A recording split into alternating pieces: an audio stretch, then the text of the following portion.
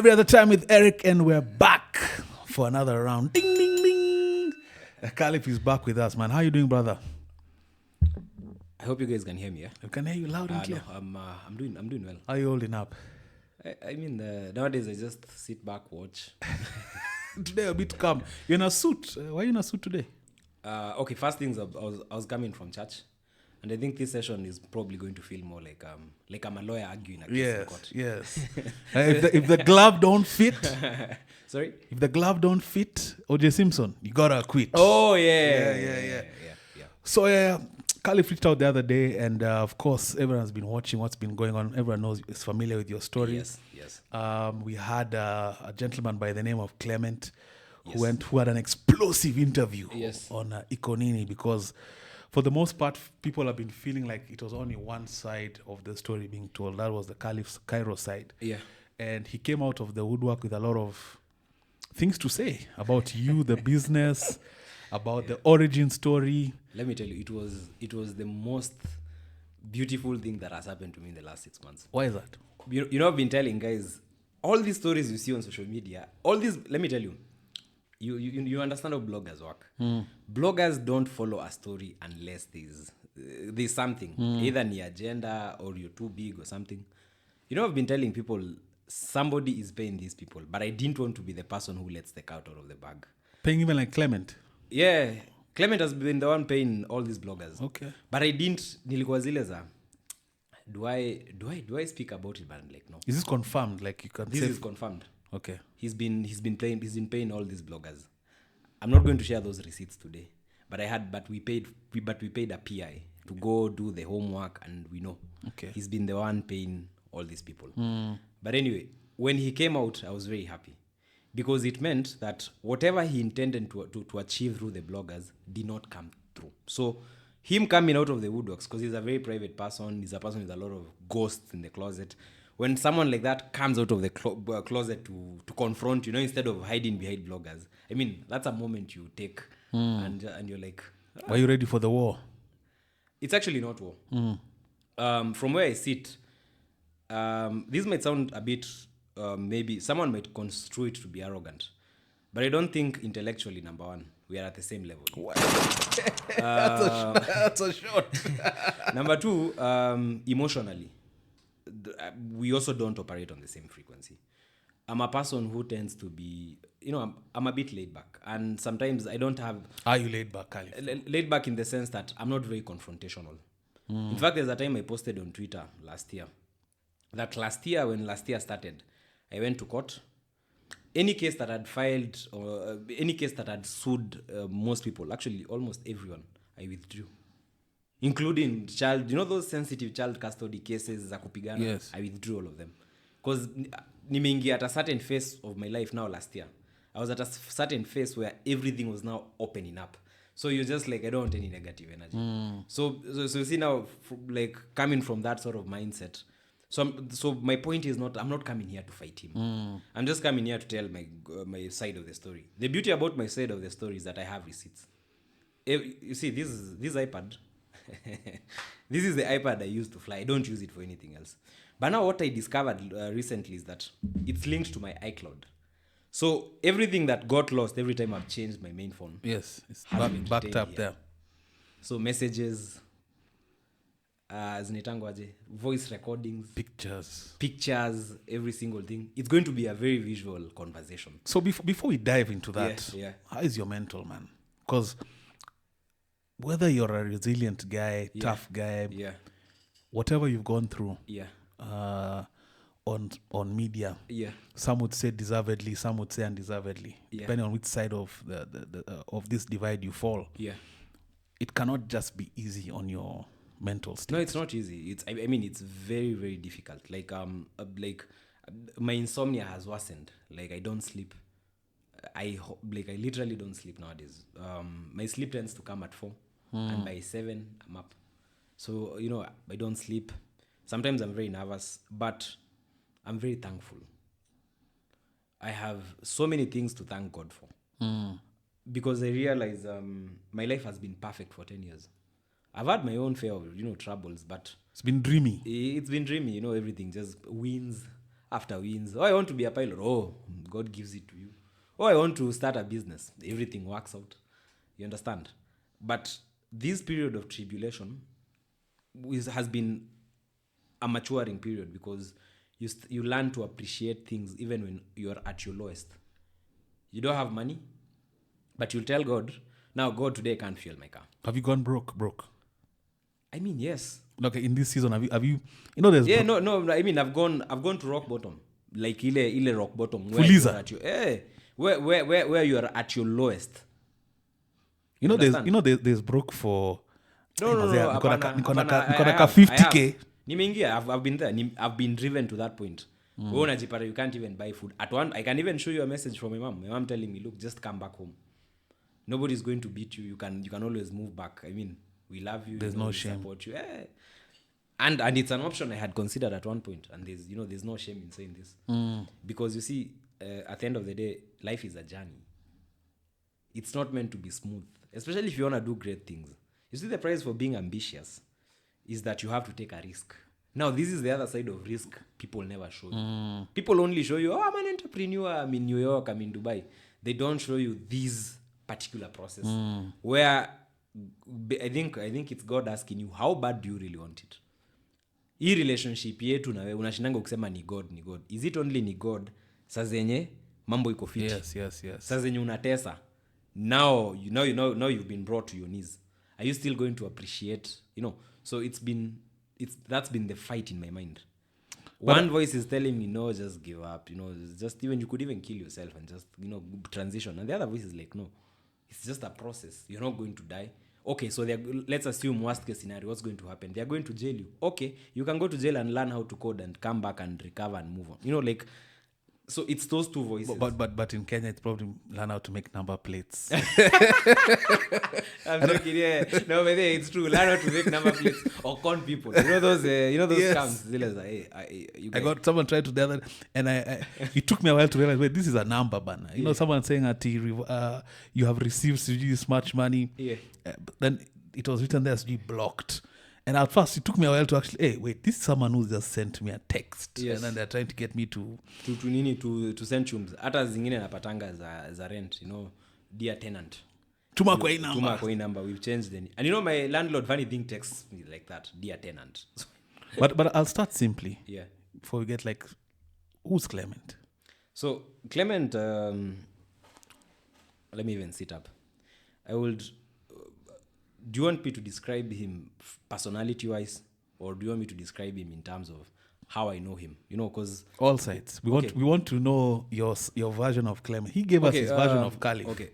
My version of Clement is that, number one, I think he's a person who's facing, I think, very dire mental challenges. And from how I look at him, is that Clement suffers from what, I don't know if this is a disease, maybe doctors in the comments can comment. There are people who, when they were children, were bullied. So growing up, they grow up with this aspect of trying to prove a point. You understand? So these are people who thrive on being recognized. I feel he's that sort of person. And Clement has two sides to him. Clement has a very convincing victim Woshe side.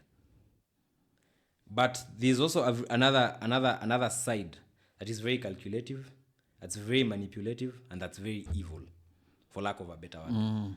I mean, this is someone I've worked with. I worked with we started working formally with Clement in 2020 March, to be very precise, up to around 2022 September.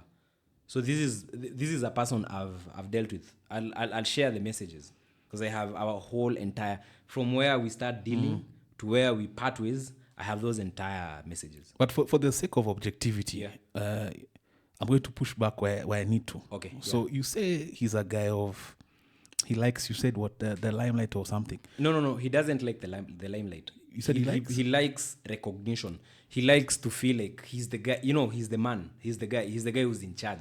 He's the guy who's like, I'm the one calling the shots. Is that in the context of running a business? No. It's not in the concept. Hold on. The reason I'm asking that is because we've only gotten to see Clement 2 weeks ago. Yeah. So before that, no one had actually put a face to this guy. No, nobody. So in terms of notoriety or wanting to be seen or to be known as the guy, we didn't even know the guy. No, it's coming. It's not from a point of the public view. It's from a point of, he's the sort of guy, if you're running a company, he's that sort of boss who wants to be feared. You understand? He's an autocrat. But actually that's the word. He's an autocrat. He's the sort of guy who wants, ni mimi. Bro, kama hii kampuni, si mimi nimefanya hivi, amngefanya hivi. He's that sort of guy. You understand? And so it stems, and this is now because he went to an interview and spoke about, everything. I'm also going to be very open. When Clement was a small boy, he schooled in a place called Kitale. So he grew up in Kitale. His father used to work for the government. And at one point, I think Vituza Kazi in the south. So he grew up in a setup where, every time when your story goes from you're doing very well to things may change kidogo.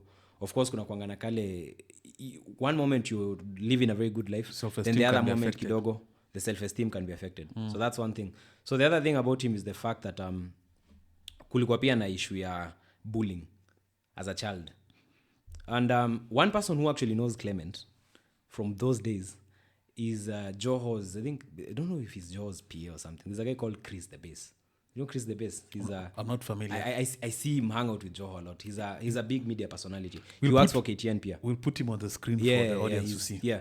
I know this because there's a conversation we had with Clement one. He was like, I know this guy. And then there's something he said, I won't go into the details, but just the take home is that he's a person who, based on his childhood experience and based on the things he's personally gone through, he has that strong will to try to prove himself, number one, and is that strong will I'm the guy. But I need to be recognized. For you to know this, they say there's a thin line between love and hate. Yeah. Where the person you love the most or some of your most intimate friendships are the ones that can turn the most sour because the time when you're friends, you share some very intimate things. Yeah. For you to know that factually, yes, he's a victim of bullying. Yes. It means that at some point, perhaps he shared with you. No, it's true. He did. He actually did. He told me when he was a small boy, he struggled in school with studying. He had where dyslexia. And also expression. Or stammering. Yes, sijui kama ni stammering or what. There was something. This is a story tulikuwa tunaongea na Clement like 2020. Uko those many years ago. Are you guys talking about this over whiskey ama in no, the office? No, at times tunapiga story, at times we are in the office. Because I need you to understand one thing. This is a person who I treated like a brother. He says all this, he was his big bro, but we'll come to that. I want us to go, Who's slowly. older? Clement is 38. Bro, I'm 28, I think. Okay. He's older than I thought, okay. Yeah, he's 37, 38. Okay. Thereabout, not very sure. So he was like your elder brother. But basically, this is someone now during those days I consider to be my elder brother. There's nothing I didn't tell him. Some of these stories you're seeing people like Asamo posting of like my mom having fights with the American government. These are things nobody knows. These are things so only... Are you insinuating that he actually fed this information? Yes. He's the one who's been feeding all this information to Asamo. Asamo doesn't know much. Asamo claims, Kairo alifanya nini? No, Asamo is a paid blogger. That's why up to this point, I have a policy. You know how governments have policies? Mimi, I have a policy. I never fight bloggers. I have a friend of mine called Meister. He's probably watching this right now. And he's one who enlightened me about this Asamo character. Yeah. And he's one who told me that there's this guy who has it so out for Khalif. Yeah. And he told me the origin was that you responded very badly to him in a No. Let me tell you the story. What Asamo tells people. Asamo says that I responded that I said something about his dead mom. He doesn't tell the background. So there was a time I went to see my mom in the States. And I posted a photo, but I don't post my mom's face. So Asamo said that my mother was a paid prostitute in the US. Out of the blue. Yeah, he's a bully. And just to put into perspective, Asamo is over 40 years old. This is someone, technically speaking, would be old enough to be my father. Because I'd give him an age of probably 44, 45. based on how he could have sired you. No, I mean, as in, Biologically. biologically speaking, I'm 28. If you do 28 minus 45, I would find hesabu by the way. This is actually fun. Now, if you do 45 minus 28. He was what? 17. Yeah, 17. 17 is... I mean, I got my son when I was 19. Yeah, so this is a guy literally who's old enough to be my dad. So Asamo kept on bullying me. Then one day I just told him, look, bro, you really insult my mom, but I'm happy that mine is still alive. Eish. And I was like, you see, if you're going to insult my mother, then you better be ready, because if you ukianza sasa kutukana mzazi wangu and I remind you that your mom is dead, don't cry about it. You're the one who called me. Do you know these guys were selling, and all these tweets are there. At one point, he was saying that my mom was married to a white man. I think I saw that. You saw that, yeah? Even before we knew each other. Kwa sababu for a very long time, people, mi vitu zangu watu wajuangi. Nobody knows. People just see me like doing my things. People say I'm flashy, but nobody knows exactly. So there was always this as the rumor. First of all, there's a rumor that I'm being funded by my mom's white husband. Like I'm telling you, bro, these are things that are online. I had the wash one. Yes, you had the wash one. There was a time another blog page ran a story that a drug dealer had been arrested in Malaysia or somewhere, and people were saying it's me. And conveniently, and it was very funny because at that point I was applying for a visa to go to Japan. So kuna the things I used to see. Anyway, the reason Asamo comes into the story is that there are things that Asamo posts zingine hazikuangi entirely true. Like the story he posted about my mom having the nini. It's true. My mom was the victim of a medical malpractice. A very bad one, and they settled. You see, it wasn't dismissed. They settled. They walienda wakakaa chini, and the story kaisha. And in most cases, a medical facility would rather settle than because the moment that victim, that story goes public. Yes, you can. Now, the way I know it's Clement who fed him that story is that tukiachana na Clement 2022, the case was still in the court. So how else? So they don't know what happened. Nobody knows. This is the first time I'm saying this. And the only reason I'm talking about these things, about my mom's health, about these things, is because someone paid a blogger to go post it on Twitter. So I have to address it. Because these are things my mother sees. My mother now is on TikTok, is on YouTube. So when people are discussing things about her health, she sees. So, I mean, it's only fair for me to come and address. So, I was telling you, Clement grew up as a young boy. He had his own issues. The father abandoned them for another family. I need you to see these traits. The dad currently lives in Thika, but he has another family. And for the longest time, Clement has always been the guy who, I think he's the one who, Ali said, yeah, he really helped his family. You have to give him that. He helped his family. Because I'm not here to... Is he a firstborn? I think he's not the firstborn. He has another elder brother. But he took that kind of leadership role. Yeah, but he took that kind of leadership role. And, so he's always been... It's something he's always been proud about. That guy. It's natural. And I think it's a positive. Yeah, I mean, ninakwambia mimi sijakuja hapa kumnini ati kusema he's a bad person. I think it's important to keep very objective. Yeah, we need to be very objective because I felt like with Mwafrika's show, Mwafrika was a paid actor. Yeah, alikuwa ameambiwa ni aje. Uliza hizi swali. No, but I don't think Mwafrika was. I feel I felt the reason is because let me push back. Yeah. I know Mwafrika personally. I actually did Ikonini yesterday. I would not imagine that Mwafrika was paid. Maybe you can accuse him of not being objective enough. Yeah. But not paid. No. The problem stems from... you remember the first time when I got arrested in January? Mwafrika did an episode. You know me, one thing about me is I don't watch anything negative. I really try to protect my mental space. So but I do understand that there are a couple of very bad things he said. And I was like, okay, it's his opinion. I respect that. I would have never gone out of my way to address any opinion that Mwafrika said. I'm like, okay, sure, talk. But when he interviews Clement, I'm like, now I start seeing a connection. I'm like, maybe it's not random. Why didn't Clement? Because let me give you a very good example. When I tried to speak about this issue in 2022, because we're talking about matters that happened over 2 years ago, we need to be objective and ask ourselves, why are these issues being addressed now? Why not 2023? Why not last year November? Why not last year December? There's a reason to it. Because it was part of a very well-crafted narrative. And this is something I keep saying in all interviews. There's a well-crafted narrative to paint me in bad luck, to malign my reputation, and to basically make me move out of the industry. But there's also cars that were not delivered. No, yeah, but we'll come to that. Let's not. No. We'll come to that because it's part of the story. Okay. And I'll and you'll understand why their technique was so effective. So are you claiming Clement is some super genius? No. Clement is not a genius or per se. I mentioned that intellectually I don't think we're on the same level.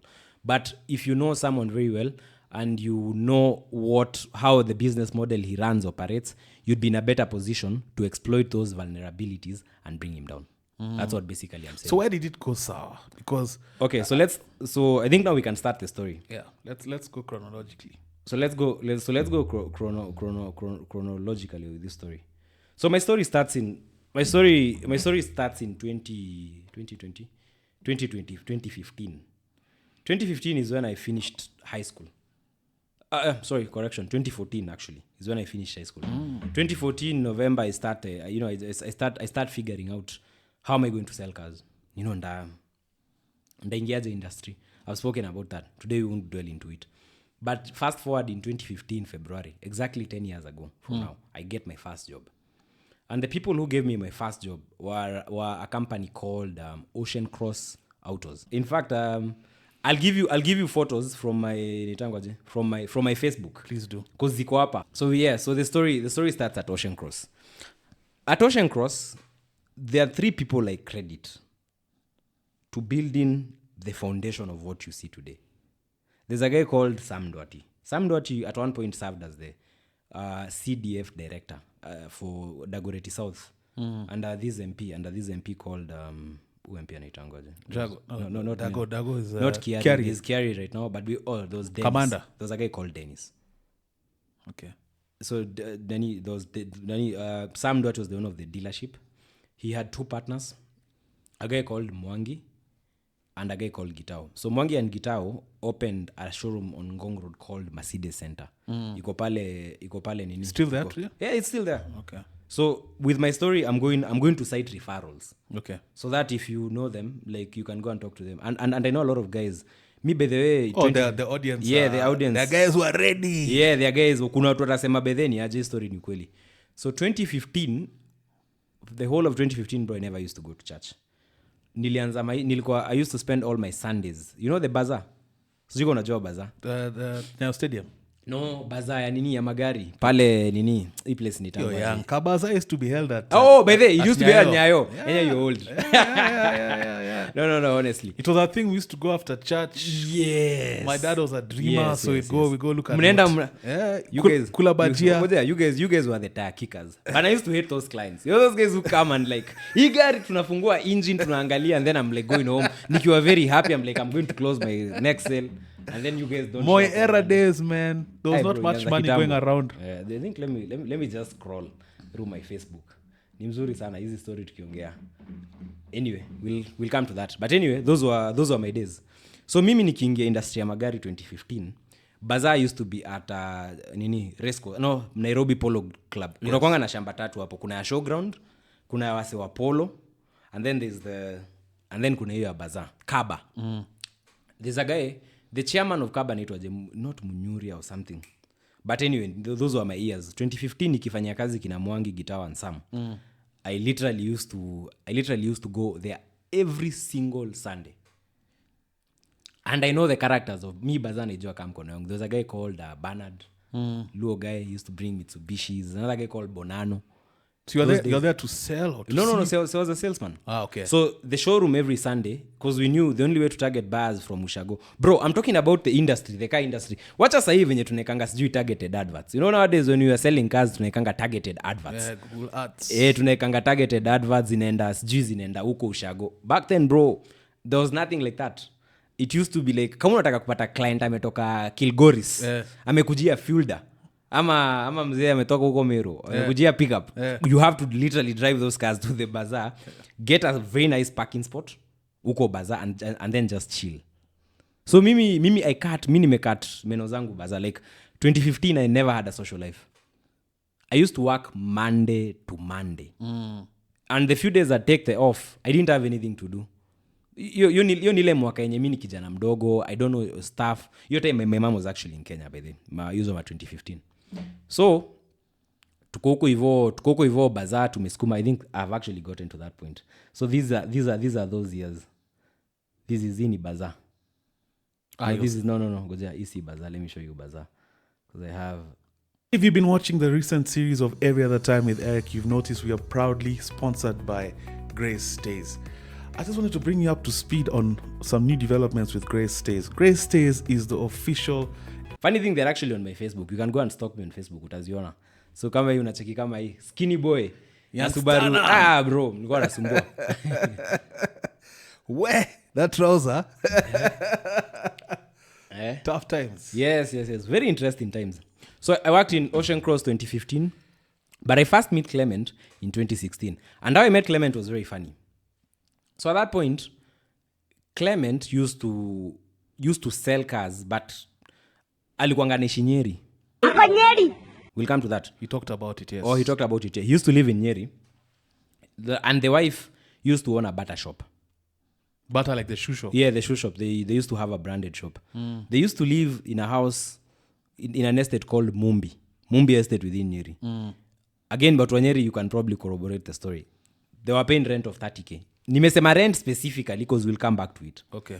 Higher. So I meet Clement in very interesting ways. So one day, my buddy called Jay, very good friend of mine.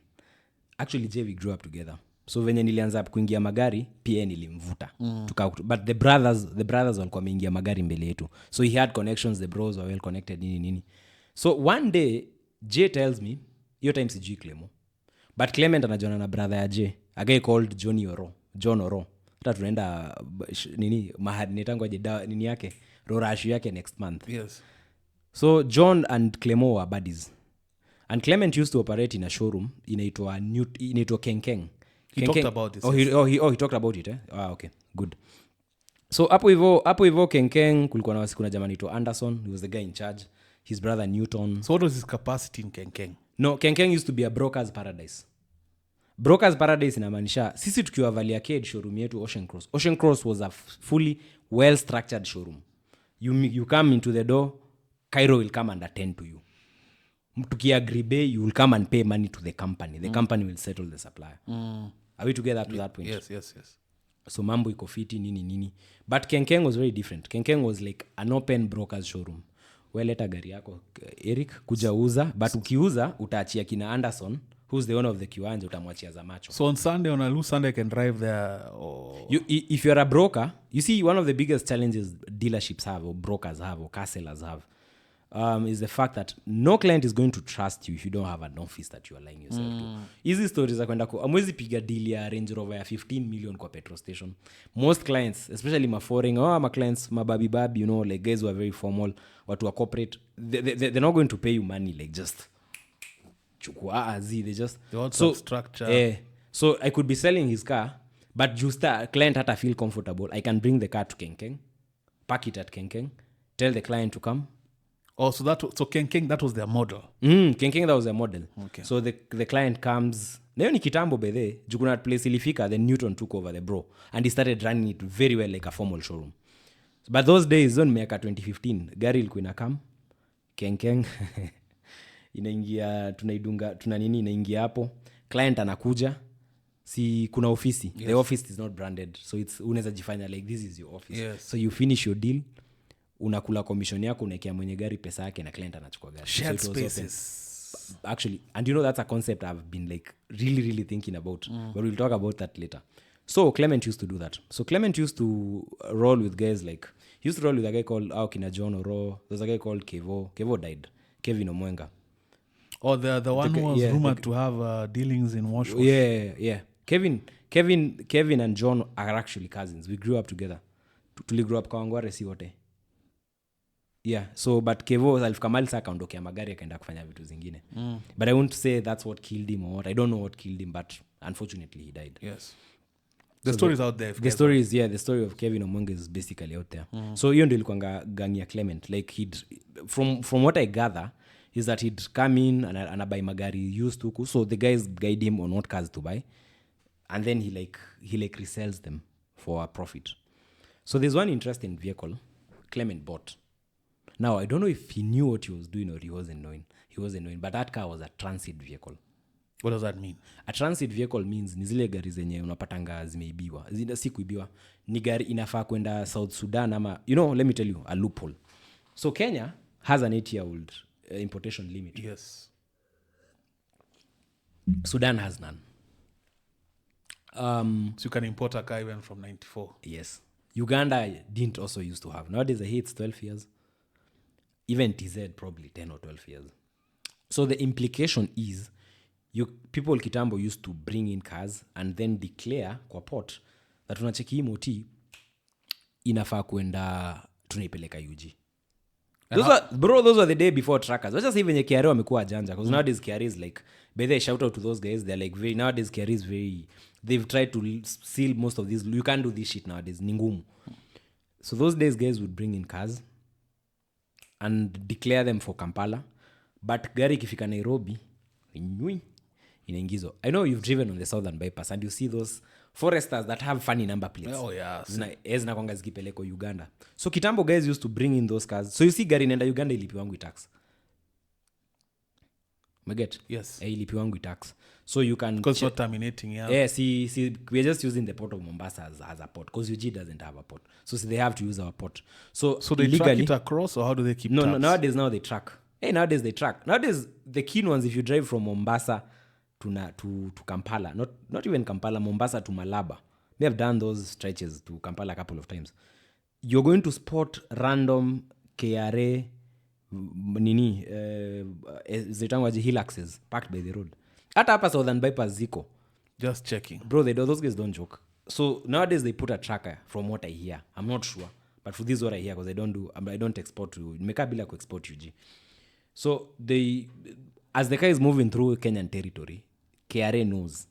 So ikifika port ndio inafanywa nini? Ndio inaachiliwa sasa. KRA wanasema imefika sasa. That's take or what are they using? No, it's just a tracker. Okay. Trackers are not expensive. You can buy a tracker for 10K. So probably KRA will mount a tracker on the vehicle, so you can divert it. If it's left the port of Mombasa, na inafaa kuenda kuna nini hapo Malaba, kuna kwanga na yard.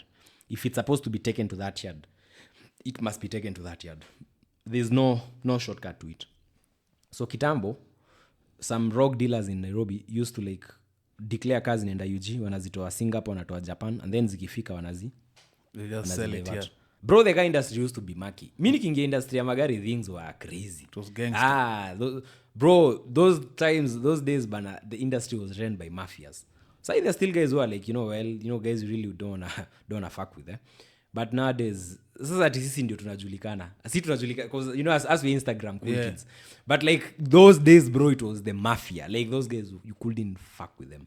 So those guys, what they used to do, inaingia. So kama sasa kwa specific gari ilifanya tujuane na Clement, that vehicle. So he bought it unbeknownst to him or not? I don't know. I won't speculate. Mimi later on venye nilikuja kujua Clement, after whatever happened, my whole understanding of him just freaking changed. So I don't want to speculate. But the point is, he ended up with one of those Mercedes vehicles. Then fast forward in that's around 2016, actually in 2017, not 2016, 2017 hapo. Should be 2016, but I'll try. Kumbuka. But so what happens is, one day Jay tells me, Kairo, nataka kuna dem nimemeet. Nataka tuchukue huyu dem, but kabla tuende tuchukue huyu dem, tunafaa kuchukua gari fulani tuende tuonyeshe client au. Are you together up to that point? Yeah. So mimi hiyo time I work for, nafanya kazi Ocean Cross. But Jay tells me, come, let's pick this moti. Hata by the gari ukitaka, inaweza kuja ikae wapi? Inaweza rudishwa, tunaweza come tuweke kwa showroom yenu, So me I go. And I get to Kenkeng. So Jay is there, we take the car. So Jay tells me to drive. So we go. We show the client. The client will go to Mwenyesha, I think ni Tao. What I remember is, I'm in town along Tomboya. Unaona pale Afya Center. Yes. You know Afya Center, that tall green building. Yes. There's normally a U-turn. Yes. Near Polo's. There's a club called Polo. Or I don't know, maybe it has changed now. But it was called Polo. Bro, who are you? If a guy ever tells you, ukiambia mtu kuna alafu kwambia hapo kuna kuanga na ka joint na itango, you're like anyway. So I'm on this lane and then there's the U-turn. So on this side there's a Nico bus. You know Nico, those buses nini za hii place inaitangwa za Gedho. So that guy is just parked on my right. So he steers and does a U-turn. Mimi nimepark gari hapa tuko karibu. So the tail, because it has an overhang, fingers the mlango of the vehicle. So now we are fucked. It's a Mercedes-Benz. It was a registration KCA white. No, it wasn't a KCA. I can't remember. But it had a Brabus. So I'm like, fuck. She's ruined the lock system or what? Hey, si amefinya. Si amefinyo mlango. The mlango has a dent. Bro. Now, Jay tells me how this is. We are fucked. But I decide, you know what? I'll take responsibility. See, me, I was the one driving the car. Oh, and funny thing, Jay meets his... Bado tulichukua dem. Tulichukua dem. And that girl we picked on that day, her name is Carol Minor.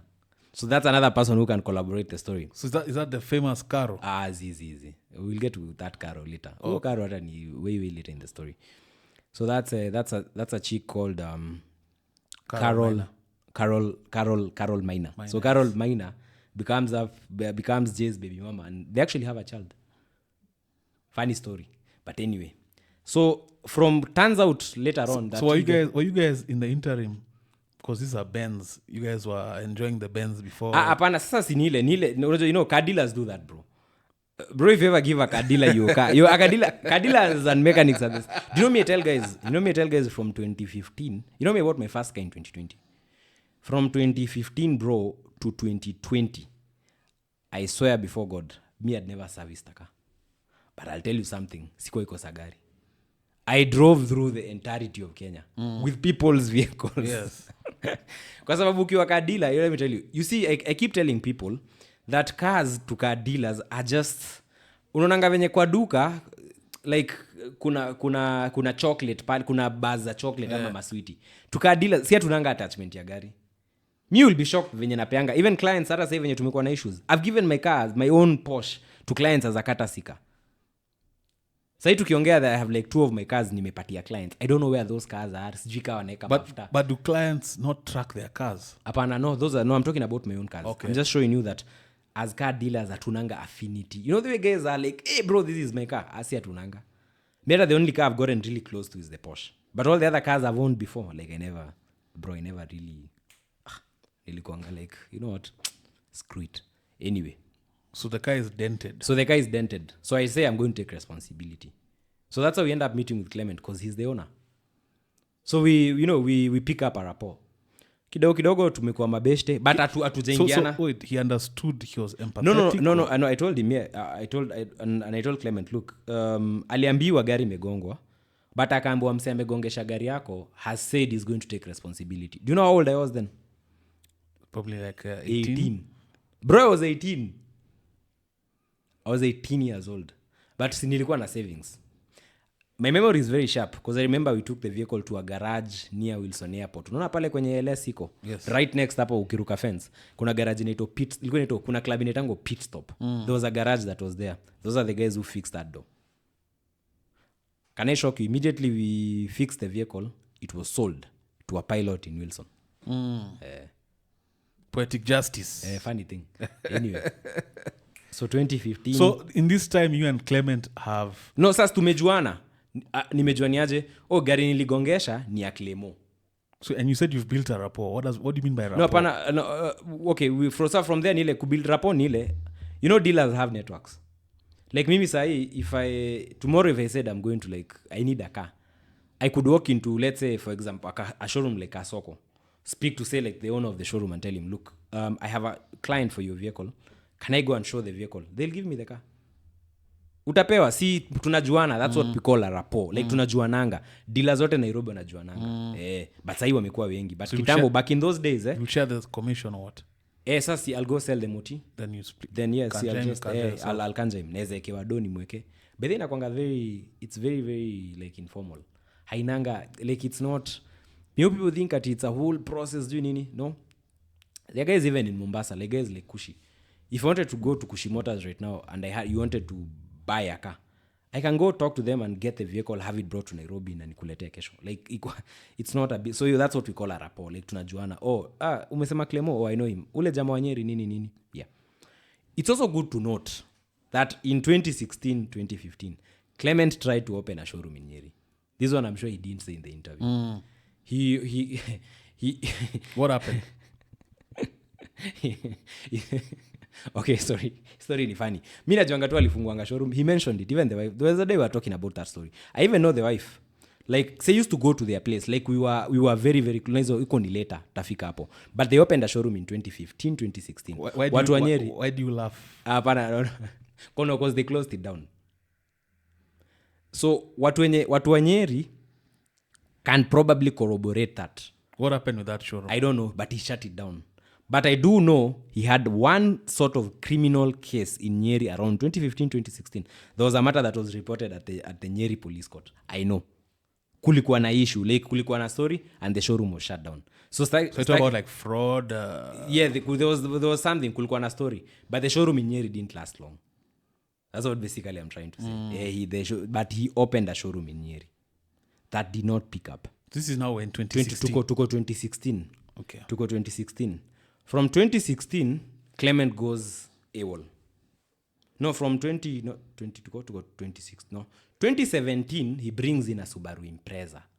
2017. We skip 2016. Hapana, tuko 2016 ndio story ya Mercedes inafanyika. Okay. So nimemjua. Okay. Nimejua msi anaitango Clement. At some point he opens a showroom. Yeah, at some point he opens a showroom. Doesn't work out. He shuts it down. Okay.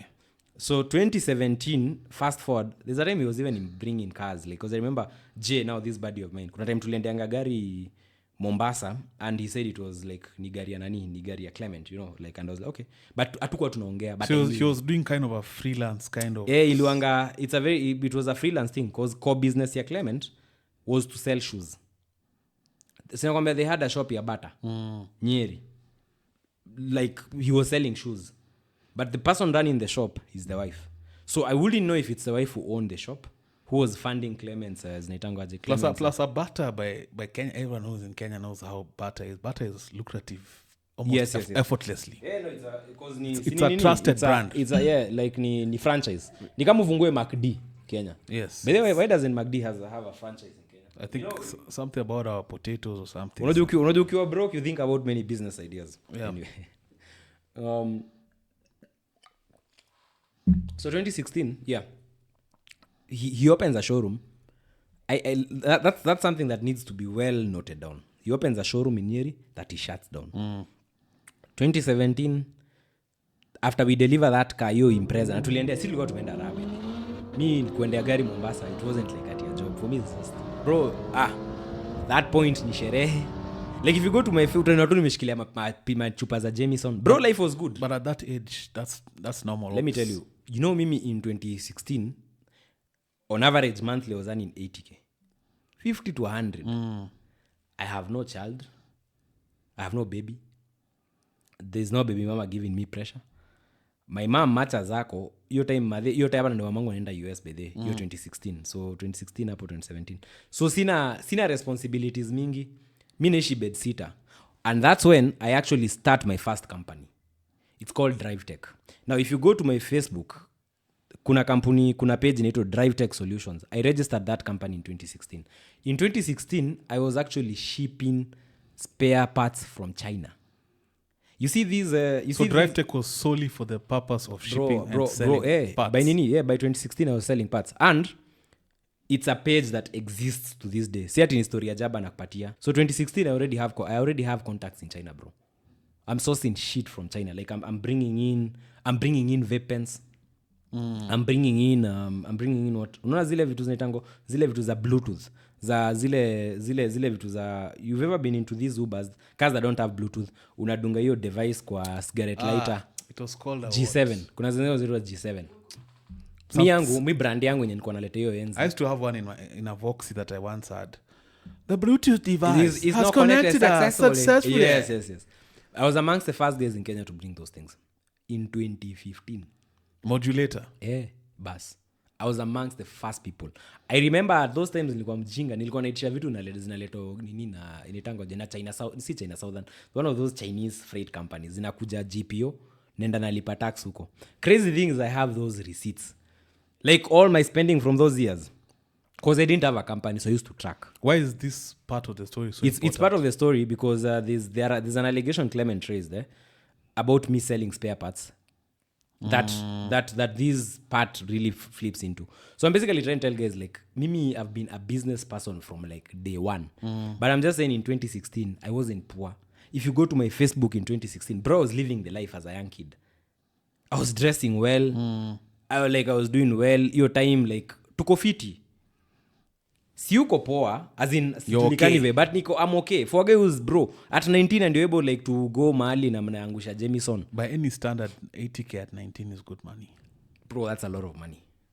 2017, I quit Ocean Cross. Reason? Because I've always been a person who values growth. Even in my most stupid years, I always valued growth. So you had plateaued there? Yeah, nearly feel. I was like, Ocean Cross is a good platform, but I want more. I'm a guy who likes to risk a lot. Clearly. Yeah, I like risking a lot. Sasa, 2017. Yes, we're now in 2017. To go 2017. My son is born 2017. My son is born 2017 April. But I resigned Ocean Cross 2017 Feb. Bro, everything goes to the dogs. Like, unasikianga ile... You can't pay rent. But that's risk taking on another level. Your child is coming in 2 months. Bro, do you know when my son was born? My son was born at the Nairobi hospital on April 8th. I remember it was a very beautiful Saturday. The night before, mi nilikuwa out. So you see, there's still an element like... Were you together with your baby? With Jay? No, I was out with this guy called Jay. And but no, we were not dating the baby mama at the point. Okay. So we're just having our own issues. But like we were not dating. But I remember your time nilikuwa na so much pressure that hata your day mtu yake kizaliwa Jay amenipeleka out because he's like, hey bro, but like just easen up, you know, just calm down. But unaona that period before we get to April, si nimequit job yangu nimequit job ya Ocean Cross January to be very precise. February na March I start going to Kenkeng. Now this showroom ya mabroka. Sasa si umeondokea, si umesema umeona wewe ni kijana mkubwa, you've decided to come out in the open. You've ondokea the showroom. Because you see there's two drawbacks to being in a showroom. Let me just give people a bit of a background to how car dealers operate. If you're in a showroom, kama sisi Karo, if we make a profit of 100,000 per car, we are going to give the sales agent responsible 20% to 30%, depending on the intricacies of the sale. But on the higher side, it's 30%. So nikiuza gari, moja itengeneze profit ya 100,000. 100,000, 30,000 inaenda kwa nani? Inaenda kwa the sales agent. But ukiwa broker, if you make 100K, whole amount inaingia wapi? Kwa mfuko yako. Now, a lot of guys would take the broker option. But the showroom option is actually very good for any dealer who's starting out. Because ukiwa showroom, yes. Showroom ukikosa do this month, you can tell them to give you an advance. A showroom is going to take care of the legal aspect. Wewe kazi yako ni kuingia tu job 8 to 5. Showroom inakuleta inquiries, wanalipa sijui adverts. Those days we used to use cheki. Say hapo ndio cheki imeanza kushika market. Na pia OLX. So OLX was big time. Yeah, OLX was big. So we are bringing in, so get see tunaleta tu nini. Kazi yangu ni kuleta leads. Sijui gonna nigga. Kazi yangu si kuleta leads, kazi yangu ni kuconvert. And there's no basic salaries. No. All commission. Me have never operated with a salary kwa showroom. Unless like until uko tufike Imports by Cairo. Mi nikiwa kwa showroom I used to operate strictly on commission. So kitu ikaniambia ni aje, it's a risk, the element of risk. Nikikaa hapa ndaishi kwa sales. And it's actually something that happens. Me I know guys, bro, when I started the industry in 2014, I know guys who've been sales agents from that time. Now for them it works for them because they're guys, not everybody is a risk taker. Kuna mtu tu hata ana mambo mingi, he just wants to come akitengeneza 300 yake 400 because over time you become very good at your craft and you make more money. So you gonna nielewa. Yes. Yeah, so I resigned. So now you're at Kenkeng. Sasa nimeingia Kenkeng kwa mabroka. Kwa mabroka kuna mtu akukupatia advance. And at Kenkeng is there tough war? Is there like hostility? No, it's easy. Me, I was actually the kid. In fact, let me tell you the guys I used to roll with at Kenkeng. There's a guy called Kome.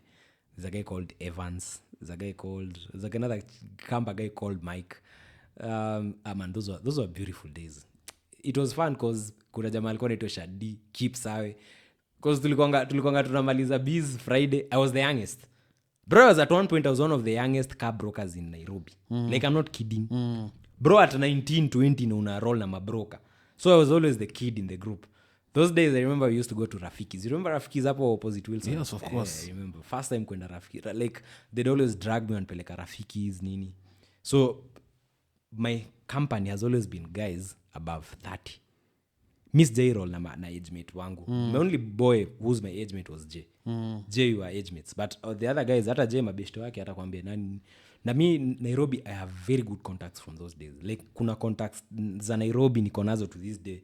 Even when I got arrested, a lot of guys were calling me like, bro, why kwani uliacha story fike hapa? You'd have called us. You know we'd have come through for you. But nilikuwa nimedecide, you know what? If I have to go through this, I have to go through this. Is that a pride thing? No. It's just sometimes when there are battles that come and you realize if you use your connections to try deaden your pain, people will misconstrue it to be impunity.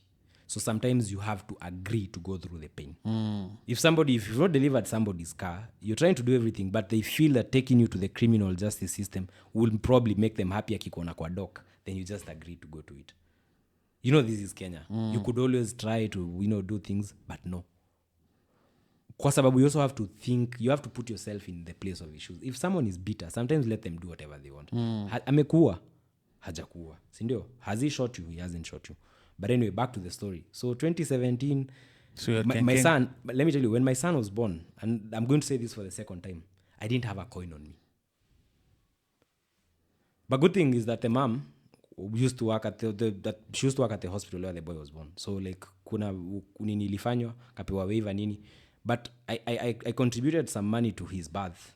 But the person who gave me that money was a guy called Newton Kimathi of Kenkeng. He later found himself in a lot of legal troubles. But that guy, that year 2017, he held my hand. Another person who used to be a broker at Kenkeng is a guy called Jesse Waitaka. Unaona Jesse huyu wa Urban Drive, the guy who owns Urban Drive on Kiamburu. Yes. He used to operate from Kenkeng. Bro, Kenkeng imelea watu hii town. Do you know this showroom called Kasoko?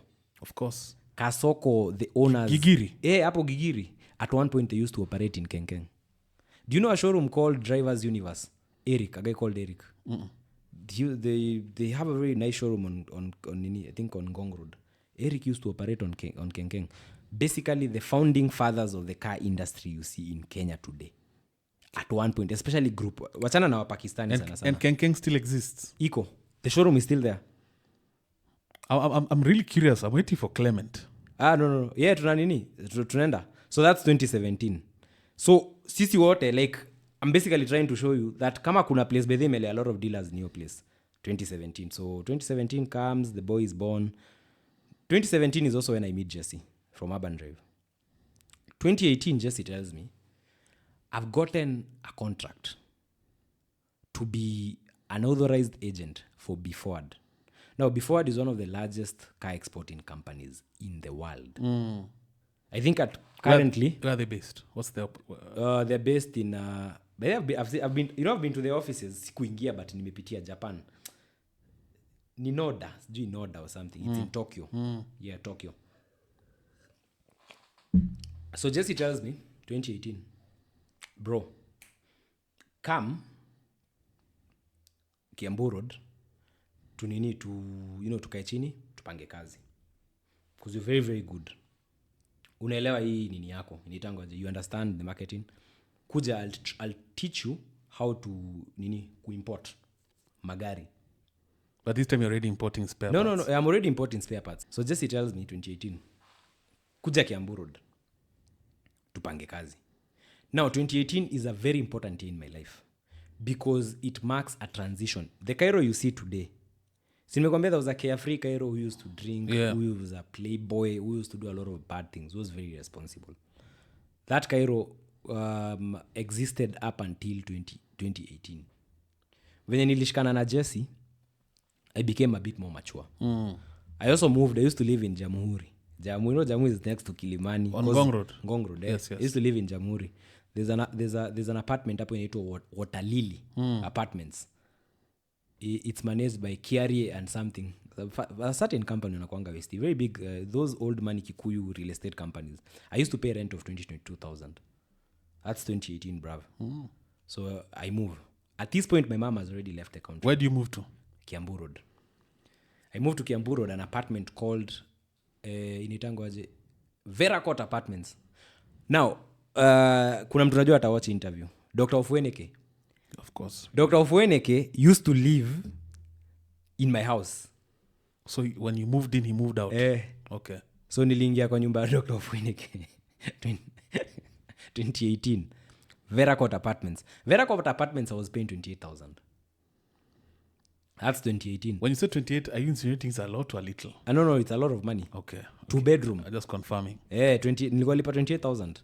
28,000, that's in 2017. 2018 huko ikienda kuisha. Juu 2018 ndio sasa tumeshikana na Jesse Fiti. By 2018, I know how to import cars now. Najua kuimport magari.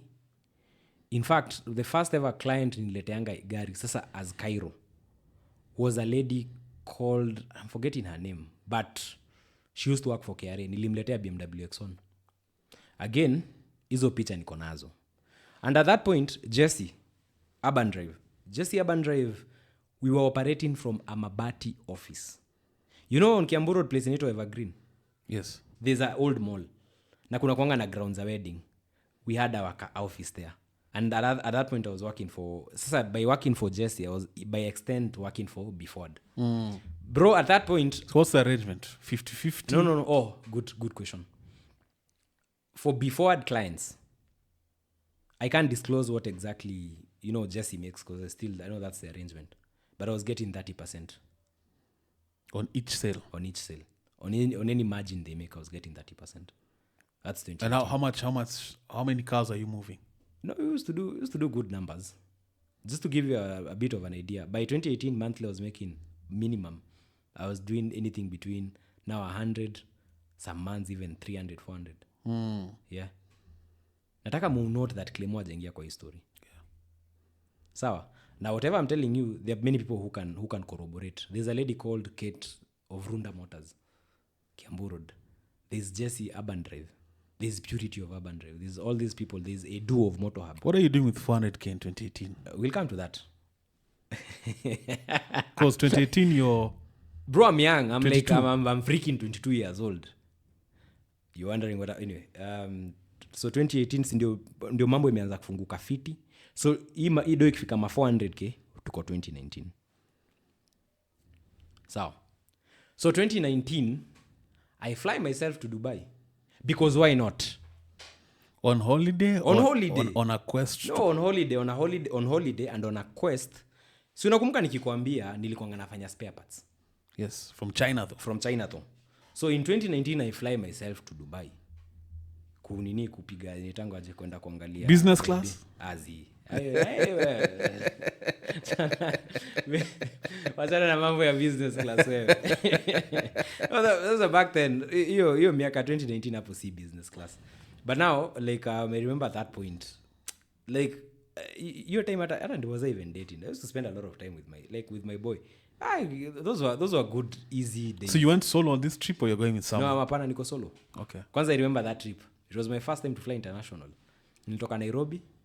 Aingia those CRJs za Rwanda. Yes. Aingia Rwanda, nikaingia Kigali kwanza. Nikaenda nikachukua kanduthi. I went to a nice hotel in Kigali. Bro, life was good. Shit.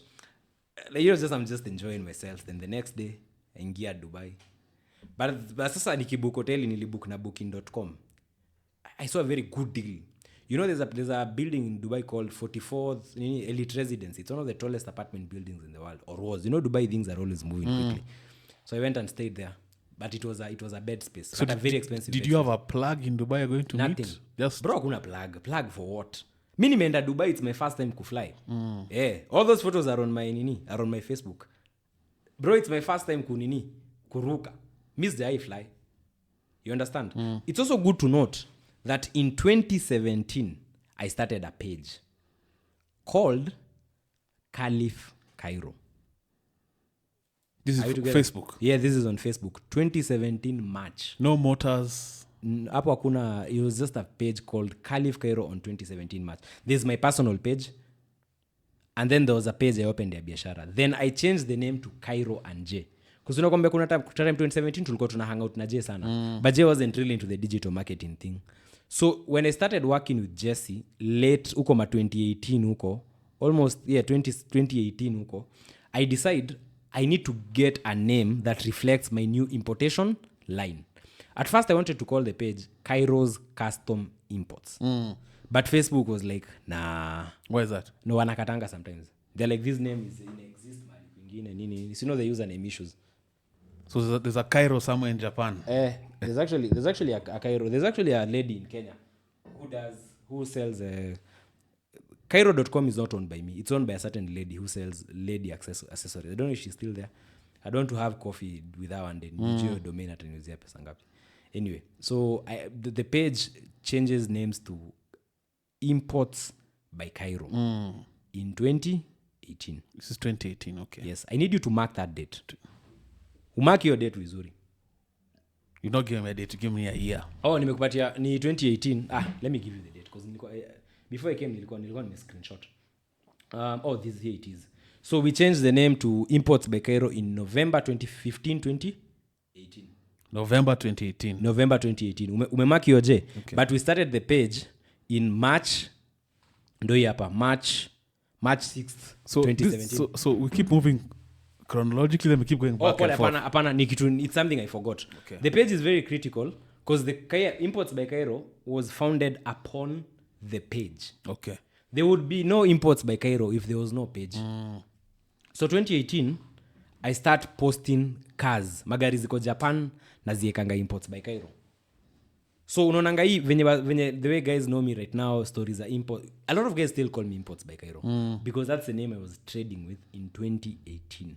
So it's just a page, it's not a registered business. It's not a registered business, it's just a page. Okay. But the page is fully owned by me.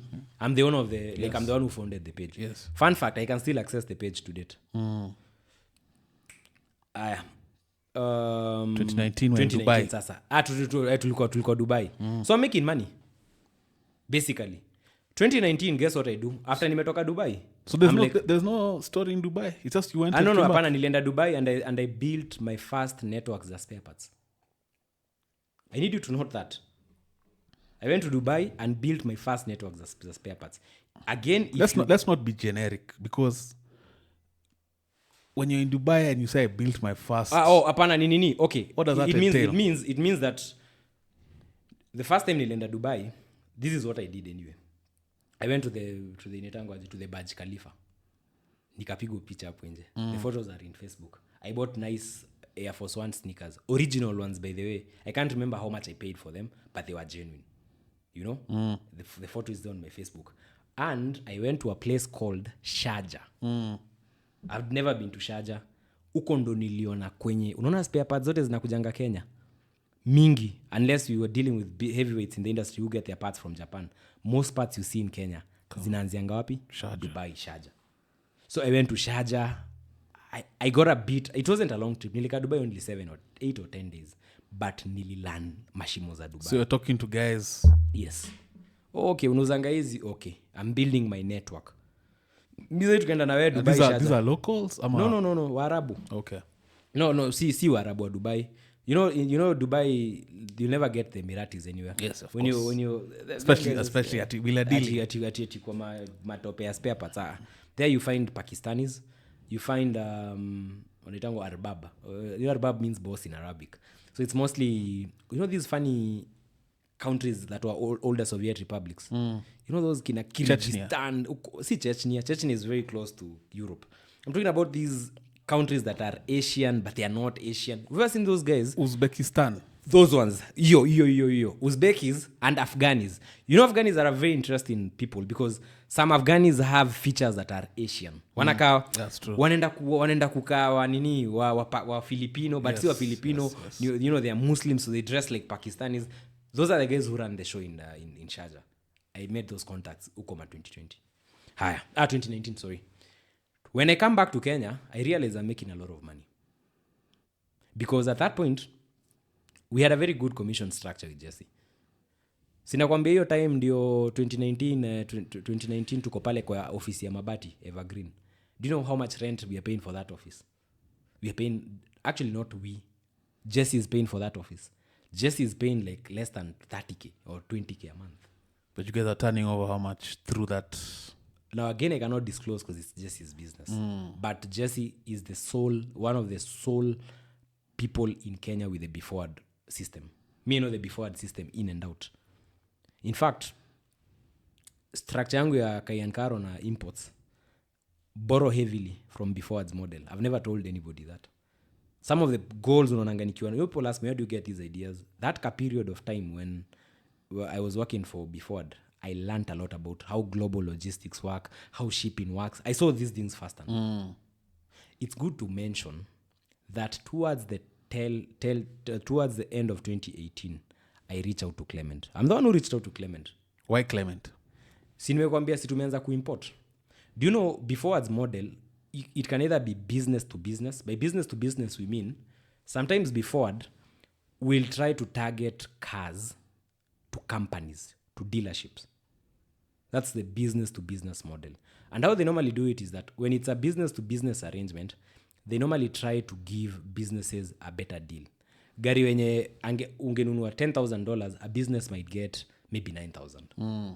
But where ukienda as an individual, you will get $200. So they sell mass. Yes, they try to sell volumes, but for dealers, they try to give an incentive because a dealer is more. You see, where if you buy a car today, you're going to stay 3 years without buying another car, or 2 years. That's the normal cycle for a lot of Kenyan buyers. Yes. But if you are a business, dealerships buy cars. Like Karo, every day, every month, we are buying cars.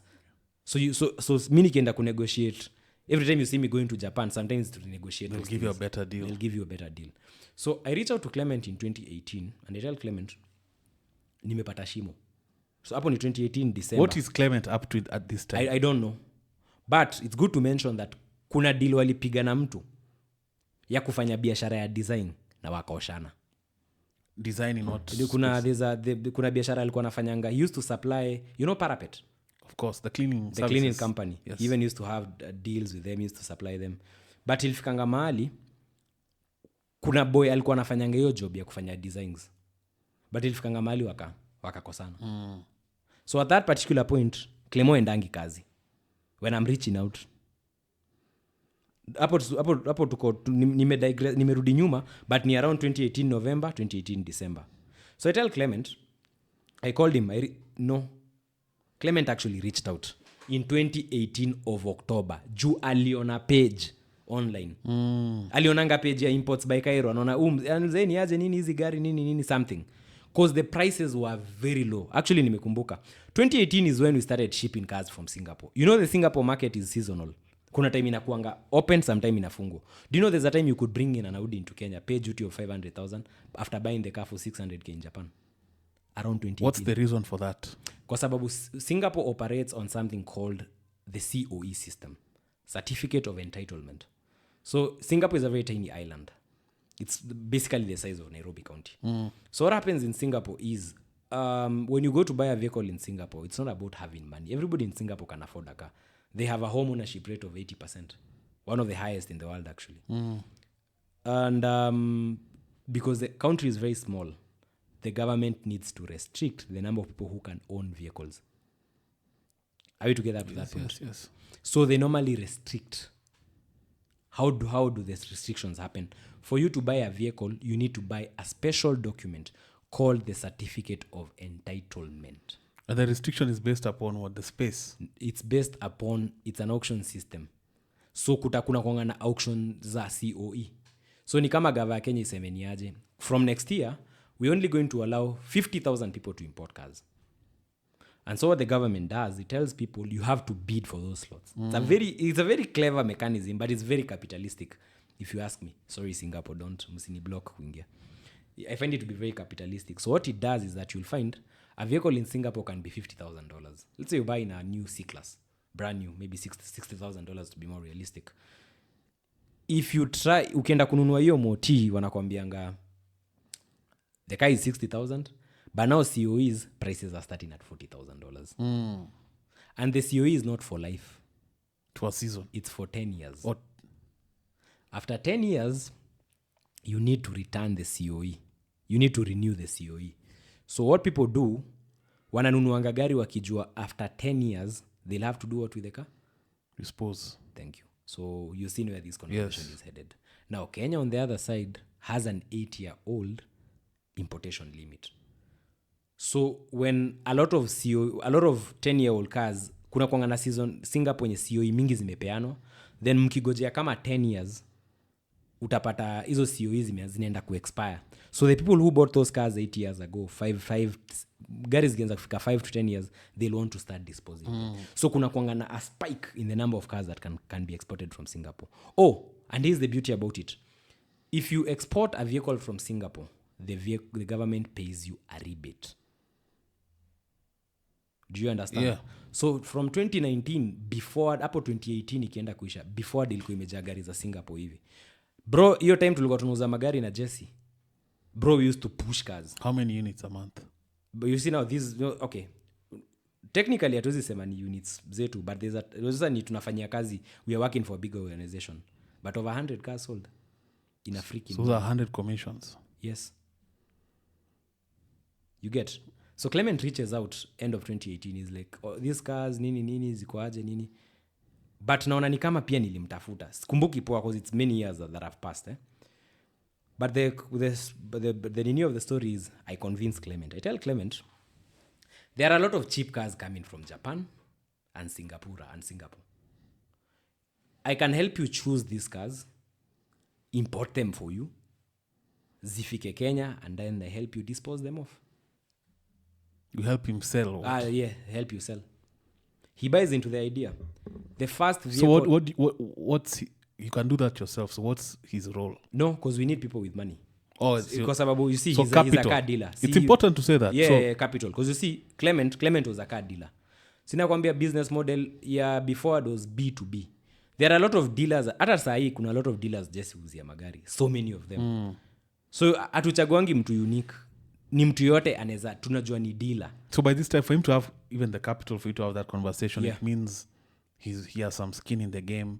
I know him, and he's doing well. Yes, inakwambia from 2018 around 2018 end of 2018 nimejiona na Clement from 2017.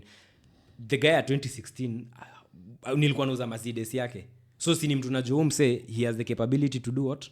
He has the capability to inaitangwaje he can bring vehicles. Hata kama ndamuzia gari moja ama mbili.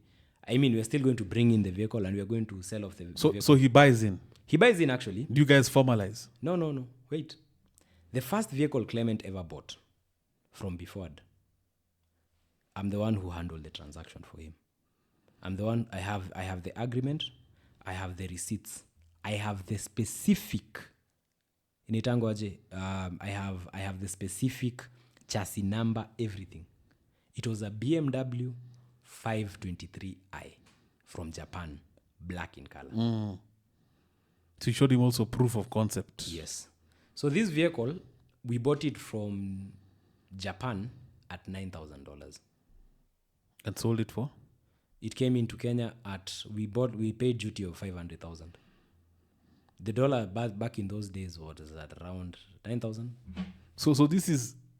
started in 2019. Being this the first sale, this is potentially a match made in heaven. Yeah. That ends up being a match made in hell. So... From that point, from that first sale, what do you guys agree? You see, at this particular point, we have no formal agreement. Is that a blunder? No, it's not a blunder. In hindsight. You see, if you look at it, to go 2019, the formal agreements will come later, and we are coming to 2020, because that's when Imports by Kairo is born. I'm giving you a background of my 2019. So, since 2019, I'm flying myself to Dubai. I'm building contacts in Itangwaje. I'm building contacts in places like Sharjah. You understand? 2019, 2018 ikienda kuisha Clement ameni contact. I've ordered the first BMW for him. It's here. It comes in, lands at around 1.5 million. Do you know how much we sell that car for? Not Clement sells. Do you know how much I sell that car for?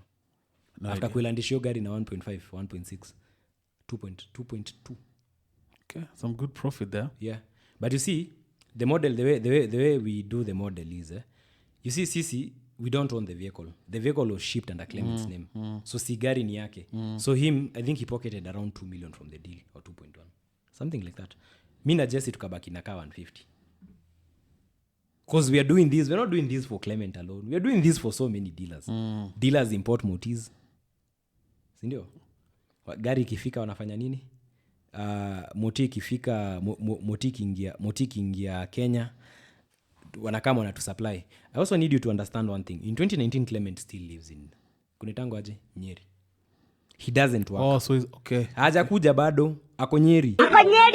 So hii process, hata hii BMW ako Nyeri. Make sure Nyeri. you'll put that young boy. Yeah. Our boy is in Nyeri. So mimi ndio nimemshoniaje aya. The second car we import is an Audi A5. Uko tuko 2019 sasa. So you're telling me he's taking his chances from Nyeri? Yes. But he has the capital. Yes. Okay. So he's any idea where the capital is coming from? No, I don't have any idea, but later on I start getting ideas. And I'll cite my assumptions. Because I've done my research. You see, mimi kwenye Clement anatoa pesa is none of my business. At this point? At this point, I work for Urban Drive Autos. And our system with Jesse is very informal. By the way, when unaona showroom ya Khalif Kairo ya Kiambu Road ilijengwa 2019. Ikijengwa. Sini Jesse alijenga. I was there with Jesse. Kuna hiyo picha nimekuonyesha tukiwa na Mwarabu fulani, hiyo place ikiwa shamba. Mans was there, nilikuwa hapo mimi. Ilijengwa. In fact, Jesse akienda kunegotiate hiyo showroom na showroom zingine alikuwa ameitiwa Westlands wapi. I sat through those negotiations, some of them. Okay. So I'm trying to show you that we have a very good working relationship with who? With Jesse. Are you together up to that point? Yeah. 2019, I decide I'm making a lot of money. So what do I do? Because I love flying. So you decide to sign up for flight school? Yes. 2019. So, okay. According to Clement, he paid for your first flight school lessons. That's a lie. Let me show you. At 99's Air School. That's a bloody and he said, lie. Oh, no. Okay, sorry. Don't shoot the messenger. Okay. 100,000. He says he gave you 100,000 in cash. Akakwambia enda ulipe. And because he also had, although this one I found a bit peculiar, he said he also had an interest in flying. But he had an issue with eyesight. And he said for him, he leave it to his child to do. So he says, and for the audience, I'm not either or. I'm an objective bring of information. 100,000, he paid for your first lesson. Now let's go back. So 2019, I can afford to fly myself to Dubai. Sindio? Yes. I can afford to fly myself to Dubai. Na hizi ni vitu ziko, ni receipts. In 2019, nalipa rent ya 28,000. Oh, it's also good to mention, my mom lives in the US. By the time she's moved. Yeah, my mom moved from Kenya in 2018. Ameenda US. So mambo yake iko fiti. Do you know when I signed up for flying school what the agreement was with my mom? What was it? The agreement was I was going to pay for my PPL. PPL back in those days was, acha sasa inasikia tunalipishwa 1 hours due 25,000. Those days PPL used to be 17k or 18k. 18 tops. 2019, si ndio? My mom tells me, ngangana ujilipie PPL. Because monthly, from like working with Jesse alone, I'm making 300k, 200k, 400k sometimes. Yeah, with a small sacrifice, you can easily pay. Yes. So I walk into 99s, I send an email. I have those emails right now. Hapa niko nazo, I'll show you. And I pay for my ground school. But you see, I hear you out. But let me. But to dispute him. 1 second. Walking, paying, signing up. Yes. Does not prove that he didn't give you the 100k. No, he didn't. Let me tell you. If Clement gave me 100k at any point in 2019, it was for our dealings with the cars you are doing. See, I'm showing you. I'm telling you at one point. Let me even give you. So are you saying potentially he misconstrued that this he's 100K, construed? Yeah, he's and maybe in your conversations you had said, me, my passion is flying. I now want to pursue flying. You guys cut a deal. You make some money. And part of that money that you make through the deal, he feels like I'm the one who's giving you your aviation start. Thank you. That's the whole thing with Clement. Kama sahi niliona akisema he was the guy in charge of the finances of the company, but we'll come to that. This guy na kwamba yule mtu atakuchukua credit, but he forgets kama sahi the second vehicle we shipped after Clement, after kukwena hiyo ngori ya nini, after tulete BMW, the second vehicle we shipped for Clement under urban drive, under B forward, was an Audi A5. That vehicle came with a damaged gearbox. Do you know who followed up the claim from QSJ? You. Yes. Do you know how much money QSJ paid Clement? 150,000 or something. Do you know who collected the money? I did. How is this relevant? It's relevant because I got a cut from that money. All these cars that this guy is bringing, I'm the one telling him, choose this car, don't buy this one. I'm the one selling the car. So basically, so what's in dispute here? What's in dispute here is we have our business dealings, but he's not sponsoring me. Let me hold up. I think I get what you're saying. So what you're disputing is that if me and you cut a deal, yes, and we had a pre-agreed cut, yes, take 40, or take 50, 50. Yeah, I should now say, if you go and buy a brand new suit, yes, I should start saying I'm the one who bought you that suit. No, you can't do that. Okay, I get what you're saying. That's why umesikia nimeleta hii conversation hivyo. But he made it seem, and the picture he painted on Ikonini, and again, I'm using information from a podcast that I watched. Yeah. If you haven't watched the Moaf episode, go and check it out, the Clement episode. Yeah. He says, alipatia Cairo his first 100K to go pursue flying. Nakaenda 99s. Bro. Hey. People say a lot of things.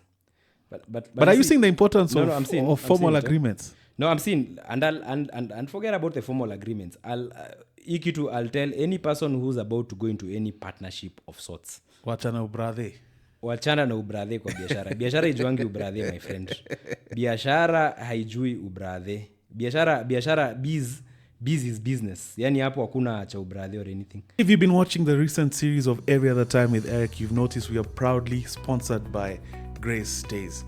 I just wanted to bring you up to speed on some new developments with Grace Stays. Grace Stays is the official Airbnb partner for the Summertides East Africa Beach Festival, happening July 4th and 5th. It is the biggest beach festival happening. Grace Stays offers all your accommodation solutions. If you're looking for fantastic rates, fantastic offers, Grace Stays, your official Summertides Airbnb partner. Check them out. We'll be putting up all their details on the screen. Back to the episode. So you guys at this point also, as we go, you're officially in business now. No, we're officially in business because I'm supplying him. Oh, and at that point I'm actually working. Sasa nimekwambia hadi Jesse amefungua showroom. Hiyo showroom yenye ilikuwa kwenye Evergreen. No, achana na Evergreen. Bro, by 2019 we are doing so well. So we have a good working relationship. I need to give you a background about Urban Drive. Jesse works with the wife. Very good working relationship. One of the best working relationships of couples I've ever seen. So Jesse will buy cars. Hata tukiwa Evergreen, the man already has his own muscle. He's bringing in vehicles and a supply zingine Kiambu Road. He's also getting revenue from this before deal that we are pushing with him. So I'm learning from one of the best people. Umenielewa? Hey, I'm learning from one of the best people. Hata ndio niongelesha wa dealers, ni Jesse ananiambia ni aje. Mabeshte wako wa Kilimani waongeleshe. Na si kuongeleshanga Clement peke. There's a guy called Kome. Kome even came to the office in Evergreen. Like I was trying to bring people into the import game. You understand? Because tumepata shimo. Bro, at one point you could even buy an A6 for like 600k, 700k in Singapore. Wow. So it's like ni gold mine. You understand? Now, that same 2019, the other cars we bring for Clement, we bring an Audi A5 that gets the gearbox problem. Na ujue hizi deal tukipiga, simi ndo nilichagua gari Japan. Simi ndo nimekaa nimeuza. Clement is entitled to give me some kickbacks. So kuna ile dota niambia ni aje. Q-boys. You know, could be 50k, could be 100. Yeah. But the bulk of my money, I'm getting it from my gig with Jesse. You understand? Haya. Twende hivyo. 2019 ikakuja ikaenda. So 2019 I was telling about my mom. My mom tells me, finish your PPL because I'm settling down in the US. Basically. Pay for yourself, basically, of the PPL. Because at that point, my mom is trying to adapt to life in a new country. Ndio hata ameanza kufanya vitu zake. She started buying properties. So I just want to give you this narrative that I'm not a poor kid at that point. I'm earning good money. I have a page that's very... Time Imports by Kairo on Facebook has like over 50,000 followers, bro. That time, yeah, that's a lot. That's a lot of followers, you know.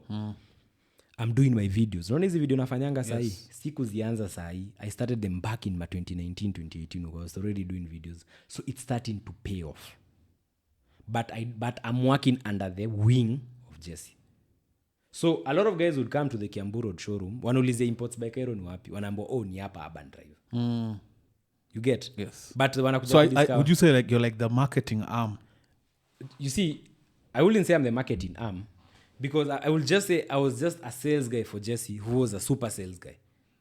Because if you have Imports by Kairo with 50k users or subscribers, and people are coming by way of that conduit. To Urban Drive showroom. You're then bringing in traffic. Yeah, I was bringing a lot of traffic for them. That's why I'm saying like maybe an official marketing arm. Yeah, typically an unofficial. Because you see me in the company, sasa tenda niambia ati Jesse nipatie department. Me, I'm just running my show.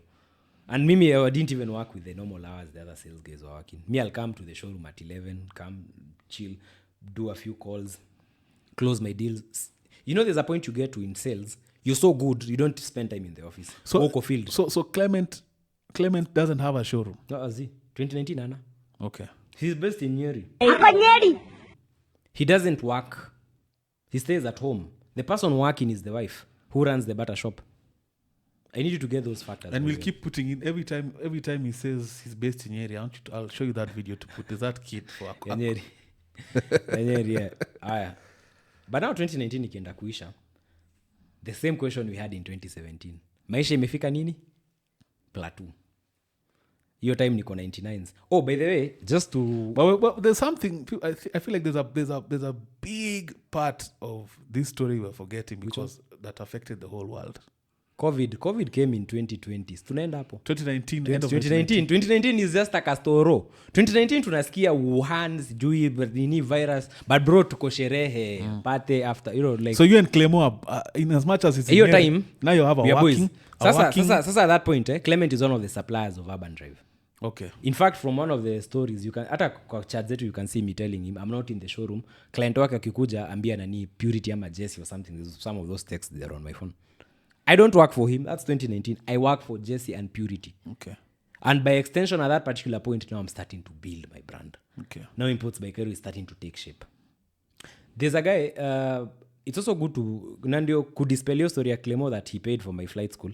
I will give you receipts of flight equipment I ordered in the US in 2019. But again, proving niko nazo proving payment doesn't I can give you okay, there's if you want to go deeper, ikuwe fair, I could give you my bank statements from 2019. I used to roll with NCBA. Nilifunguanga, let me tell you, I opened my NCBA account. Was it a loop account? I remember loop account. Loop ilikuanga NCBA ama ilikuanga NCBA. It was supposed to allow you to track everything you know in real time. But you know NCBA wasn't NCBA, it was NIC. Me actually sikuinge. Loop was for CBA. You know there was CBA and there was NIC. Oh yes, CBA. Yes. Mi kwanza nilikuwa customer wa NIC. Bro, at that point niliendanga I went to Seattle Mall. The beauty about this story is I have all these statements. In fact, all the money I used to earn, I keep it in my notes. Hold on. But I also don't want us to live in 2019 for too long. Hatutaka hapo sana, but I just want to nataka kukudispelia kitu. Because you know notes, now people who don't have iPhone. An iPhone note, if you don't edit it, ukimaliza kuedit leo, hata ukikuja 10 years later, utapata the same day uliacha kuedit, it normally has a timestamp. So I used to put sales commission kidogo. Good. This is 6th August of 2019. Tuko pamoja? Yes. Kama Jubilee. But Sumona sija edit. These are my iPhone notes. So you had an iPhone before he got you an iPhone? Bro, I bought my first iPhone in 2017. You know why I'm asking that? Tutakuja hapo kwa story iPhone. Tutakuja hapo because now that's a whole story. You kwanza story Imports by Kairo. You will see how this guy became what he became. I bought my first iPhone in 2017. I bought it from a guy called Charles Murugu of Planet Motors. Unfortunately, Charles died in 2020 August. May his soul rest in peace. People who know Charles, he used to be a car dealer, he used to work for Planet Motors. He used to have a phone shop in Tao. That is where I bought my first iPhone. It was an iPhone 6. Okay. So ukiangalia notes zangu 6th August 2019 at 11:19. I've seen now twende kwa hizi. Audi A5 sijaandika bei, hiyo ni Audi A5 ya Clement. I've not written. But kuna Mercedes B180 iko na 50,000 yangu. Kuna Nissan Qashqai iko na 40,000 yangu. Kuna Toyota Alphard, Subaru Forester. Okay. So tukuje hapa. Cash received July 100,000 via Pesalink, including 45,000 advance for flight school. Do you know who paid the advance for me? No idea. Jesse. Including 45,000 shillings advance for flight school. Higher, 40,000 check, 30,000 check, 10,000 M-Pesa, 50,000 M-Pesa, less 15,000 fuel and service Subaru. Now, this specific 50,000, hii Subaru, naona, hii gari ilikuanga Clement. There's a car he bought from Kobe Motors when alianza kujua stories za imports, and it really fucked him up. Ilikujanga ikiwa gari accident, imebadilisha windscreen, but story for another day. But I just want you, nataka uone, I keep my records. Is that something you mind sharing? Yes, I will share with you. The beauty about it is it's never been edited. You understand? It's never been edited. Higher. Let's come back here. This is 2019. Oh shit, sorry. I want us to go to 2028. Ngoja kidogo, nataka kuona spending. Hold on. 20 finances, not 2020. Nataka turudi 2018. Licenses. I used to keep that spending. There's a folder I have. But also, all I'm hearing is that you guys you're doing good business at this point. We're doing good business, but there's one thing staki ipite. Na kitu staki ipite is the fact that I'm already making money. I've shown you my Andoi finances. Andoi. So this is 2018. 2018, for instance, in like tuangalie kama nini. Kama May of 2018. May of 2018, how much money did I make? Let me see. I was spending around 60,000. I spent 127,000 in May. Okay. And the funny thing is, let me show you. All these things, May 18, 20, I've never edited. So I made this note in 2nd June 2018 at 8 o'clock. I think by this point, you've proven that you're making money. That one is not in... And there's one thing I want to prove. That I track my spending so well. Umeona hata kwa hiyo 2019 nikienda 99s, umeona kuna place nimeandika there's a 45,000 shilling advance. Now, if I go to my Amazon account around 2019, unaona time nilikuwa Dubai, when I came back from Dubai, I placed an order of flight equipment worth around headsets. Nilibuy headsets zangu. I bought them from Amazon. Headsets, rulers, and I still have those headsets to this day. So somebody cannot come and say ati nilimjenga. Bro, I was making that one touched a nerve. Kwa sababu let me tell you why it really pissed me off. Because it's taking credit from my God. Bro, mimi at 20, if I'm able to do all these things, if kama nikiwa 20, bro, I'm opening a business name and I'm shipping shit from China. Inamaanisha Mungu amenipatia intelligence ingine wazimu sana. Like I know how to maneuver my way around. You understand? So that nikiingia 99s, mtu hapa nilikuwa naenda naomba advance mambo yangu kikwama. Ni Jesse. Siwezi ogopa kusema. Would he vouch for you? Yeah. Bats of entertainment and you haven't subscribed. This is blasphemy. You think I do this for free? It is your duty. Subscribe. Every other time with Eric. Continues. Okay. He would. And let me tell you, Jesse hata sahi, when I'm at my lowest, Jesse nakanga hivi napata amentumia 20k. Hey, Jesse has been shouted out this episode, eh? Bro, nakanga hivi. Even when I lost IBK, Jesse gave me, unaona hiyo showroom tulijenga 2019? He gave it to me for free. I never paid goodwill. On the strength of friendship. Kwa sababu tulikuwa mwana sana. We had such a good relationship. To this day, I still talk to him. Okay. You've proven you had money. Let's move on. Now to end 2020. 2020 Wuhan. COVID happens. So your time 2020 2019, I'm like, now Jesse's showroom is growing. And according to Clement, 2020 was a good year for sales, contrary to popular belief in terms of course. No, it was because I remember, we'll come to that. Buyer's market. Yes, and the fact that cars were very cheap. Guys were selling. Yes. Haya, tukuje 2019, nothing much happens. 2020. I remember in 2019 by the things were so good at a birthday yangu. Ndio nilipitia ya iPad nikapata I have even photos with my then girlfriend tukiwa Kempinski nikidansiwa na kabeli dancer. Hey bro. Things were good. Anyway, 2020 comes. Now, I'm at a point from 2019 na feel hapana. I need to move on to something bigger. In this 2019, another person I met was a guy called Ibrahim Mwangi. Finally, in comes Ibrahim, the famous. In comes Ibrahim Mwangi. I suppose that's such a conundrum. Ibrahim Mwangi. Yeah. Ibrahim Mwangi in 2019. Where is Ibrahim? Ibrahim Mwangi. Ibrahim was my client nikiwa Imports by Cairo. In fact, where is he? Sai. Your time. Or let me tell you what he was doing. Right now, where is he? I don't know. I have no idea. You have no idea? Bro, me moved on. You know me, I'm one of those people. Mnaonanga venye move on a relationship. Ndadate leo tukosane na kidogo nione nime move on. I tackle life like that. Mr. Kangi place kitu inanishika. Bro ni tumalize hii CPL tuingie TPL tuende tutafute rating ya 7.4. Hatuwezi kaa hapo. You need to keep moving in life. What stops a plane from falling from the sky? Pilot. What do you mean? What makes you when you Lift. fly in you? But Thrust. What does thrust give you? So that you don't fall. Speed. Oh, speed. Okay. Sindio? Yeah. If you fly in an approach, you guys fly approaches at 120 knots or 100. It's all dependent on your weight. On the weight. Or to a VREF. Yeah. Higher. But if you fly in a plane, if you go below your certain speed, you fall. May tackle life the same. Bro, maisha ikikukalia uanze kukaa. Hey, sasa ndafanya nini? You're going to stall. You need to keep moving. Ibrahim Mwangi. We also need to keep moving with this story. We stalled at 2019. Yes. Now tuko 2019 is a critical year pia. I meet Ibrahim Mwangi in 2019. Ibrahim Mwangi did not live in Kenya at the time. People who know me can vouch for this. Ibrahim Mwangi lived in China.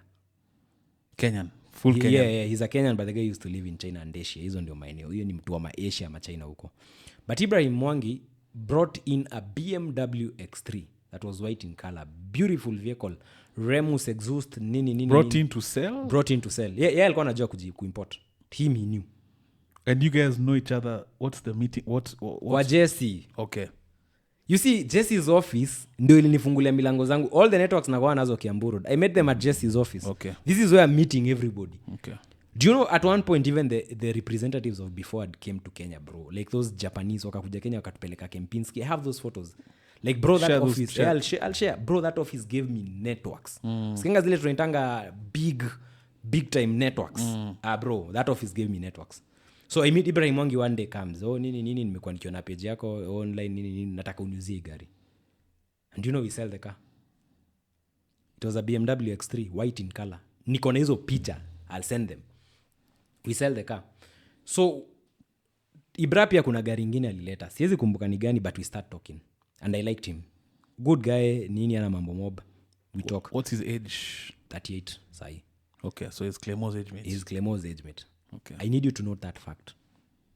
That they're age mates. Okay. Now, when 2020 comes, when 2020 starts approaching now to December, I realize we need to move. Sasa mimi from my perspective, I've worked with Jesse. It's been a good year, but I don't feel growth. Plateaued. Thank you. But I'm living comfortably. Siwezi complain. Maisha iko fiti. January of 2020. I tell Clement, now end of 2019, 2028, I tell Clement, you're bringing in a lot of cars. And last year was a good year. We made money. I'm thinking of setting up an office. By office, do you mean a yard or just an office? No. An office, not a yard. Okay. Tutafute a small office. There's also a guy called Anto who really pressured me to move. Now, Anthony is called Anthony Odhiambo. He's one of my very good friends. to date na anto atanaambianga watu mi ndo nilimuingiza town. He's one of the people I mentored. Hiyo miaka yangu ya 2017 I met Anto huko ma 2018 alikuwa naishi kunetango aje Donholm. Kamuingiza town, nikamuingiza system ya magari, nikamuonyesha industry nini. He became my protege. Hata nikiwa kwa Jesse, Anto was always by my side. So Anto tells me, Kairo, like I think you're kidogo una, you like we need to move.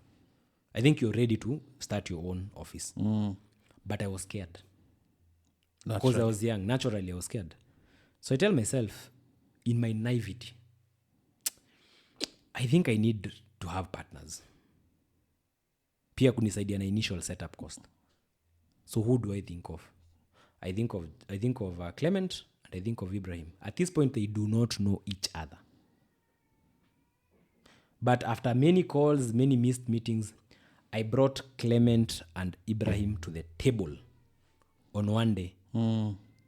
The witness for that meeting, we don't talk nowadays, but maybe she might corroborate it. Akaulizwa was actually my baby mama. I won't mention her name.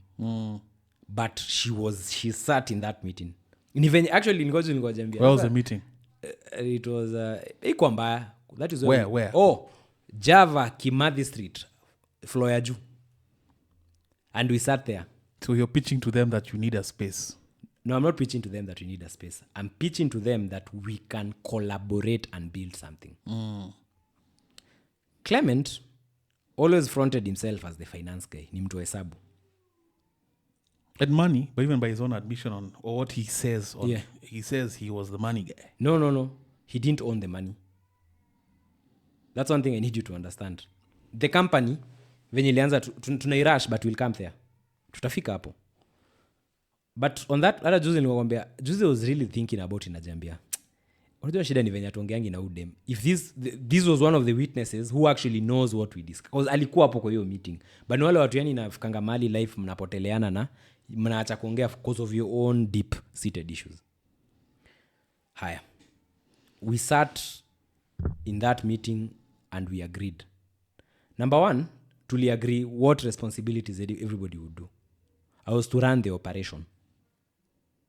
Because I was already, nilikuwa nafanya kazi kwa show, so I know the documentation aspect, I know the legal aspect, I know whatever there is to know about running a showroom. So Khalif is to run Clement? Yes. Clement was to be the finance guy. Finance imanishi he's coming with his money bags. No. Finance means he would be the person to oversee the accounting aspect of the business. Okay. That's important to differentiate. He would be the person running. Na kurun account imanishi alikuwa na run account peke yake. Accounts za imports by Cairo had 3 mandates. And I'm going to read the account. Because there are people who work in banks. 84, 82, 0, 0, 0, 4 zeros, 17 at NCBA Bank. Parklands. That account had 3 mandates. One person could initiate a transaction, but 2 parties had to approve. So Cairo can initiate. No, not 2 parties. One party can. Sorry, 2 party. One person can initiate, but minimum 2 people must approve. So checks and balances. So we had a good system of checks and balances. So what's Ibrahim's role? So Ibrahim is the Asian guy. He's the plug for Asia. Yeah, he's the Asian guy. He's the shipping guy. Ibrahim, you have to give him. He's very good at shipping. He made his money through shipping. One thing I'll admit is that at that particular point, I don't have the muscle as these 2 guys. These guys have way more money than me. But I'm not poor. Because I remember even at that point, kuna gari tuliuzianga, this Lexus Ibra had brought around 2020 January. I sold it and I made a commission of 300,000. So is there mutual respect at this point? Very good question. We will. Tutakuja. So in that meeting, my baby mama was there. Na si ati juu hata nile mnaweza kuwa na mtu tao and najua nilikuwa nimemwambia let's go for this meeting tusikie, but we agreed. So Ibrahim asked the last question we discussed. So Ibrahim was to be the shipping guy, logistics, sourcing. Cairo is the marketing and the operations. One thing they specified is that they did not want to be seen anywhere in the media. Hao ni watu wa chini ya maji, that's what they said. So who's going to be the front for the company? You'll be the face. I'll be the face of the company. We split the shareholding of the company in 3 equal ways. 33.333333. Yes. Now, this is the original CR12 of Imports by Kairo. Please confirm. How many directors are listed? Is this shareable? Yes, you can share. Okay. Clement Victor Kinuthia Kimani. Joseph Kairo Wamboi. And Ibrahim Mwangi Karanja. Thank you. Kindly share this with me. How many percentage does this is 2015. Everyone is taking number of shares, 300. Nominal value of shares. Okay, that's, I don't want to say that. No, you can say the value. 30,000. Yeah, but each... Everyone, 30K. So we can agree at this point that it's an equally owned... Everyone owns a third. Of the company. Yeah. Good. Please share this. I need you to take these details because what Clement said in public after the fallout and what he said in court are very different things because he's a pathological liar. Now, at that particular point, Clement still lives in Nyeri. But now we have an agreement that we are going to start this company. Clement would shuttle from Nyeri to Nairobi. Initially, he used to take a hotel or something. But time yenye ilifika mahali... By shuttle, you mean drive? Shuttle, he'd shuttle. You make it sound sorry. like... shuttle, pole. Like he was taking a mat. Shuttle, pole. No, it's actually drive, yeah. It's actually drive. Yeah. So tumesha agree at this particular point, eh? Now, the first place we try to look for an office. And at this particular point, the person who is sourcing for the office, unajua nani? I'm the one mostly looking for the office. Concept yenye niliwauzia, I told them, let's not look for a showroom. Because showrooms have crazy overheads. And that's true. Showrooms have very crazy overheads. The space is big. Yes. We needed a very cheap location with a very cheap initial setup cost. So I came up with this brilliant idea of setting up the showroom in a mall. So I approached 2 malls. Not Garden City. Kabla ufike 2 Rivers, there's that mall liko hapo. Riviera. I went to Riviera. We tried... Riviera is managed by Knight Frank. We tried to come up with a working concept. It didn't. Then I went to Diamond Plaza. So initially nikiongelesha watu wa Diamond, niko zile za, hey, these guys Diamond, these guys look very... Alafu know they're Asian, so you're like, maybe they may not maybe want us to do business there because Parklands is exclusively Asian. Yes. Bro, those guys was like in for the idea. Biashara ni biashara. Biashara ni biashara. Mnataka kufungua nini? Sawa. And we set up the first shop. The first Imports by Kairo showroom was essentially a one room. Kalikuwa kakitu, I think 600 square meters. Let me show you the photo. Jiko hapa kwa iPad. Hapa watu wanakuja hapa kusema gee. So is this the one that also at some point let me show you. You took a hammer to it? Apana. No, that's later. Because Clement said that he built this, and when he saw you putting a hammer to it... No, he did not build it. It was built by the owners of Diamond Plaza, but we'll come to that. Okay. Yeah, he lied. It was built by the owners of Diamond Plaza. Let me show you. Nimeipata. Again, share. More important is to share than even show. But just sometimes utamu story ni uone. Ni kwanza ni kuonyeshe uone uget nyama. And I hope you're taking... So this is... So this was actually our first day. You see me holding the mop? Yes. We didn't even have a cleaning lady. And cleaning person. Cleaning lady. Oh yeah, cleaning person. So this was the car office. Simple sana. No, but it looks nice. Yeah. That's a good start. Then the setup cost for this office was around 1.4 million, including rents. So it wasn't expensive. Na nimekwambia kuna Lexus niliuza around January hapo. Ikatengeneza 300k. Sikudai Ibrayodo.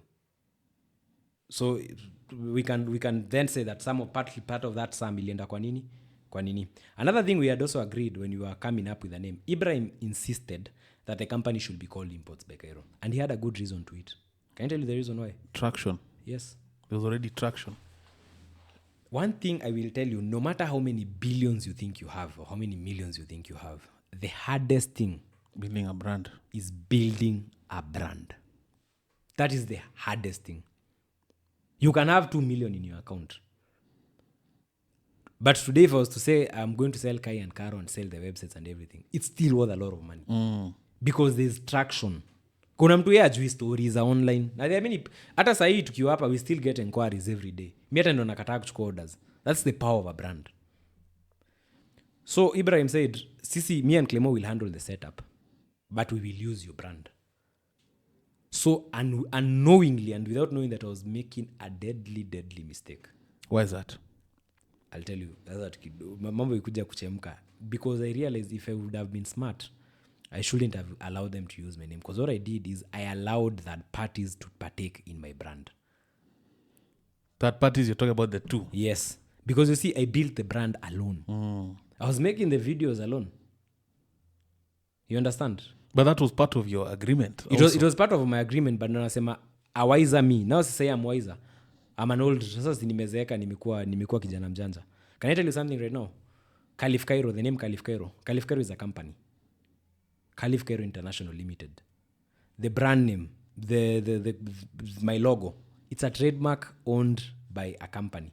So today, if we did business with you, and you say that you wanted to use my name kwa brand yetu, you'd have to pay me for the brand. There would be an exclusive an exclusive citation kwa your agreement that states that we do agree that Kai and Khalif Kairo is a registered brand name with its own legal identity. So even if we were to make perfumes and call them Khalif Kairo, Seduction by Khalif Kairo, that would be a good name. But there are also perks from, I know you're speaking about the one side where they're benefiting, but also there's perks from having sort of ownership of the brand. No, ikatai. But just the problem is it's linked to my name, Kairo. But you see, it's linked to your name, good or bad. So if it's doing really well, yeah. But you see, the point is, and as I'll demonstrate later, that you can build a very good brand, but if you go into, because partnership is like marriage, you can have everything going for yourself. Like you are a good pilot, you have your career going out, but if you are to marry the wrong partner, all that can go to the drain. I've seen people, wanawake wanaleta shida hata kwa HR kwa kampuni, and a man loses his job. What am I trying to tell you? If you've built a brand on your own, protect that brand at all costs. You can do business with people, but let them not own you as the brand. Because, skiza jina, imports by Kairo. See, imports by Clement or imports by Mwangi, it's imports by Kairo. But I need you to understand one thing. Now, because I've allowed these people to name this formation, this marriage, imports by Kairo, I have unwittingly given my identity to two third parties. If I was wiser right now, do you know what I'd have done? We'd have looked for a neutral name. Let's say Kairo, Ibrahim, and Mwangi Associates. Simple. But sasa everybody who reads the name understands that the actions of this company, because what I'll demonstrate as we try to move on is that it got to a point Clement was blackmailing me because he was 100% sure I couldn't run anywhere. He knew they knew they had me boxed. At your point siku anajua chenye nafanya. Unajua nile tuko excited. You understand? Baby mama ako hapo tunabambika, finally tunapata kakampuni. You know, we both of us are naive. We don't know. But it takes off. It takes off. So sometimes shetani akitaka kukuambush, he doesn't rush. He let you make that silly decision. And I didn't consult. I never consulted my mother. Hiyo time sikuwa hata mtu wa chat, sikuwa mtu, nilikuanga lifeist. My guy. The flesh. Yeah, the flesh. Sina mama nilikuwa mtu wa sherehe. Madem na pombe. I'm not afraid to say these things because that is not me now. Now I'm a more responsible person. But those days I was like I had my own issues. Okay. So you've set up where Diamond Plaza you guys have set up. Yes, tumeanza kazi. Do you know the first month is very successful? Oh, something else I need to mention. The partnership agreement was very skewed. So this is how they tricked me. They told me, mimi na Ibra tunaweza jiletea magari zetu. So us will bring in our cars, sell them under imports by Cairo, but tutajua chenye tutaachia kampuni. There's no formal percentage or... but wewe ukienda uze gari, uzie Mike Mercedes ya 1 million, ama nikuzie Mercedes ya 2 million itengeneze profit ya 400,000, hiyo profit tunagawana equally. How do you accept that? Because I was stupid. Because I was naive. Because I was scared.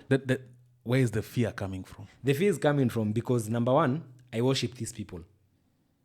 Hey, Ibrana kuanga China. You know, he's very successful. Clement hapo amekama hapo amejigas na umse akona do. Naivety. Sinakwambia hiyo enzi nachezea ka 200 ka 3 so. And they know it. Bro, there's a 10. So they said he says he put you on a salary of 4 sok. Tutakuja hapo. Not 4 sok, tutakuja hapo. He's a liar. Clement like is a pathological liar. But tutakuja hapo. We don't agree to do a salary in 2020. My first ever commission from Imports by Cairo was 600,000 because we made 2 million the first month. That's your cut. It becomes commission based. Yes. Si tumeagree wakileta gari wanaweza leta mtu analeta gari anaiuzi hapo. And I'll also tell you the reason why I agreed to that. Because ultimately... So wait. All sales that... Because if they have... Let me explain. Wait. Uh-huh. If they have an arrangement where I can sell my cars and keep the profit... Mm-hmm. They're not keeping the profits, which is something we'll also come to. Because it'll let a very big dispute. Because you said that they can sell some cars through their own cars. Through the conduit. First we need to agree on what revenue streams does this company have. Now these are the hard questions. So let's now pretend it's the boardroom we are in. So hii kampuni iko na revenue streams ngapi? 3 vehicles.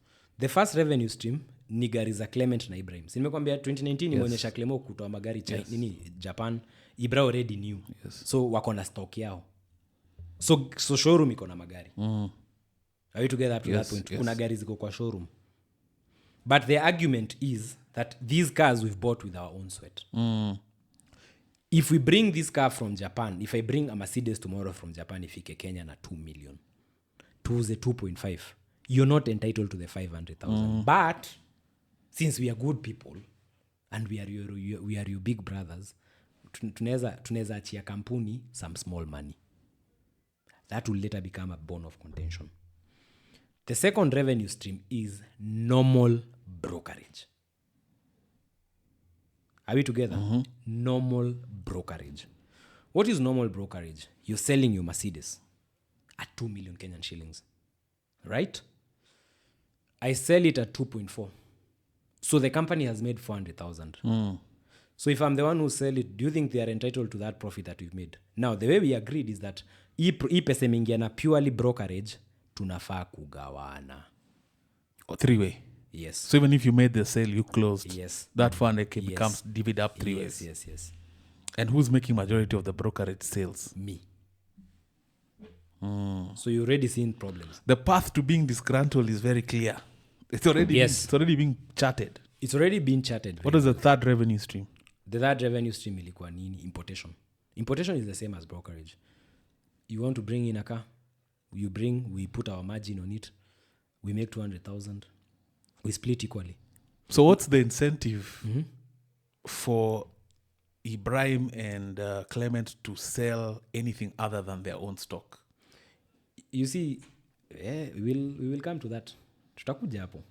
Because venye mwaka ilianza, we used to do a lot of brokerage. And I noticed they started getting jealous because kidogo, we were selling other people's suppliers. Now, enter a person called Willie Njagi. Very good friend of mine. Top engineer, works for HP. Willie Njagi we used to bring in cars. Yeni mtutu alikuwa na leta magari. Enter a guy called Mikael, ungaraged. Very good friend of mine pia. Still good friend to this day. Enter another guy called Mukuna. Also enter Jesse. So unakumbuka hao gari zao zinakujanga pia zinezouziwa showroom. See, they have access to the brand, gari zinaweza postiwa. But we were making money from brokerage. Very good money. Because who's doing the marketing? Yourself. Yeah. So ilifika mahali around end of 2020, ujosai tumekuwa tukigawana profits equally. Then the first trouble came. Trouble came in 2020 August. We imported a vehicle. Oh, by the first money I made from Imports by Cairo, the 600K. Do you know what I bought with it? A Golf GTI. ilikuanga KCB. I'll send you the photos. Black Golf GTI. I bought it from a guy called he used to be a doctor uko Katani. Bernard. We imported a Golf R for Bernard, so gari yake tukafanya trade in. So when it came into the company, we got it for like $500,000. So I told them, mi commission yangu munifatie nini? Hii gari. So msiniekee do, nipeatieni hiyo gari na hiyo change. To the transfer, yeah. Yes. So me got the ka GTI. To August of 2020, we ordered an Audi A4 from Singapore. That vehicle was registered KCZ 9. That was my second car, but I'll just explain to you how it came to be. And this time to society, from the outside looking in, your business has taken off. Bro, tuko poa. And no one has any idea of a Clement or Ibrahim. No, people knew. Because ilifika mahali, Clement initially was not supposed to stay in Nairobi. I was to run the business. But Clement is one, nimse scheming sana. Like, anakuanga na ukora. Ndio, sometimes ukiwa naive, unakujanga kurealize mtu ni mkora after amekuchukulia advantage even na ndio unakuja. Ndio akili one days na boof. Una realize, fuck. Umse alikuwa anajua cha anafanya.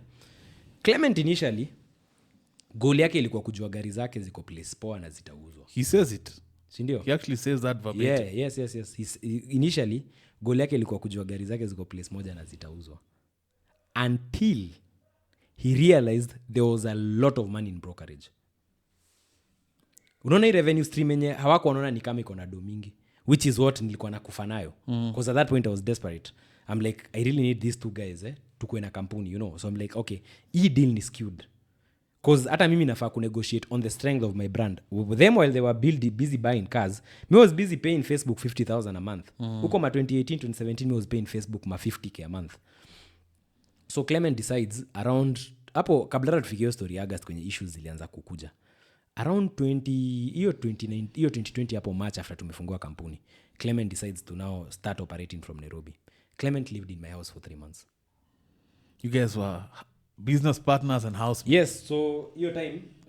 They say familiarity breeds contempt. It's true. He was living in my house. Let me show you a photo of him resting in my couch. Nisone nikaa nadanganya. Iko hapa. Again, send. I'll send it. Unajua anaweza kuja aseme nini hapana, hizo ni story. At one point, mimi na baba wangu we used to have a very funny on and off relationship. So that sometimes this is Clement in my house. That's Veracott. Chilling. Yeah. Naona na tudawa wake hapo kando. Post it. When you say dawa, kuna tudawa tuko hapo. Anago. You're a messy guy. But send. I'm not being messy. You see, for 2 good years, nimekuwa na information yote. I've actually never spoken about it. The last time I tried to do a conversation with anybody, immediately after Imports by Kairo, Clement served a demand letter to Lynn Ngugi and Wayu Amuli. Mambo kijana asiongea and rush to court. Mi hata kukuja hapa is just saying fuck it. You can't keep ruining my reputation. Hey. Na sijakuja hapa kuruin reputation yake, nimekuja kuweka the facts as they are. So that because people are like saying, we don't know your version. True. There's no fear of legal redress. You see, the thing is, now, the moment you go to court and say that Kairo should not talk about a topic until the case is over, and Kairo complies. Me, I complied. But then you time, ukuja unipige blackmail. Utime sa zenye niko at my lowest, yenye unajua siwezi jitetea juu nimeisha. Because they thought I was done. Or that was their last card, I don't know. Then you go and talk about it. Tell me which judge would listen to you. Because how do you go to a judge in 2022 and tell the judge, I don't want these stories to be discussed in public. Let them be sorted in court. Then we agree that we are going to sort them in court. And you pleaded for, at some point you had to plead for leniency. Bro, I'm telling you, I went to the judge and the judge like, look, mimi, pole. Stai ongelelea hii story te? Na sikuwahi ongelelea. I even deleted anything I had tweeted about Clement. Na nikajua sasa tunagojea nini? Msumeno wa serikali ukate mbele na nyuma. One day I wake up, I find the guy has gone to a port. I even call my lawyer. I'm like, if I respond to this guy, akaniambia, look, he's the one who has gone. You also deserve to respond. because he has put it in the court of public opinion. You can't say someone is you cannot go to court and say, look, someone is maligning my reputation. Then you go and repeat the same things enough. Because ideally what we would have done is he went to court and said, oh, niko na audits, sijui kampuni, sijui 60 million, we'll come to that figure pia. We told him, file the audit reports. Clement has never filed any audit reports to this date. His intention to go to court was not because he wanted justice. It was to sabotage me. All actions Clement has taken for the past 2 years have been to sabotage this little stupid boy he once lived. Mwenye alikuwa anaishi kwake. At one point, ndio usione ni wacha anaweza sema hiyo Photoshop hiyo picha. So when you're living together, because he's living in my house. Si tunamkanga morning tunaenda job. He's living in my house. So you guys are kinyasa to kinyasa. Like honestly, like I gave him nilimpatia nini, like at one point I even moved in with my baby mama, and hata yeye mkimuuliza hata she can corroborate we used to live together. And I can tell you, even just straight up, living with even a friend is the worst thing you can do. It's the worst thing kwa sababu inaletanga madharau. Haya, hiyo 2020 he lived with me. Hata ndakuonyesha, I'll send you messages. Clemo akilipa zuku yangu. You know the funny thing is zuku yangu ijaibadilika. I paid for my zuku on Sato. So the number is still the same. Kuna hata messages hapa akinitumia amenunua token ya 300. But if you guys are making money, why buy tokens for 300 bob? Hold. Sasa sio ni ama 300,000. Situmeanza hapo ni match. So I tell him, he decides No, let's not digress. He lived in your house. Oh, he lived in my... Yes, he's living in my house. We're at the point where they're starting to notice that brokerage is making you money. Yes. They start... I think he realizes, because unajua, initially tukianza historia magari, this is where the element of greed comes in. There is nothing more dangerous in business, my brothers and sisters, kama kitu inaitwa greed. Greed ndio inafanyanga watu wanauana kwa biashara. Greed ndio inafanyanga watu wanarushana, na greed ndio inaletanga madharau kwa biashara. Greed is why we have a country like this. Greed is the reason why we don't have street lights working. Na greed ni kitu iko imeko kwa, yani it's been screwed into a freaking DNA. Kwanza ni nyinyi millennials. Sisi Gen Z, at least we are trying to change the narrative. But mimi I saw that's arguable, but okay. But mimi I saw greed on level. So they realized hii brokerage ya magari actually iko na dunani kweli. Brokerage has a lot of money. So how is this jealousy manifest? I'll tell you, the jealousy takes time to manifest itself. But ndakwambia kwenye ilianza kujitokeza vizuri. But we need to go chronologically. Tuko 2020 mid. So Clement decides that now after tumeka kana sisi pia he couldn't stay with me forever. Hiyo time pia kuna COVID, inchi imefungwa, but he's living in my house. Haya. So he decides to look for a house. Do you know the first place where this guy lives? We look for a bed sitter place inaitwa Tsavo Apartments. One Sunday, mimi, my baby mama, Clement, we walk hand in hand. We go to Tsavo Apartments. And we are like, you know what? Andachukua nyumba hapa. He takes a house there. The house number was D162. Furniture tulinunua, I think Mombasa Road, one of those furniture shops. So the guy lives in that bed sitter. Hiyo ni 2020. I'm sure he didn't mention that in the interview. But me, I'm giving receipts, even the house number. So the money guy has moved to a bed sitter? Yes, the money guy is living in a bed sitter at Tsavo. Juu kuna mtu anafanya kazi Tsavo. Endeni muangalie records za Clement Victor Kinuthia Kimani. House number D162. If I'm not wrong. This is 2020. 2020. Yeah. Money guy anaishi D162. Ameacha bibi Nyeri. Are you together at that point? And the relationship, although that's very... No. We will speak about it. Because you see, he tried to paint me as the person who ruined their marriage. I didn't. Me, before the time I was texting Clement's wife, is because I discovered things. And we will come to that. Because we need to set the record straight. You see, you can't go. Wezi gojea mtu amekufa, unajua maybe kesho atalala cell, ndio unaenda kufanya podcast. Ama ulikuwa unafikiria nimekufa Clement? No. Tuko hapa. We have to say these things. Haya. Tuendelee. 2020 ndio nakushow bro, business was good. Tunagawananga commission equally. chukua yako. Na as you can see hata kwa CR12 it reflects that wase wakona they are in a joint, ni company joint. August ikakuja, kuna gari tulishipingi August of 2020, an Audi to a client called Gibran.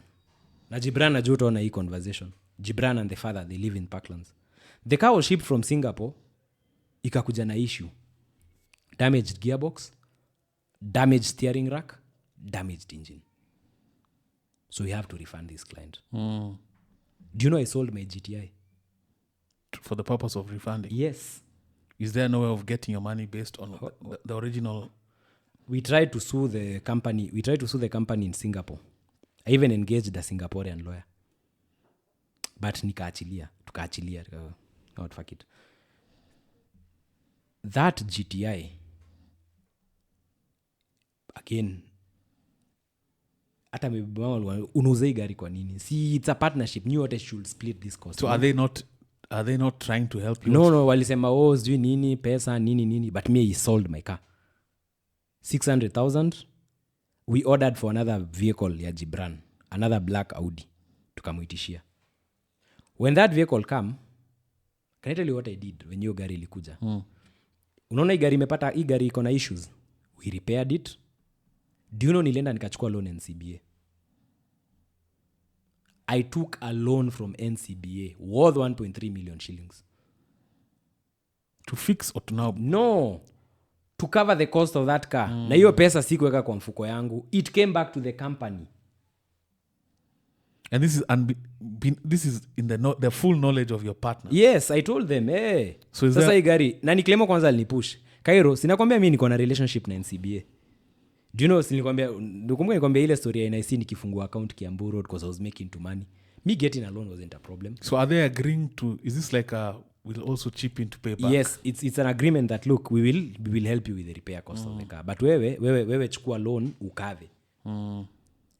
Nikafanya nini? Nikakava. That's how I ended up with that vehicle. Registration iko wapi? Ndio hii hapa. KCZ 933U. Here it is. So Gibran gets his car, then you fix this car and have this car. Gibran gets his car. Mimi nabaki na hiyo Audi mbaya. And I sold and I sell my GTI. And it was a shitty agreement. This car had issues. It was a very, very shitty agreement. So do they attempt to even honor their part of paying the part of their loan? No, I was paying the loan on myself. Nimekuwa nikijilipia hii loan. And are you complaining? You see, bro, nimekaliwa na wasi wawili. Ojo nile, these guys are older than me. I'm a kid. You know the question even the public needs to ask. Like, hata vijana wawili hawaoni huu ni mtoto. Bro was children's. 22, bro, I'm like 23. My partners are 33. Nini najua kuhusu maisha. Sasa hizi miaka mbili I feel like I've learned the entire world, but I still don't know shit. I'm still a kid. Haya. 2021, things start changing towards the world is opening up. No, sasa 2020. Freedoms. 2020, madharau kidogo sasa ikaanza. Oh, by the way, acha nikwambie story. Clement akukaa bed sita sana. Tsavo. Clement alikanga bed sita yake for, I think, alikanga kama 3 months hivyo, 4 months if I can remember. Because he used to complain Tsavo is the ghetto. And it's true, Tsavo is the ghetto. So when I got on was young, I used to go see him. Guys, I'm kuna Nigeria sijui alifanya nini. Turn up. Yeah, also on a turn up. He was like, okay. And then, I think the wife insisted that they needed to come to Nairobi. So she moves. So they moved from here. I can't remember where they got their first house, but around 2021 where they moved into Runda Paradise. Hii nyumba, they were paying 150,000. Hey. Nataka uone hii difference. Business is good. Hata tujafika hapo. Nataka muone hii difference. Huu ni mtu Nyeri. Gang yake ya Nyeri can attest to this. Watu wanajua Clement Kimani Victor from Nyeri. Clement used to live in a house of 30,000. Their only known source of income at the point was the butter shop. Na hizo stories za viatu. So what are you insinuating? I'm insinuating that kulikuwa na element ya pesa ya kampuni kudivertiwa. But we will come to that. Hold on. Let's not jump the gun. I know what you want to ask. I can see it coming. Hatujafika hapo bado. But you see, later on, when I was now set up, Kai and Karo nikaanza kufanya vitu zangu and just started doing my own shit. I started seeing, nilianza sasa kujua ndio vitu I started getting a sense of things. Tulisema who's the finance guy? Clement. Nani anafanya hesabu za kampuni? Clement. Si Ibrahim na si Kairo. But does that mean you're hands off the point Hold on. No. We're not hands off. The thing is Bats and bats of entertainment, and you haven't subscribed. This is blasphemy. You think I do this for free? It is your duty. Subscribe. Every other time with Eric continues. A showroom has a lot of day-to-day expenses. You cannot virtually track everything. But nikikuonyesha conversations zangu na Clement, I'll send you the screenshots. Can I push back on that? Mm-hmm. Because I work in an airline. Mm-hmm. They can track everything.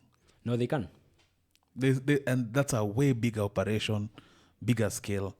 When it comes to finances, in and out, they can track down to even a shirt that was purchased to... Let me ask you, but can they track a situation where, for instance, Clement buys a vehicle in Japan through his supplier that we don't know vizuri? If money is taken out from the company, yes, they can say this sum, they might not know now where it went, but this sum was removed. What happened was it got to a point, kulianza kuwa na very blurry lines. But before we get there, let's talk about 2020 kenda kuisha. So kumekuwa na hizo challenges, but the company is still making money and we are tunagawananga profits equally. Because I'm also hearing this official but unofficial way of doing things. You guys are giving each other room to mess around. Yes. Now, so when the wife comes to Nairobi, they move into Runda Paradise. But no, they didn't move to Runda Paradise. They moved to Tattoo City. Those apartments where all content creators live. Where Crazy Canada's where naitanga place ya content creators, because every like who's to who in the Kenyan, it's a nice place. Clement was living there. So the rent is around 100,000 for an apartment, roughly. So Clement likes projecting this image of a guy with a lot of money. So sisi na Ibra tuko like, okay, ni do yake. Pia, I'd also like to specify something. Ibrahim had his own businesses going on. Simtetei, I'm just saying, he had his own biashara zake zinaran. Not in castles. He was opening a club. Anafungua nini, printing, just preparing for the election and everything. Plus, China imefungwa your time. So, the ultimate thing is that he'll go back to China. So, the person who has a lot of control for the finances is Clement. Me, on the other side, marketing is a heavy load of work, bro. I'm so busy making marketing, and there's one thing I need to tell people. People who've worked for me can tell you that I'm not a person who's driven by money. I'm one of those people who do things for passion. I'm very passionate about things. So the assumption here is that we trust Clement to run the finances. Even when the red flags are looming. No. Hatujafika kwa red flags. Tiko 2020, si kampuni ni mpya. But 2021, when 2021 came, the person who first gave me a bit of red flags was Ibrahim. Because Ibrahim started moving money from the company at a very alarming rate. And what is he saying to justify this moving of money? He's building a club. So he built a club. Watu wa Thika, confirm kwa comments. Club inaitwa Chill Spot. Thika. He shut down. But this is, so company money is being used for my own... ukumbuki, you don't remember ile time yenye nilikushow that their cars are sold through the company. So sometimes tukiuza gari yako kwa kampuni, see, we know that the money is within the company. So imagine if we sold your car today in the company, then utoe do yako immediately. Kwa sababu you see, because unajua hapa kuna there's an agreement here that we, the profits are going to be used in the company, but imaanishi that ukitengeneza profit ya 1 million utatoa zote. Like atuwezi kwa next week tunafaa kulipa salaries, then tumeuza gari yako this week unataka kumove do yote, uoni kuna venye ita nini. And so Clement is also sanctioning then Ibrahim to move money. Clement starts to complain that by then hii story ya Ibrahim club, it's not making sense. Now can I tell you the shocker of everything in 2021, ile naitanga betrayal in the city. In 2021, around March, Clement comes to me with a proposal. he tells me, unajua nimekuwa nikiangalia, and he's very convincing. Na Clement ni manipulative sana. Very, very manipulative. He comes to me and tells me, unajua nimeangalia, he talks na very slow pace. Unajua nimeangalia hii kampuni naona sometimes profits zetu si consistent. Mimi nilikuwa na suggest to nini, badala ya kukupea commission yako yote, wacha tukulipange nini salary. Si junajua uko na hilo ni ya Gibran. So remember the Gibran card? Yes. I'm paying NCBA 40,000 every month. Hilo ni ya Gibran na pia rent yako. Hiyo time 2021 ndo nilitoka Thindigo nikakuja kuishi. No, yeah, but rent bado iko 28,000. Na pia my son started school at around that time. So he says he offers you 200 and you say let me go home and think. No. That's what he says. I'm just painting a picture. No, he said, like, I asked him what do you guys want to offer me. He told me 200. So I agree with him, because even with the most founded companies, it's good when founders take a salary instead of taking the profits, because profits should be retained in the company or to boost the cash flow. Hamwezi kuwa mnatengeneza 5 million yote mnakula. It's better when, and then also for tax purposes, when KRA knows that umsi anaingizanga salary ya 200k na analipanga pay ya 50,000 or whatever someone is supposed to pay for pay, there's a bit of structure. So maybe I knew it was coming from a good perspective. I thought it was coming from a good perspective. Little did I know. Drum roll. Clement and Ibrahim had formed a secret company. The company's name was Amazing Auto. Now, he talks about it. And he says part of the reason they formed this company was that you had become uncontrollable. That's a lie. Then pia alikuwa amefika point tumeanza kushindwa kucontrol Kairo. Kuna point ulifika unamaanisha nini? Mlishindwa kumcontrol? Hilo alikuwa na mkata 1am na post tu kitu random kwa page. Like si tuko hapa tunajaribu kufanya vitu corporate. Yeye amepost vitu zingine unashangaa. So unapata tuko 2am. Shuka calls up to argue again. Complaints za clients. I think tushaianikwa Instagram at some point. Ndiye alianikwa. Alianikwa. So mi kazi yangu ilikuwa tu kuzima moto. Alikuwa ameanikwa journey? Hii story tu client amelipa, wewe umezima simu na umepotea. Get some billionaire guy came to the office, paid for a unit, then Kairo akamzimia simu. Nduru hiyo ni moja, sijui issues too man. Basi mimi nilikuwa nachukulia jubano, nilikuwa naangalia the bigger picture, nilikuwa like ni kijana mdogo. So with time acha pepe.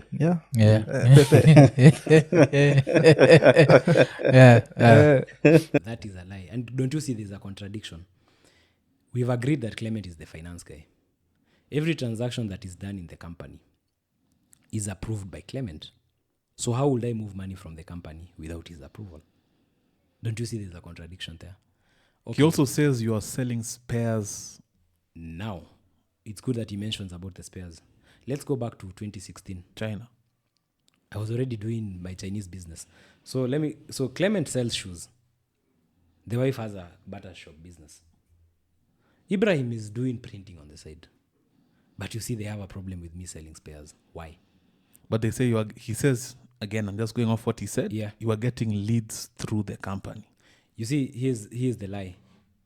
The issue with the leads from the company came at a very way later stage when we were separating from imports.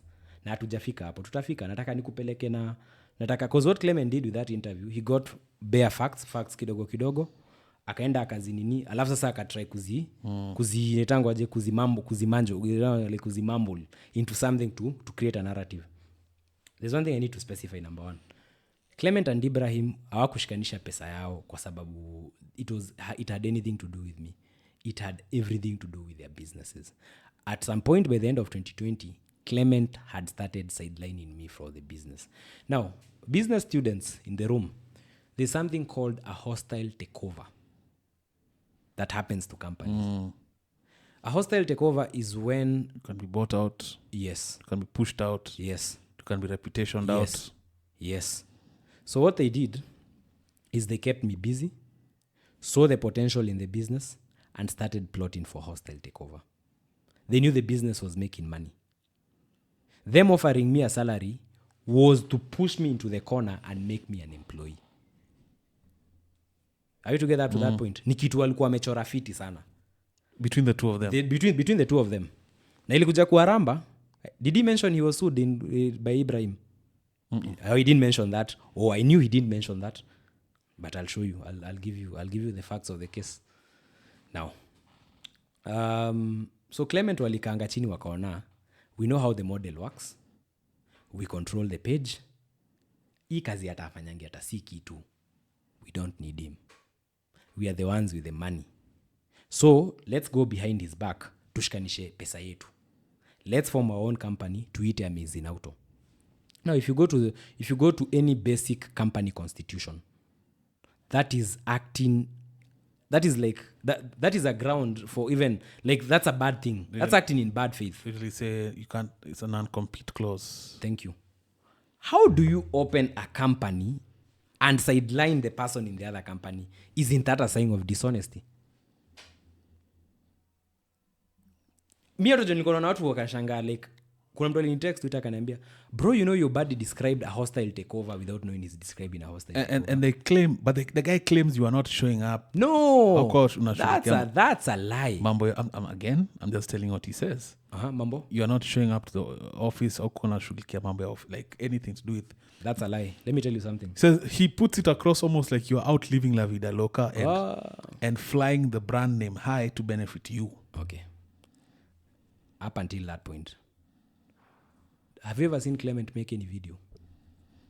I never saw him until the Ikonini. I'd never seen him. You've never seen the guy. Did you ever see Clement? Clement, let me tell you. Clement is one of those people in business. One of those people you need to be very careful of. Now this gets spiritual. Unasikianga mtu anasema nyota yake ilibiwa. Have you ever seen artists saying that nileko kwa management inataka kunikula, but I'm not reaping the benefits? That's Clement for you. Kabla hata tukimbie sana. Tuko hapa kwa Ibra.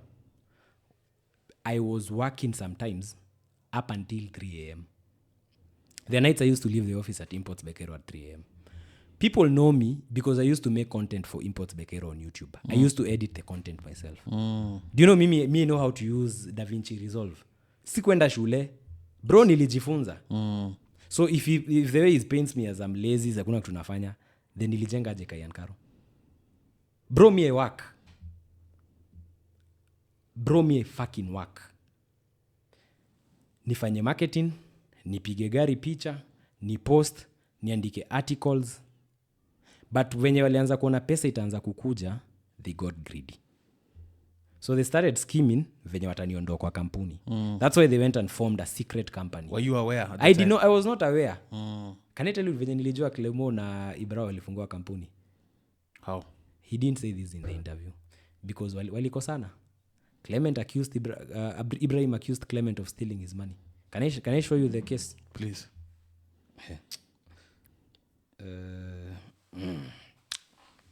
This is beautiful. Si anaitwa nani? Hiyo kamera ina roll, isikatike. Tukue tunapiga story hapa na nini. Yeah, it is. Good. In the Republic of Kenya, miscellaneous application, Ibrahim Mwangi Karanja versus Clement Victor Kinuthia versus Joseph Kairo. Read it. You see, Clement is trying to paint Ibrahim as his buddy, tulikuwa mabeshte, Kairo was the bad person. Ibrahim actually froze Imports by Kairo accounts in 2021. If you've been watching the recent series... Now let me tell you how it got here. Acha nikwambie. Hizi vitu nilikuwa naangalia kama drama na cheka 2021. So, hawa wakora wawili wameamua kwenda kufungua kampuni. So wameona ni wajanja, they can outsmart me, they're very clever, they are very wise. Sindio? So they go and combine their money. But Ibrahim kuna venye alichezewa na Clement. Nakwambia Clement ni mkora. the guy is like umse ni mkora kuna venye alichezeanga Ibra sijonge alimchezea aje I've never known the details but Ibrahim Mwangi in 2021 November na October walianza kutukanana na Clement money do so Ibrahim Clement is like ojo mi Ibra sijui nini I'm like bro ni story gani mnaongelelea the chicken came to roast home in December of 2021 do you know Ibrahim Mwangi went to Thika Law Courts said that Clement was stealing money misappropriating company funds saw an affidavit and shut down imports by Kairo accounts. The court order was served to NCBA Bank. Do you know your account ilifungwa ikiwa na how much? 13 million.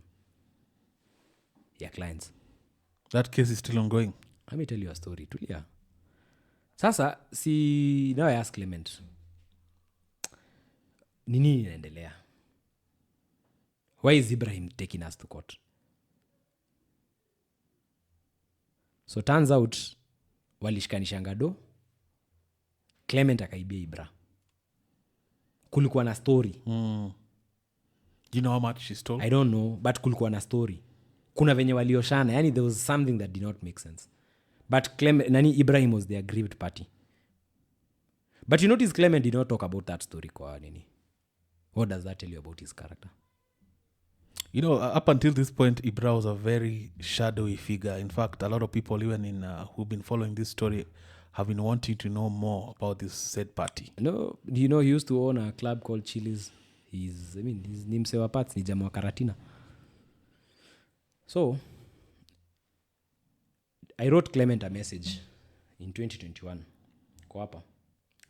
I told Clement, oh, do you know who unfroze the accounts? My lawyers. On what grounds? What I did, I spoke to my lawyers. I know people who have, some of these cases you cannot give to any lawyer. You need to give to a lawyer who understands the legal aspect of yoke freeze wado. The guy who pushed the pesa ikachiliwa and did the applications and everything was my friend. Within 3 days, the money was unfrozen. But I wrote Clement a message saying, I told him I was going to resign. Why do I want to resign at this point? Juu ni kubeba ujinga. Nyi muende huko mfanye ukora yenu, mjaribu kuniosha, muende muoshane, ufala endea to block your accounts. And then you want to give yourself like kwani mnaonanga nikiwa mjinga aje? So like, you're resigning from something you own? Yes. A third of? Yes. Let me show you. Let me read you because the message is here. This is Clement's number. Hold on. Hizo message zote ziko hapa. Mimi situpangi message. This is the reason why. You might always keep receipts. Employees apart from you, Clement, and... kuna other employees. We'll also talk about that. Are the employees, what are they going through? Are they understanding that you guys are fighting? No, are they aware? Sunaona? Ndio 7th December 2021 aliniambia this is the last time kila unanikatia simu. Let's cut our losses, kila mtu ende njia yake, period. That what date? This is 7th December 2021. 2021 I told him if I don't get the orders on Thursday, I'm resigning from the company. You get? Nikamwambia hapo lawyers would have gone through, wouldn't and would have nini. So nikamwambia so naona that is 7th December. 8th ikafika. Getting the first order shortly, waiting for you to be signed, then I copy you. It's an affidavit of service, will be done by 2 p.m. The guys in the court, kesho we collect final orders that from the bank. 10th December 2021. Restrictions have been lifted. The account is active. Ibrahim is at Thika Law Courts, trying to have the orders reviews. Move all funds immediately. It's there. Can you take a screenshot? Yeah, I'll send you the screenshots. Utapata. But simuona intention yangu ya kuresign. Juu nimeona mafala wile wanafanya nini? These guys are playing me. Haya. Our man doesn't stop there. So this is what he does.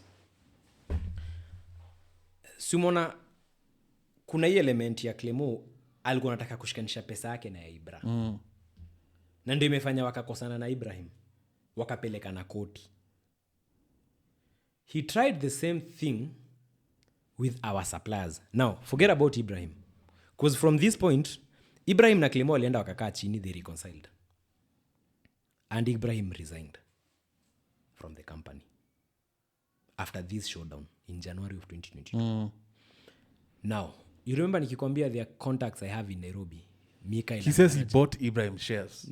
No, he did not buy Ibrahim shares. They had their own disputes. They fought over their own cars.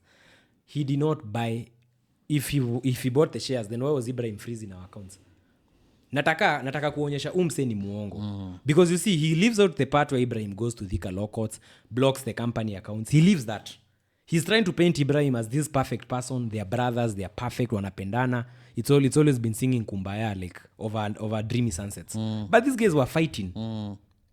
Now what brought them to that level is because they were trying to steal the company from me. Only that they are two thieves. There's something people say, there's no honor amongst thieves. Yeah, they couldn't agree. Na mimi nikaona the But eventually they did. They did because Ibrahim left na akaondokea magari. So Clement knew amebaki na mtu mjinga. He knew amebaki na kale kakijana kadogo. Kale kakijana wamezoea kucontrol. Ule boy tu kazi yake ni kuapprove transactions. I'll show you. Every transaction that so do you guys renegotiate once he price out? Do you guys now come we'll up with we'll come there. Now venye niliona chenye Ibrahim amefanya, I told Clement in December of 2022. Sort your shit out with Ibrahim, let's form another company. I suggested a name. Why are you still keen to continue with him? Hapana, kwa sababu sikuna stake yangu. You see, it's also good to talk about the suppliers. You remember nikianza conversation nikwambia kulikuwa na other suppliers. There was a guy called kulikuwa na mtu alikuwa anaitwa Willy. Kulikuwa na jamaa alikuwa anaitwa Michael. And kulikuwa jamaa alikuwa anaitwa, forgetting the other guy's name. All these guys were my contacts in Nairobi. These are my boys. Sawa? But they used to supply us with cars. These are individual suppliers. And there are a lot of people who bring in cars as a side hustle. Mtu analeta tu Mercedes moja, anauzia showroom. Just pesa kidogo kidogo. So those guys were suppliers. That's in 2021. So wamekuwa pia wakileta magari tunawapea. So hii time yenye kabla Ibra tufungie account, Clement comes to me with a very brilliant idea. He tells me, talk to your suppliers to combine pesa yetu. Are we together up to that? What does combining? Combine inamaanisha mimi nitoe ati unajua this is how we used to argue. Unajua Kairo nimeangalia badala ya kushinda tuko na suppliers kidogo na juu gari zetu ni high end, which is true. Let us bring our money together, pull our funds together. Let's form a company tukue tuna supply kampuni. But nataka uongeleshe hawa suppliers wako. So I introduce him to my guys. I introduce him to this team. Obviously alikuwa anawajua, but hata mara ya kwanza alikuwa anawadharau. Like, but these are my buddies who are supplying magari. So wakakuwa my buddies. Again, my suppliers are in their 30s. Me, I'm the kid. So wakakuwa my buddies. These are Kenyans. They are Kenyans, ni wasiwa huku. Wakakuwa mabeshte. Wakaanza, ile Q groups wakaniambia, nataka tuongelesha maboy. We tell them to combine all their money together. Tukuange tunajichagulia gari, and then at the end of every year we split our profits. It's a brilliant idea. Are we together? Dangerous though. Good. If there's no trust, then it's a very dangerous concept. Yes, but you see, I'm naive. One thing you need to understand with me. Aren't you learning from all these flags? Let me tell you something. In a tango denial. But from 2021 December, there's a reason why I resigned in 2022. There's a reason why. And mimi sikutoka Imports by Kairo 2022 September. I actually technically left in June. And I'll come to that. It was a very good idea. We had very many meetings with that group. They wanted a name for the group. I called it the UFO group. UFO. I suggested the name. And we had strategy meetings. I still have them to date. Those strategic plans, niko nazo to date kwa email yangu. I showed them what we were going to do with the marketing. Part of the strategy ya marketing ilikuwa kufanya events za moto. Unawezi drag racing na nini. Is this the famous one Nyahururu comes in? Yes, we are coming there. Hakuna pesa ya Clement ilitumika hapo. Ilikuwa pesa hiyo group, but we are coming there. So walishikananga. Hii 2021 yenye tunabishana na Clement nimesema na resign. Of course the suppliers got wind of the story. They sat us down. Tuka agree nisi resign. Me had even written a resignation letter. Nikaambia Clement na kuachia kampuni and I'm going to start afresh. Remember my mom is in the States. Ni nini nimekosa? Hii 200k unanipatia si kudharau or anything, but push come to shove. Like right now, let me just say something. Did it ever become 400? He says. No, it never became 400. It was never 400. He was paying me 200,000. Clement is a liar. That's what I'm trying to say. And I'm going to show you a statement he wrote in 2022 versus what he wrote in 2024. Uone uongo za umse. Like he's a liar. Umse ni like pathological liar. Na ni wale wase ni very manipulative. Funny thing, people who saw the interview, a lot of them could see a lot of holes. Some people did not see holes, but hata nikiangalia Twitter unaona kuna watu wanaona story umse hapana yard up. That's why I'm going to give the easy facts zote hapa, because I know he didn't speak about the UFO group. I'll give you an honest review of. I saw a lot of holes, but when I ask around, a lot of people are saying these are two con guys who are conning each other within the con. Okay, so anyway, I was the victim here, but I'll tell you. Tutaendelea tu na hii story view utaona. Good thing, as I've told you, I keep receipts. Na nataka muone, sometimes being the good person in the room is not always the good idea. Sometimes lazima ukue mjinga, by the way. Do your own shit on your own and be ruthless in business. Ukikuwa mzuri kwa biashara, people are going to take advantage of you. So Clement sells the idea to these guys. But uje tukianza kuuzia si idea, story ya Ibra ija come up. Mi sijui Clement na Ibra walifunguanga kampuni wakakosana. Kitu imefanya hii story kuja in the open ni account kufriziwa. And let me tell you, I saw that as a warning from God. That's such a big red flag. Bro. Na mimi nakwambia juu kuna mtu ukiweka hiyo document kuna watu wako Thika Law Courts. Mimi naomba mtu wako Thika Law Courts aende ani retrieve the original affidavit which you were served with, because I've lost some of those emails. The original affidavit was damning. Like Ibrahim was saying Clement is controlling the company funds. He is misappropriating money. It was. Do you think before a judge gives an order to freeze a company's account, do you think the judge is crazy? But you are easy ongelelea. Hii itachoma. Haya. Tulikuwa wapi? The UFO group. So Clement, initially tulikuwa tumesema I was to get shareholding in that new company. Because if you're going to bring all this stock, mna expect nani auze? Who's going to sell those cars? Sini Kairo ndo nafaa kuuza. So I was supposed to get some bit of shareholding in the company. Na kukuwe na good structures, compensation nini. Like we were trying to structure the business well. Do you know Clement went behind my back? Unaona wa suppliers wenye nimeintroduce went and painted me as a very irresponsible character. Hit rate unaona akipaint. Hit rate unaona akienda kupaint kwa YouTube is essentially what the man was doing to me at those ages. Undercover. Sasa hiyo time sikuwa najua. Bro, I'm telling you. So in face you guys are dealing normally? Yes, in face tuna deal normally. Tuko zile za niaje.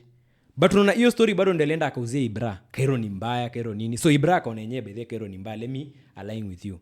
Wakaenda wakapiga deal na Clement, wakaosha na do. But one thing I know, Ibrahim was the victim in that case.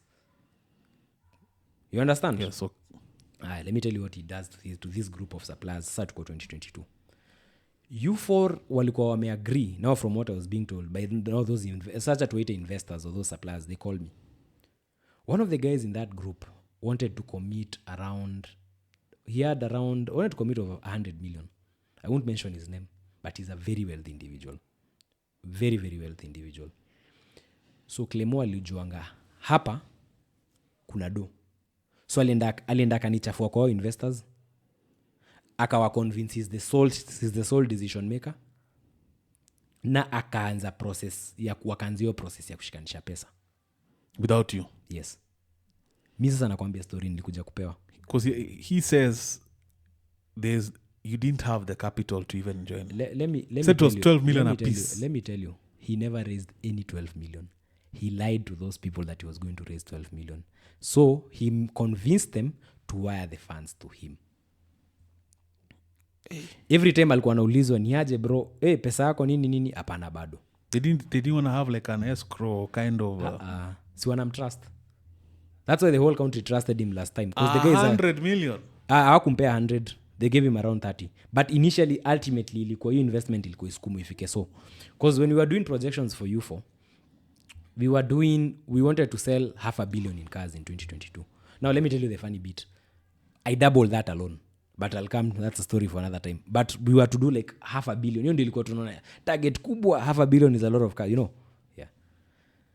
Sasa nikupatie story. March 2022. Have you skipped Nyahururu? Nyahururu. So unakumbuka nikikwambia Nyahururu, let me paint the and everything I'm saying is of course only off the interview. He says you guys said you want to throw an event, and initially you're spearheading something like that. I'm paraphrasing, and he ends up towards 17 days to the time for the event. He realizes you haven't done anything, and he has to come and seal so many loopholes. And by sealing those loopholes, he's talking about expenditure. And I think he talks about somewhere he talks about 6 million. He talks about 250K to crease certain hands for the event to still take place. He talks about you taking credit for the event. I think Calligraph Jones was there or something. And then he summoned you to the office to give you a tongue lashing. That's a lie. After. So let me tell you. You remember the UFO group tulikuwa tumesema tuko na strategic plan ya wacombine pesa yao na huu mkora waiweke pamoja. Si ndio? Now, part of that money, some of it was to be used for marketing. So I told them the motocross event, the motoring event is not owned Eotwe Imports by Kairo. It's actually owned by MK Motorsports. So you know MK, Daimler Motorsports. Kina Robert. Daimler ni yao maboy. We were to come in as sponsors. Kumbuka pesa ni ya nani? The suppliers who are convinced to pull their money together. You're calling the company UFO. Ilikuwa inaitwa UFO, yeah. I'll try and look for this. That's CR12. I know I'll find it. Hii UFO ndio ilikuwa bankroll your event. But Clement kwangu hajaniambia UFO wametoa do. Sinakwambia after Ibrahim freeze accounts, he becomes more secretive. Kumbe ameshaenda, like the guy is thinking on overdrive. Ameshaenda, he's painted Ibra and me as the bad picture to these new suppliers. He's shown them I'm the person who's in control.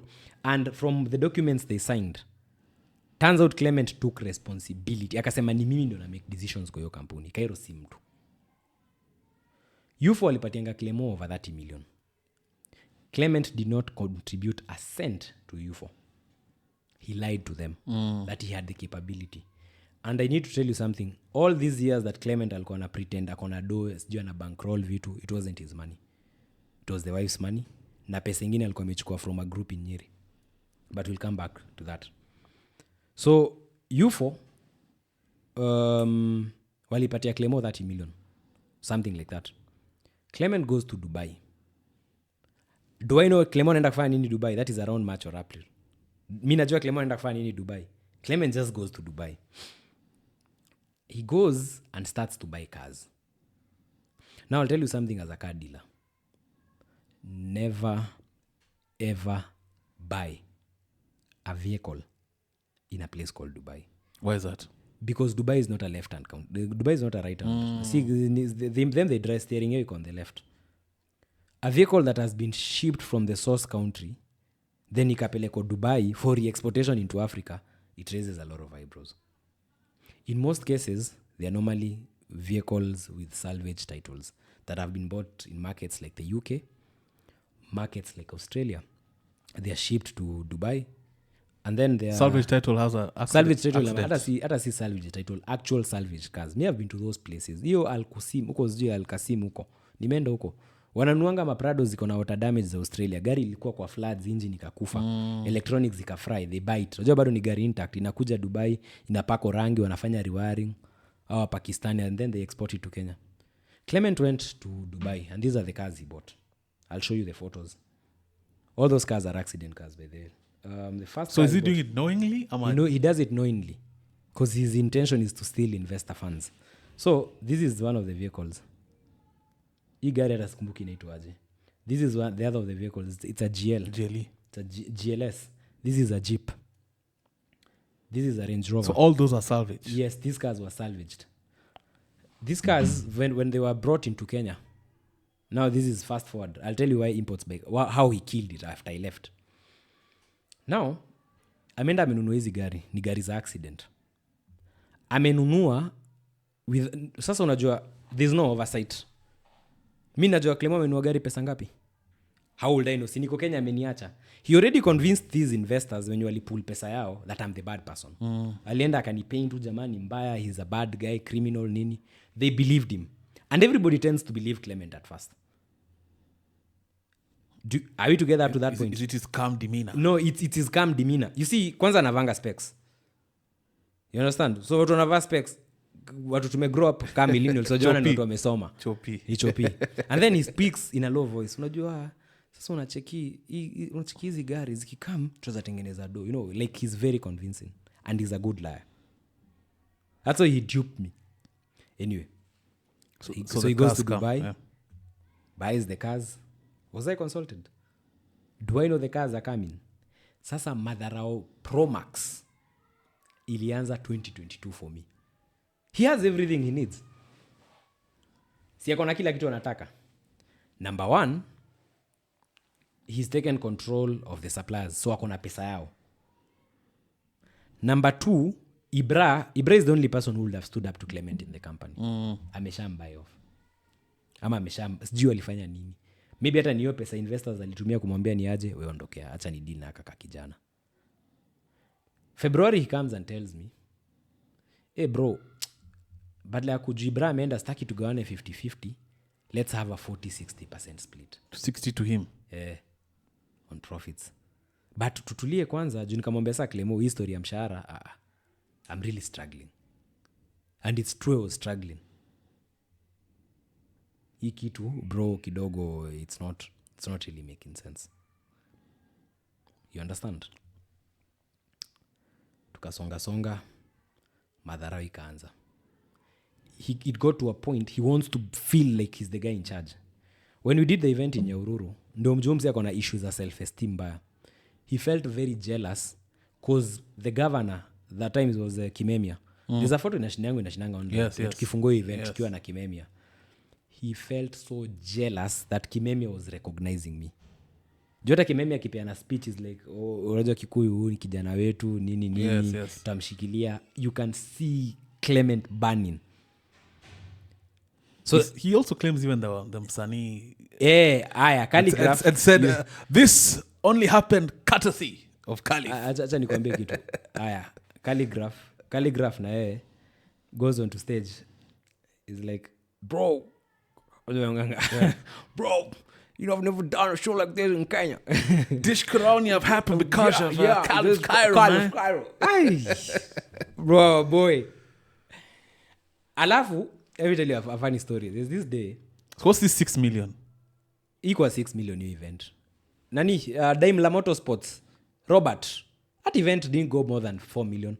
And a lot of kulikuwa na other sponsors pia. We took the main hit for the nini, but other people still supported. Flightstar supported, we had Ndeges, nini. It wasn't 6 million, he's exaggerating. He's saying 6 million because that's what he told investors and he pocketed the 2. Kill him tu wangu. Anyway, tuko wapi? So the event is done. That is April of 2022. Hiyo wiki hapo sasa mambo madharau imefika point. I sat Clement down. The messages are here. This is now tunakuja kumaliza kampuni. Tuko wapi? Acha nikutolee. I told Clement, imefika mahali you're treating me like a staff in front of the employees. Anionyesha madharau. I give a directive to someone, they don't follow. Maybe you had given orders. Behind the scenes, maybe I told. Yeah, there's this guy called, he even hired like 2 people. Like, unaona, me hired his general manager. I'm like, why do we need a general manager? Imports by Kairo, ikiwa hata at its best, we only used to sell like 6 cars. Kairo, for comparison, was doing 40-50 cars a month sometimes. So ilifika mahali nikamwambia ni aje bro, let's have let me show you. There's a place I wrote him a message because ziko hapa. Just hold on. And I told him, you know what? I told him that hii kitu iwezi work. I'll send you the nini. I'll send you the screenshot. Told Clement, hii madharau tunafanyana, it cannot work. Let's come, let's agree. I don't want to run this company. Mimi sasa. That's 2022. I do not want to run this company at all.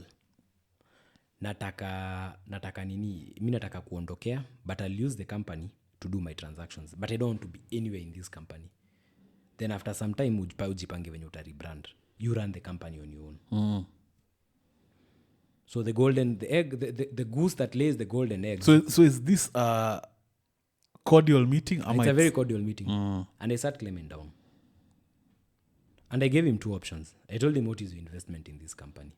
He said, it's 30 million. I'm like, no. It's 2 options. One of us has to leave. We cannot work together. Already, trust yetu imekuwa broken. What's his demeanor? Arrogant. Si pesa investor ako nayo. Si alikuwa Dubai. Si ameenda amenunua gari za accident huko wakuje. He's happy. Because the game is moving according to his plan. Frustrate this small boy and make sure he never rises again. Huyu kijana, maliza katoto. Kill him.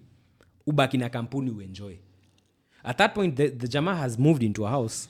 Uko Runda. Hiyo Paradise. Uko na Paradise Lost. Jama is paying 150k. With the wife? Yeah. Guy is paying 150k. Na hiyo pesa sometime ananiambianga ni approve do from the company account nilipe hiki tu. So at this point I don't know how much profit. Tumefika mahali hatujui. Unaona hizi vitu venye zimehappen mingi. Kuna pesa suppliers zimekombiniwa, Ibra ameenda ametusu, but Ibra had already seen the signs. That's why he went to court. That's why he rushed to court to say that mambo yake ibeniwe. Unaget? So then they settled well with Clement because he had the hindsight, he was intelligent to go and rush to court. You understand? And that's why Clement doesn't mention that because mkienda retrieve hiyo court case, it's going to open a can of worms for him. So me, I sat Clement down in July. I told Clement hiki tu iwezi work. But I asked him, nijiranie vitu zangu za spare parts. Because I need a platform. Just now I have to start as fresh. Yeah. I need a platform for my spare parts. But I'll just make my profits. Yeah, I run accounts na afanye kila kitu. We agreed. I agreed that on any deal, nikifanya brokerage deal zangu, you remember we used to share equal. Yes. Now I've told him no. Me, nikitengeneza 100%, you keep 60 still. Me, I'll keep 40. Why did I insist he keep 60? Because najua hiyo 60% he has to pay for tax, VAT, na bado lazima asort ofisi. So I was being very considerate. I was trying to be very cordial, diplomatic, and that's one aspect about me. Even clients who've interacted with me during this shitty time can tell you. I try to be very when I'm talking to you, I try to be very diplomatic. Okay. Handshake. I tell him to handle the management, and I say that I'm out.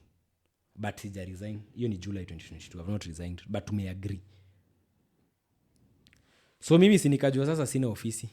I'm working from home. Na ndio tufike hapo by the a crew from KBC came to interview me. Now that crew from KCB, I think I have KBC, sorry. Because he says it reached a point, hey, my interview, Khalif anafanya tu my interview. But you see, let me tell you something. Let me tell you something. Bro, how do you build a brand? You've put yourself out there. You see, Clement is a fool who's never had to build a brand from anywhere. Ni mtu anachukulianga watu advantage. And I hope this interview nikifanya more victims will start to come out. Because there's another story I'll tell you about a lady. Hapa Kilimani stataja jina yake, but I'll say what he did to that lady. Clement has never built a brand. Why do you think we keep doing interviews? Let me tell you something, bro. Do you know me? I wish sometimes I was not famous. Because sometimes you have money to enjoy, but you can't enjoy even in Kenya. Because everywhere you go, people know you. Everything you do can be a scandal. That is the cost of building a brand. Si ati mimi natakanga kuwa famous. I became famous by virtue of the work that I do. People appreciate my work. Hata saa hii na hizi maishu zote. I go to places and crowds are even milling nowadays. Months and months of entertainment and you haven't subscribed.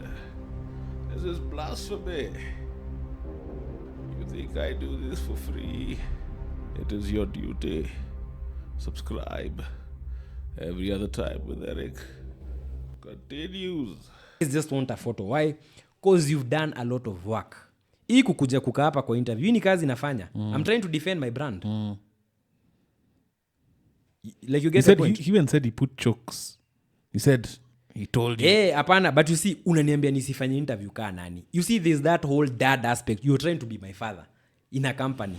You pretend that you know everything in this company. You forget. Before ukuja unipate kwa hii kampuni, I was running my show. On a brand level, I have to agree with you there, because even when I watched the interview, when he said that, I was like, okay, then you have to be out there to be a brand. Thank you. That one's a no-brainer. Mika sahi siku hizi napanga tu niko zile za like, nikirudi industry, mambo ikitulia. Bro, I have to do so many events. I have to be in so many places. Najiuliza, nakuwa nendaje events za Kakamega. Bro, that's the only way you get freaking clients. Clients are not just online. You need to come out of your seat. Ukisikia kuna rally next weekend, enda rally, enda ubaiane, enda huko kwa club, go to a club, buy people shots. But people think it's complicated. Watu wanafikiria ngati kutengeneza brand, it's all about sijui ati. No. How bad does it get though? Bro, let me tell you. That you text his wife. Hatujafika hapo.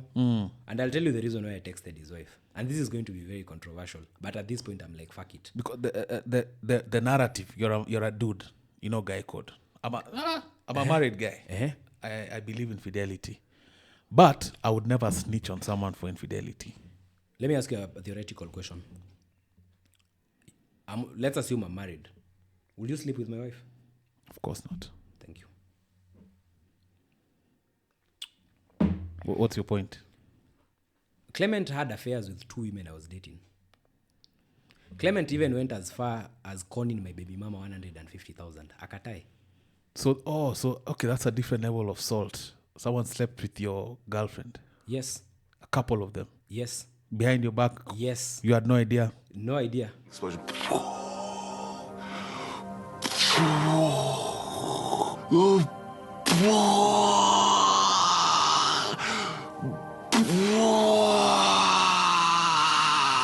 Because I think for a man, there's nothing.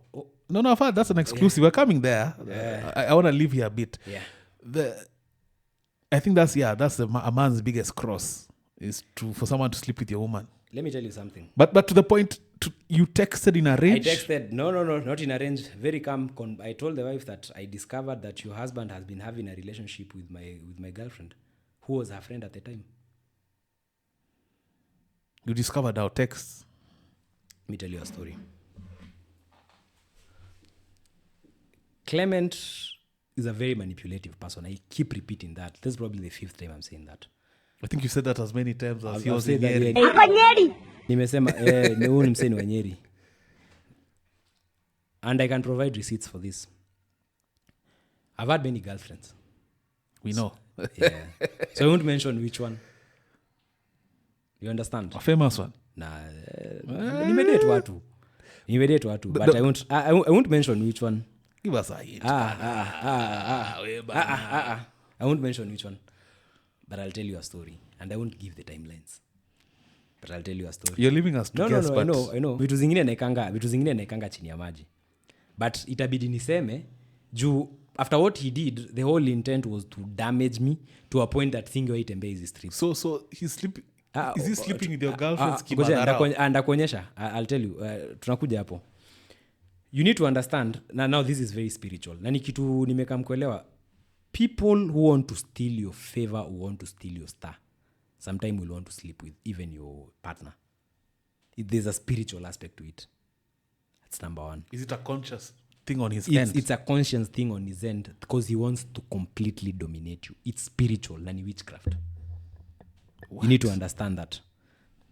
Mtu akilala na bibi yako, I'm going to look at this camera. Sometimes they don't do it because your wife is very beautiful. They do it as a sign of dominance. It's dominating you. Now, by the time if mtu analala, I'd say disrespect. It is total disrespect. There's nothing more disrespectful. Yes. And I'm happy he did the interview because the whole world saw the disrespect. The way Clement talks about me like a kid who doesn't deserve to own anything. Like a child alitoa kwa mchanga. But you see, that's not the case. That is why nimekuja na receipts. That's why I'm disclosing my financials. That's why I'm disclosing in 2017 I was here. I was living this life. And my mother is not poor. My sister is not poor. Back in those days, nikiwa high school, nikigrow up primary, we were a poor family. Right now, we are not. My mother and my sister are millionaires in their own right, whatever they've done. My sister is one of the best insurance sales ladies in Kenya. The very huge clientele. What am I trying to say? Huku nitoa mahali. The blessings within my family came from God. Now that's why, do you know whose idea it was for me to dump Imports by Cairo and to walk off without anything? It was my mom and my pastor. Both of them agreed, wakaniambia ni aje. Cairo, this man they knew that he had crossed with your ladies. No. Hiyo ni kitu sijai sema. It's something I've never talked about, but he has made me say it. And I'll tell you how it happened. So this guy, my girlfriend at the time, one of her relatives wanted a car. Kuna time tulikuwa tumekosana. You and your girlfriend or you and the girlfriend? The girlfriend. Tulikuwa tumekosana 2021. So tumekosana na girlfriend kidogo. Then later Clement anaanza kuniuliza, "Ni ule girlfriend mlifanya nanga nini?" Okay, hainimeki sense sawa. Then kidogo tukarudiana na udem. Then he starts telling me udem ni mbaya. Chana na udem, bro. This chick is don't. Okay. So we go back into the relationship with this lady. One day we fight. She takes my phone. I take her phone. Kwa phone yake, I find her talking to a friend regarding to a guy. Ule jamaa wako wa Porsche aliendanga wapi? It didn't click at that particular moment. So in the fight you guys have... No, hapana tumefight. Ni kama, I know you probably fought maybe with your wife. Mnanyang'anyana simu. Naenda na simu yako na mimi pia nimechukua yako. So I've never had that. You've never got... me have been dramatic. So I went through this lady's phone and found messages that this guy, her talking to a friend that, hey bro, you know, like, nini, like, akiongelesha demi yake, beshte yake zile za, hey bro, nini, umse wa Porsche, nini. So, the only person in my circle who drives a Porsche ni Clement, the Panamera, which also has a very funny story to it. So, niko zile za, hii story ya Panamera, Porsche, jamaa wa Porsche ni nani? So, I assumed, because this chick was working in corporate, maybe it's one of the clients, nini. But I knew she was cheating on me. Only that I didn't know. Were you cheating as well? I was also cheating. I won't come here and paint myself as a saint. But I wasn't cheating with our friends. Fair enough. Yeah. So, kidogo, something else happens. One of our relatives orders for a vehicle. But the order did not come through me. I only discovered that an order was made for a car. Juu gari kitoka Mombasa, it gets an issue. So my girlfriend at the time is asking me, hey, ojo kuna gari nilitisha. Hey, but even Ash is a tricky person. Yeah. That's double dealing on... Yeah, so niko zile za like, okay, your life hold is on. dramatic, man. What? Okay, niko zile za like, okay. Unasema uliitisha gari, kampuni yetu, na sijui. Unajua time hatukuwa tunaongeleshana, so we did the deal with Clement. Okay. This is interesting. Kidogo the chick buys a car. Now your chick. Yeah. Like, okay, this is... Mtu 4 or 5 months ago alikuwa anakuambiana chakula. Nitumie nyekeza eyes. Leo niko down. I'm like, there's something here. And later on, I did my own digging. I discovered they used to meet. We can assume they were meeting for business. We can assume they were meeting to... Let's play stupid. Maybe they were friends. Maybe they were just going to have a drink. Oh yeah, soda tu kidogo. Soda ni mbaya. But sasa what I did... meeting for monkey business. But I'll tell you something for a fact that that girl was also a friend to the wife of Clement. Wow. Yeah. So I had 2 options. Option number 1 is you can decide to take an axe and slam it on the other guy's head. Or option number 2, you can decide to meza machungu yako pole pole. First of all, option 1 is never an option. Yeah, that's never an it's option. Never that never serious. Yeah, don't just... Life is too beautiful to waste it on what I did, some temporary emotion. Yeah, so what I did, nilinyamaza na nikasema, you know what? Sawa. You've stolen, you've undermined me. By that point, let me tell you, bro, nilikuwa bro umai kuwa undermined ile unakosa you lack value in your own company. At that point Imports by Kairo had become a prison. People, let me tell you something. Umaisikia founders mtu akisema hii time yenye nimekuwa nikitafuta pesa, we just digress a bit. Someone told me, two people.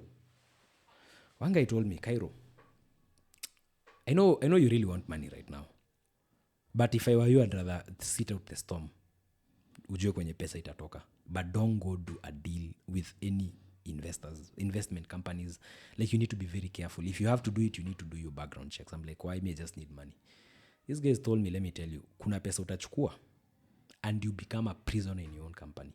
You develop a product, but you will never eat the fruits of that product. Are you saying that's a spiritual thing? Vitu zingine ni spiritual. There are people utachukua usaidizi kwao and watakubox hapo. Unapata someone says like, our company has so and so as an investor, we are this big, but on paper this person is struggling. But according to you, Clement has given you so many proofs of a lack of character, culminating in him sleeping with your person. Yes. And twice, two separate people. Sasa ya pili hata ili happen after tumeshatoka IBK. Okay. Yeah, and I'll tell you the story to that pia. Because that girl, so no, there was a tweet I did and they said niligongewa main and kagongewa side. So the side was this chick. So this chick one day called me. Kaniambia, Kairo, you speak very highly of Clement. Anybody I ever introduced Clement to, I spoke extremely highly of him because I regarded him highly. But he betrayed my trust and he stole from me. This chick told me, Kairo, you speak very highly of Clement. But unfortunately, ni kama ujuangi una deal na nani. I'm like, why? Tulikuwa tunaongea na mse na ananiambia I should stop having anything to do with you because you are a small boy. Alikuwa ananiambia he has a lot of money, he can have me as a second wife, he can do all these things. That is in 2022. I couldn't believe. Later on, after tumekampuni imeisha, him and the chick are in Mombasa for holiday. Live. The staff know. I won't mention the girl's name, but the staff know. This main girl who mwenye hata relative wake alimport magari na akani bypass, I wouldn't blame her. What do you mean? I wouldn't blame her in the sense that I wouldn't blame her because let me tell you what Clement does. Much as like tuliachana na like siezi mbebe ni bitterness, that's what I'm saying. Like I'm not saying that siezi blame. I'm just saying like siezi beba. Siezi ko hapa ati niko hapa niko like zile za I'm going to stab you with a knife. I'd be like, you know what? It's fine. Because how Clement operates is he first befriends you. And ni wale wanaume wenye there's this character of men who first come to your girl or to your partner wanajifanya mabeshte. You'll notice mkona wife yako, but there's this man in the clique who's always unakaa poa, who's always buying flowers. So ana warm to her. Because you see us men, especially masculine men, we are cold sometimes. So sometimes your wife would be like, but they like your friend, he's so charming, like hata utabother. And that's how they get the access. Clement was telling this girl about all my affairs. Juu tuna fight na dema na hata najua kwenye like ndio umetoa wapi. But by the time, bro, let me tell you. So it's called dirty marking. Yes, it's dirty marking. Na kudati maki kwa demu yako, anakudati maki hata kwa investors. By the time the guys in the UFO group realized what was happening, they were looking for Clement with DCI. A guy called Jack is watching this. Alikuwa amehepana pesa zao. Where did he go? For Clement alikuwa amezima simu for a very long time. He even spent 2 months in jail at remand industrial area. Talked about that. He spent 2 months in jail. But I want to come to the run-up of where we shut down the company, where I leave the company for good. Now, he asks me something very sensitive in 2022 April that made me fear for my own life. He insisted on knowing who my next of kin was. Eish. That sounds like some murder was the case. Yes. He insisted on knowing who my next of kin was. He said, let me tell you how the conversation what was the came. premise he was trying to use? He told me, unajua, hiyo time nilikuwa naenda Singapore. hiyo ni ile time yenye covid imeisha. Unajua sasa Singapore imetengenezea do kama 2020, so nakuanga nashindanga nikiobsess nayo, so I go to Singapore. And I want to specify something. Sifanyi travel zangu na pesa yangu. It is company money. It's the same way today. Hata mimi nikiwa Kayan Karo sahi, mimi nikienda shughuli ya Kayan Karo, mimi siwezi tumia do yangu. I'll call the office and tell them niekeni gari mafuta na niwapatie receipt. That's how companies are run. So hii kujipiga kifua, ni pesa yangu. It's not his money. Ni pesa ilikuwa inaingia kwa kampuni by the work I was doing. It's only that I wasn't handling the money because that was not my docket. Mieta sahi even Kayan Karo, I don't handle money. There's an accounts team that handles funds.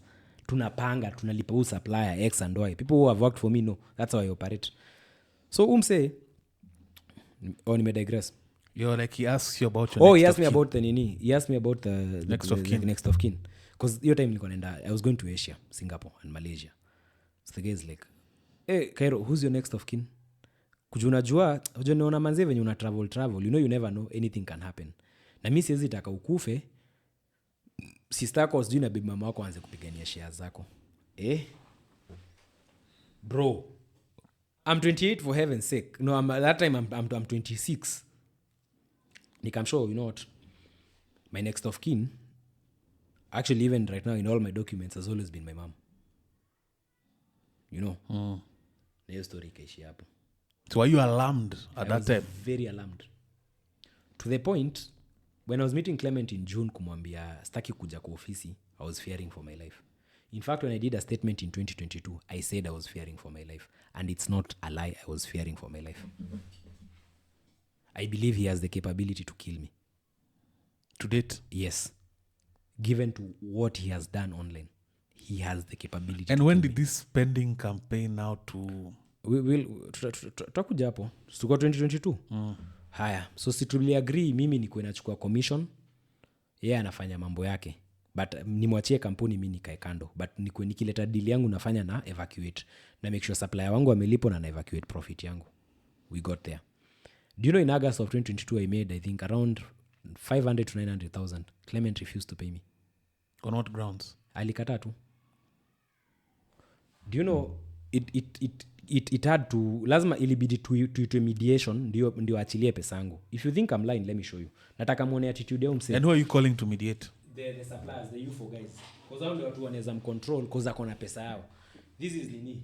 Kindly 22 August at 00. Kindly send me my money with all due respect before it gets ugly. Porsche Cayenne 120,000. AE250, A5 E250 200,000. Tiguan 50,000. BMW 50,000. Total, the rest shall be discussed when both of us are sober. Pending suppliers payments, George Audi Q5 500,000 supplier. Na kulikuwa na supplier mwingine wa UK. I know he's going to watch this vlog. It's called Thilan. There's a house we had ordered for a funeral home in Eto Delights in Kitale. Clement refused to pay that supplier. The house came? Yeah, the house came. I went back to my pocket. And these you four guys... These you four guys... How is he keeping them at bay? He's keeping them at bay because he's a good liar. Clement deflects attention. I need to show you, I'm trying to describe a person who does not take responsibility. I don't know if that's narcissism. He doesn't take responsibility. Why is the company doing badly? Cairo. Why did your wife leave? Cairo. Why haven't you delivered the cars after I left IBK? Cairo did this, Cairo did that. He doesn't accept that he failed. Na hiyo si failure yake ya kwanza. You get? You catch my drift. Aya. After this meeting, me go to Dubai. Hii point hata August, siendangi ofisi. But sunaona you can see the sort of monies I'm making.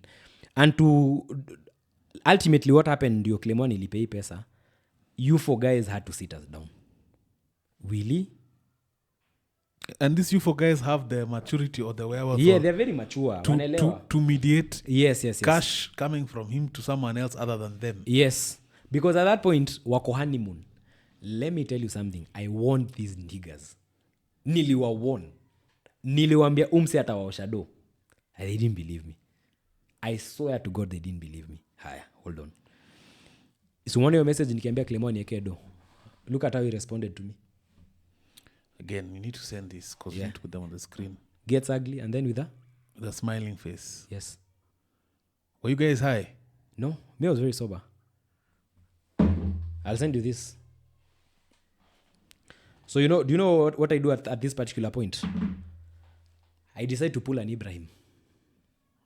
Cut your losses. No, I freeze the company accounts. I wrote to Stanchart. Told them I've not authorized any check. There are some signed checks in the office.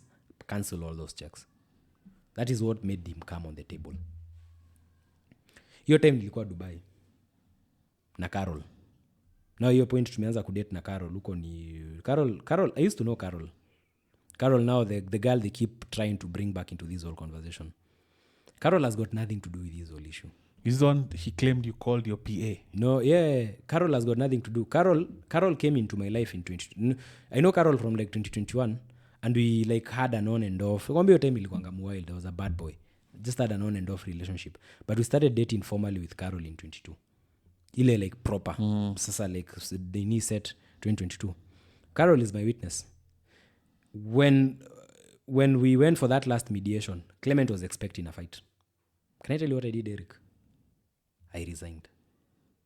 But because I knew this day was going to come, I recorded the entire meeting on audio. And you're the first person who gets the audio. Nilikutumia. Yes. Did you listen to it? I listened towards the end. Yeah. Hey, if you are paid,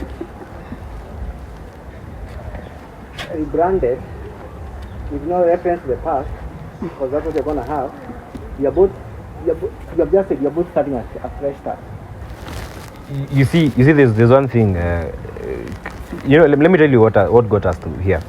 And Carol was a part in that meeting. It was a virtual meeting between myself, Clement, and you see, Clement said, you see, he made an allegation to the fact that, you see, we really don't need this brand. We really don't need this name. This company, we still run. And I agreed with him. Actually agreed with him, and I told him, look, you see, you have the money. Because the bone of contention for Clement is actually the money. He doesn't see the value as much as, maybe he should.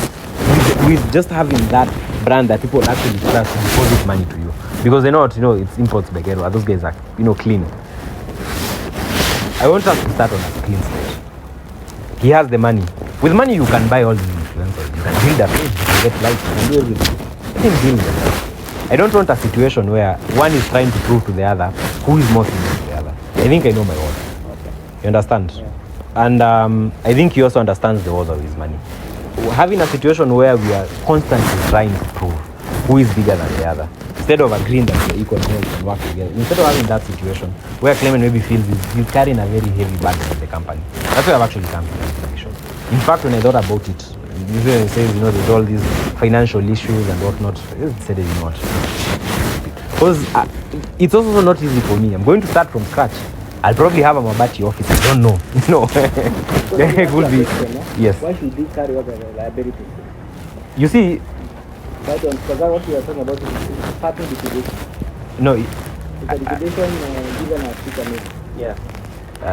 You see liquidation. Yes. Then you both agree. Let's go liquidation way. We keep this brand. Everybody starts their own brand.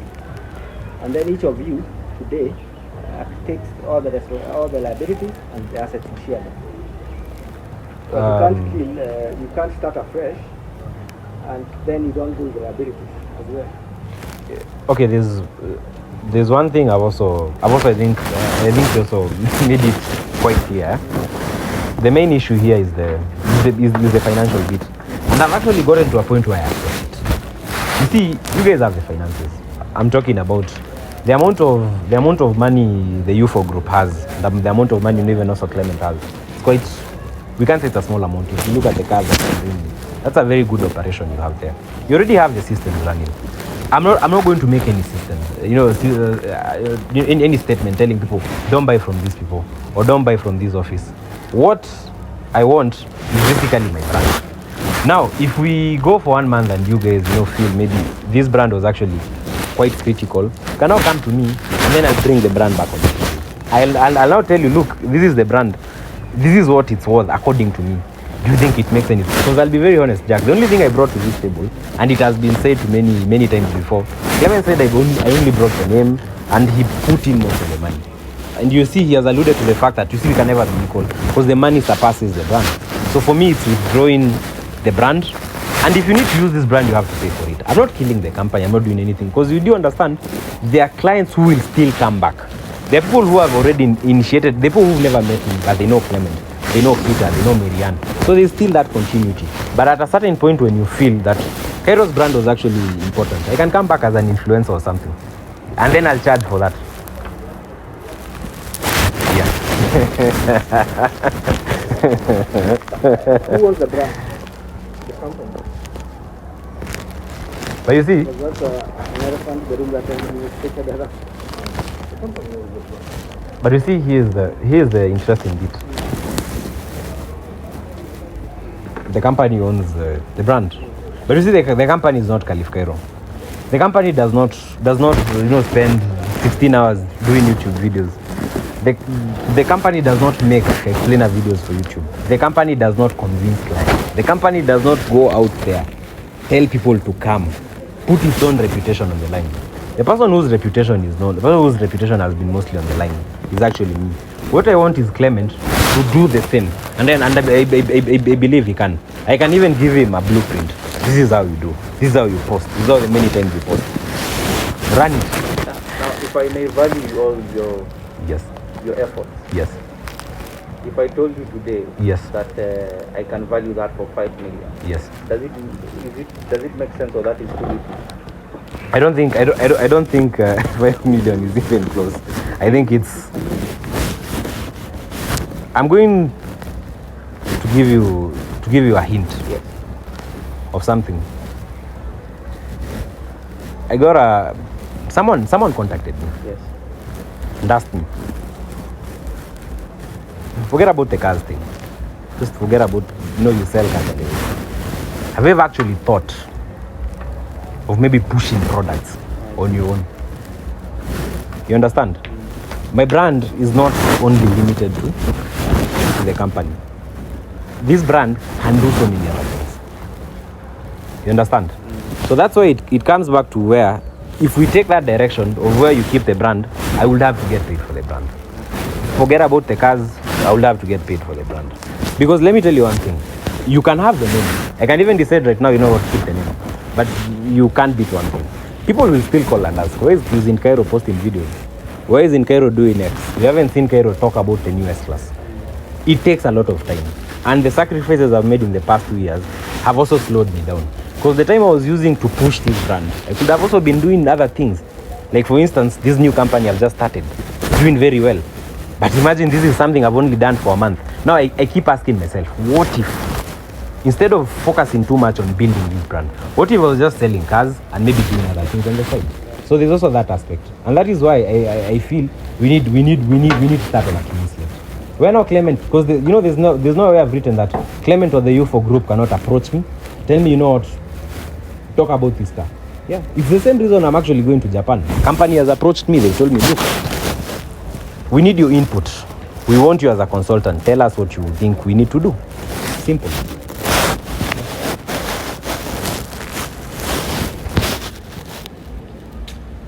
So, Clem, while we are away, myself and Christoph were wondering, are you both comfortable feeling this brand? And do you understand what you mean? In my opinion, it's almost like liquidation. If it's liquidation, then you should follow the liquidation process. But what are you doing? What are you doing?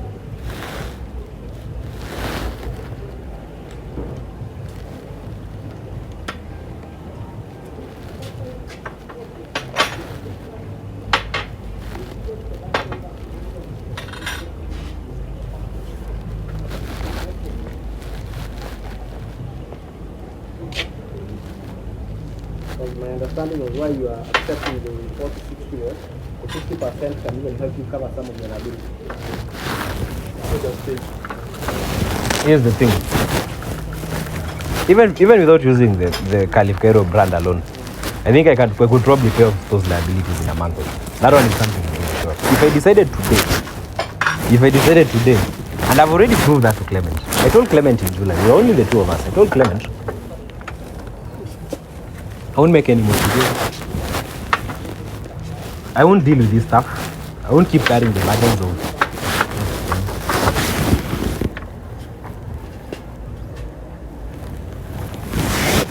To recap, I was saying, back in July when we have these meetings, the two of us, just me and Clement alone, I told Clement, I do a lot of work. It's also taking a toll on my health. I sit behind the computer too long. I even went for my aviation medical. I was almost failing because my eyesight is weak. And I told him, what if I decide I won't push the brand, I won't do videos, I won't do all that stuff. Let me just sell. Let me talk to the people who actually DM the company and decide I'm going to handle them. In 1 month, I told him that Clement was supposed to pay me. He's paying me. We're still on that process. A commission of around 800,000. Take note, that is 40%. That means Clement is left with probably 1 million or 1.2 million. Begs the question, if I decide to continue with this energy, do you think it is a far-fetched idea that I could pay off the 3 million in a month or two? So you're richer in this situation. Is it 3 million you're talking about, or is the entire, whatever the company? No, he's talking about his personal loan. You're talking about the entire liability? The entire liability. The entire liability, again, is very, very, very simple for me. I had told Clement over, we had actually, breached over it for a bit over one. I told Clement, then let's agree. We share the Imports by Cairo brand, put the liabilities on the table. Say we owe supplier X and X and 10, we're supposed to pay 5 million this month. We're supposed to raise 2 million this month for that other person. Or we need 900K to run this office. And I had suggested to Clement that if we go to that direction, I also get to have an input of how many staff we put. And I realized if I was given a chance to run this company, now this is me. Deciding who stays at work, deciding who goes home, deciding who gets paid, deciding where the money goes into the marketing. I'd still turn around the liabilities. I'd give myself 5 months. That is how confident I am of my abilities. But I don't mind you saying that. Yes. You're confident about that, Yes. and that's why you decided to start another business. Yes. Ultimately, I think the reason all of you are here is because he has had more of the burden for more of the. During all that time, he has had all the burden. It actually goes like this. There's a burden. You see, there's one thing we keep avoiding. Clement carried the financial burden. I carried the brand burden. I'm the one telling people to continue shipping cars from Singapore. I'm the one selling that gospel on Twitter. I'm the one responding to clients. I'm the one explaining things to clients. I'm the one leaving the office at 3 a.m. researching on new products. I'm the one spending time with the developer of the website, designing the website. A website so good, maybe he's never told you, that he even told me you can actually sell this website all over the world as a package because you guys took a lot of time to design it. You see, it is not only the financial aspect that makes a company successful. There is the aspect that goes into making people trust the company. The reason you see people like Jack coming in is because he has seen the potential of the brand at the company. It is a two-sided sword. It cuts on the side of the finances, it cuts on the side of the brand. But the illusions of Clement are that the money is more important. And that's why I came to a conclusion where then, if this is Clement's illusion, let me hand over the shareholding of the company. This is shareholding I'm actually giving to Clement. This is not just something I've woken up and decided, this. But my only condition was, let me just, my name. My name is Kairo. That's what reads, my ID actually reads Kairo, And you see with this brand, even if hypothetically you told me that don't sell cars, do something else, the amount of work I know I'm able to put exceeds all sorts of limitations. Because I'm sort of also a middle party here to an extent. Who came up with the name? I don't know. For the company? Yes. It's him. See, there's one thing you never look at the financial. Because Your company is really big outside. Are we making money? I explained to you in July why the company was not making money. We sat down with Clement and I told Clement the problem is not the brand. The problem is the conversion. We are spending too much money on the brand. We have this brand, we're spending so much energy on it. We have the cars, we have everything. But when it comes to the money maker of Imports by Cairo, which is not local sales by the way, the money maker for Imports by Cairo is CIF. Nobody is paying attention to that. I explained to Clement, we have a big problem in Japan. The prices at which we are getting the cars are expensive. The person we have trusted on the other side to source cars for us is also expensive. But you see, when I decided I was simply go into that docket and completely ignore the marketing and completely ignore the PR, which is what I've been doing all along to create this mega brand, I have proven to Clement that we can turn around. If Clement am able to sell 8 cars, what is stopping Marianne? What is stopping Bobby, who gets a salary of 80,000, from pushing the same numbers? It's just a matter of policy and just a matter of leadership. You understand? Yeah. And when I stand here, I keep telling Clement that I'm a firm believer in God. And I always tell Clement that it is God who gave me that company. That is a conviction I've always had. And when I work for Imports by Cairo, I have told Clement countless times I don't do it for the money. She also knows. I also told I never work for this company because of the money. It is the passion. When I see Willie, who came to the showroom with 3 million in capital, finishing the year with 10 million, I'm happy. I'm so happy. I have never even gone to Willie and told him, will you need to give me 500k? No. I feel my brand is helping people. On the other side, if I see a person who's looking for a car, comes to Imports by Cairo, gets a very good car, gets a very good support, I'm happy. You could call me an artist. Maybe I paint things or something. I'd consider this to be an art. But now you see, the reason that we got to this point is the fact that, you see, Clement kept alluding to these facts about the money. August, I proved that the sales could also be done, but we still had another bigger conflict. And finally, I've just decided, let me just throw in the towel. Same God who gave me Imports by Cairo is probably going to bring something else. Could be an airline, it could be a bookshop, it could be a company that sells shoes, it could be anything.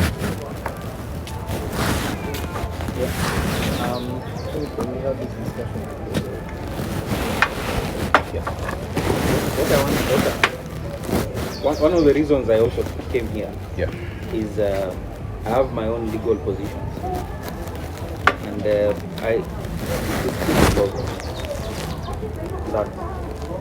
feel I didn't want the name to die, and I wanted to be very sure that all of you are okay with that. But before we go there, I just wanted to put a few things on the table. Number one, if someone comes and values this company at 150 million right now,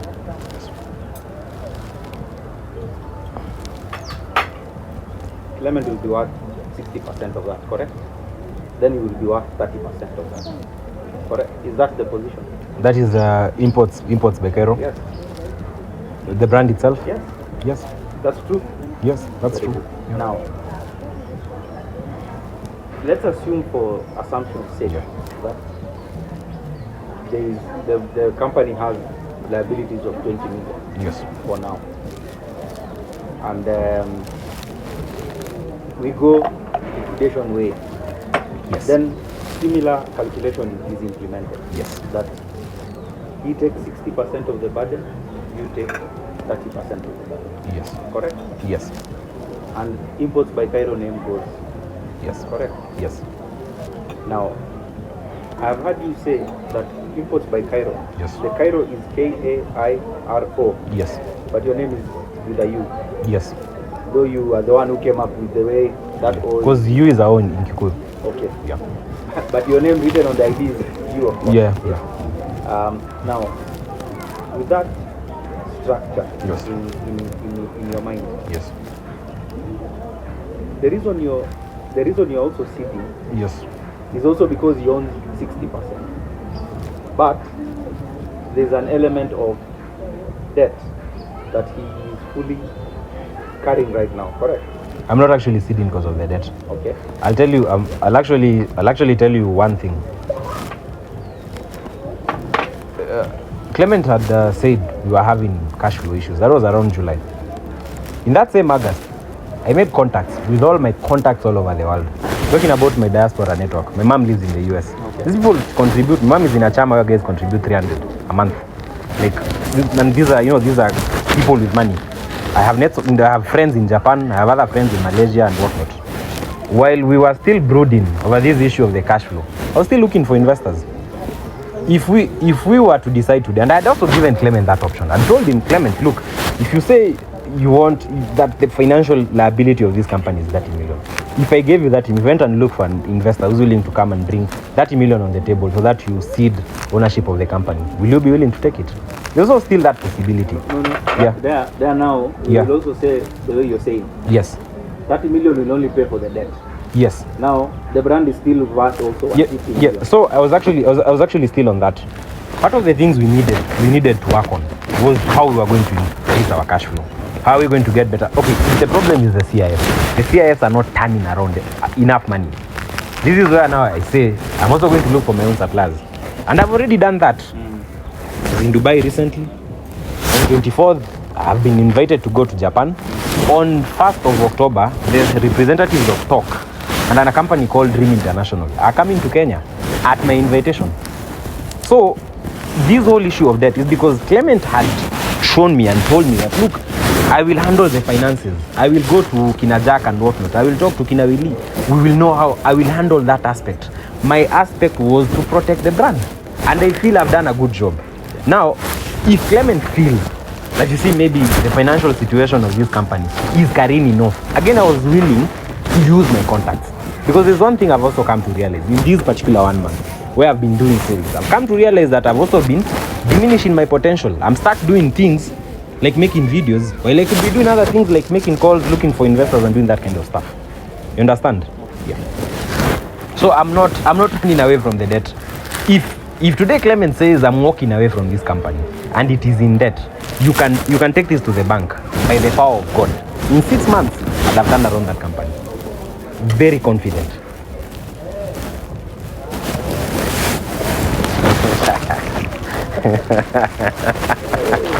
Yeah.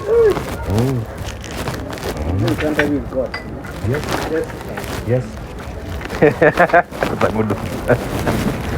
You can even hear me in the audio telling Clement, like, look, just change the brand, rebrand. Hell, I'll do a few deals to keep me moving, but profits zikiingia hata mimi nitoe pesa yangu. We've actually filed that audio in court. He didn't know it existed. It's been always on my phone. Nili recording hiyo meeting ya mwisho. Because before I went to that meeting, my mother called me. Kaniambia, my kijana, enda, don't fight, don't do anything, resign. Bro, I resigned.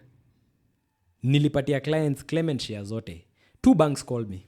They didn't believe that shit. Because the money that you're leaving. Yeah, DTB and NCBA called me and they confirmed that I've left the company. They were like, are you under duress? Yes, is everything okay? You know, we've gotten there. He went to the registrar mbio sana akabadilisha details za kampuni. Unaona hiyo agreement ndio nilipe 420,000. Ndio hii hapa. You see hizi vitu me don't lose them. Ziko hapa. The agreement which we agreed ndio aachilie hiyo 400 hiyo pesa nasema hiyo nini. Those agreements are here. I'll send it to you. Niko nayo. I have it. I think nilijitumia. You'll remember the order of these things. Yes. I hope you're taking like No, niko nazo. I'll send it to you. Oh, this is the commission agreement here. So this commission agreement is dated the 27th day of August. Confirm if it collaborates with whatever I've shown you on the SMS. Read it. All right. This agreement is made 27th day of August 2022 between Joseph Kairo and boy, of course, of your ID number, and Clement Victor Kinuthia Kimani. Each party together, the parties, whereas the parties are shareholders in the limited liability company known as Imports by Kairo and IBK Performance Limited, together the companies, and B, parties have effective control over the company's finances, and the parties will approve payment of a commission to Mr. Kairo under the terms in this agreement. We'll put it on the screen. I don't want to read all of it. We'll just put it up on the screen. But you can see that whatever I'm telling you, the dates tally, the messages tally. Yeah, interview yake alikuwa anapeana receipts hivi. For 20,000, yeah. It's all there. Good. So you leave the company. So mimi 20 September, let me tell you something. Clement's lawyer in that meeting was a guy called Kimosop. There's a law firm called Mola and Kimosop. The lawyer told Clement, I remember very well, don't take hii deal Kairo anakupatia. Because you see, my deal was very interesting. I was like, I'm leaving you everything. In that table, the investors, the UFO guys were like, don't. They tried to talk to him for 30 minutes. Kando, usichukue. Carol, my girlfriend, cried. Hakuwa naamini, because I pulled a wild card. I told them, I'm leaving the company behind. I'm leaving the company behind. Sitaki kitu chochote na hii kampuni. Why were they refusing? Why were they trying to convince him otherwise? Because they knew You see, let me tell you one thing. People don't understand that what sets people aside from business or in life is not money. It's grace and favor. Mi sahi sina do. I think niko na ka 5k kwa mpesa yangu. But kuna that grace yenye Mungu anapatianga msee. Like you have aura. Kesho if I tell guys I'm opening a Mutura stand in CBD, people will still come. Si uchawi.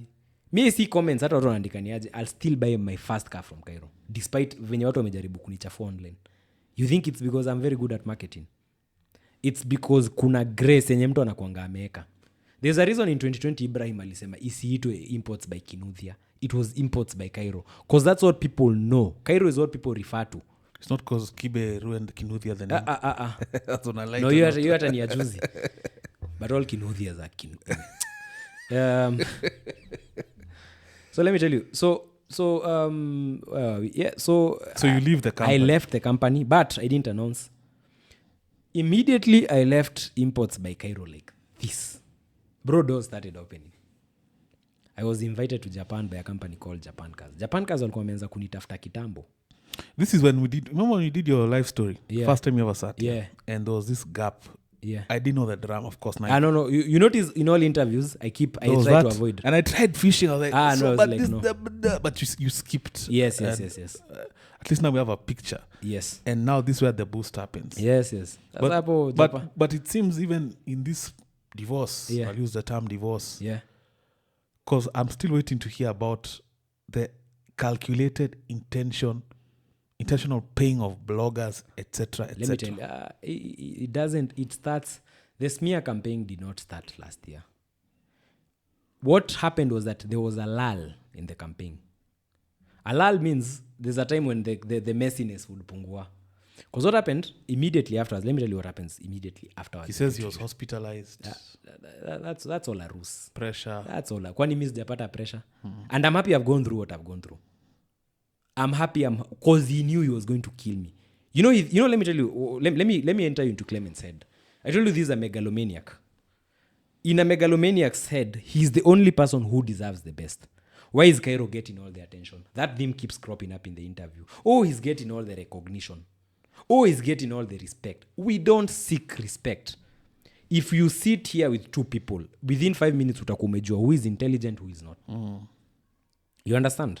Na ndo nilisikia, first thing I said nikianza hii conversation, I didn't come here to fight Clement. I came here to set the record straight. Because intellectually we are not on the same level. Na ni mzuri tunaanza from scratch. Major announcement. I'm not using the brand name Kai and Karo again. I will start from scratch. That's an exclusive. I will not use the brand name Kai and Karo again. You're closing it. I will start afresh. Say I'm at my lowest. And this is a different one because this is now based off the headwinds you faced. No, do you know why? Can I tell you why the reason I'm starting afresh? Justaki mtu anifuate. It needs to end here. If you've been watching somebody to come and say it 5 years down the line, sijui alifanya nini, sijui tulimsaidia. You have brought me down to my knees. I was running an organization that was doing $1 billion in a year. Right now we've sold nothing in 2 months. But is being brought down to your knees. So I want you to we come with a smear campaign. I want you to bridge for me. Yeah. From there to I'm happy. I want you to bridge for me the fact that from what you say, and if your word is bond, Clement for sure shafted you. Yes. And continue to even proceed with the smear campaign. Yes. Where does that square up with undelivered cars? No, let me tell you where that comes in. What makes people buy from a certain dealership? Of course, reputation. What happens when you lose your reputation? You lose customers. What happens when you lose customers? You know, there's one thing I need to tell you about companies. Running a business is a risk. There's no business on earth that doesn't plan for tomorrow's cash flows. Every one of us in business, not just us in business, even the government itself, we all plan on projected cash flows. Sahi gava ikipiga budget, wanakuanga na hiyo do?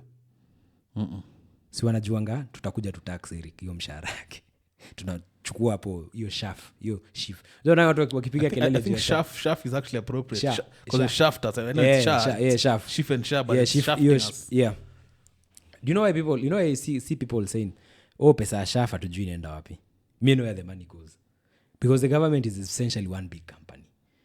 So when there is kuna issues huko hiyo pesa of course gava yezi amwezi tu pesa ya shaft ati gava iweke mahali but also the auditor general pointed out itanini kuna some very glaring. Okay, we won't go into the politics but there's a lot of let's leave shift out of that. That's for sure. But I'm just saying basically when the government projects whatever money so there was no irresponsibility on your part for cars not to be delivered. No, let me tell you.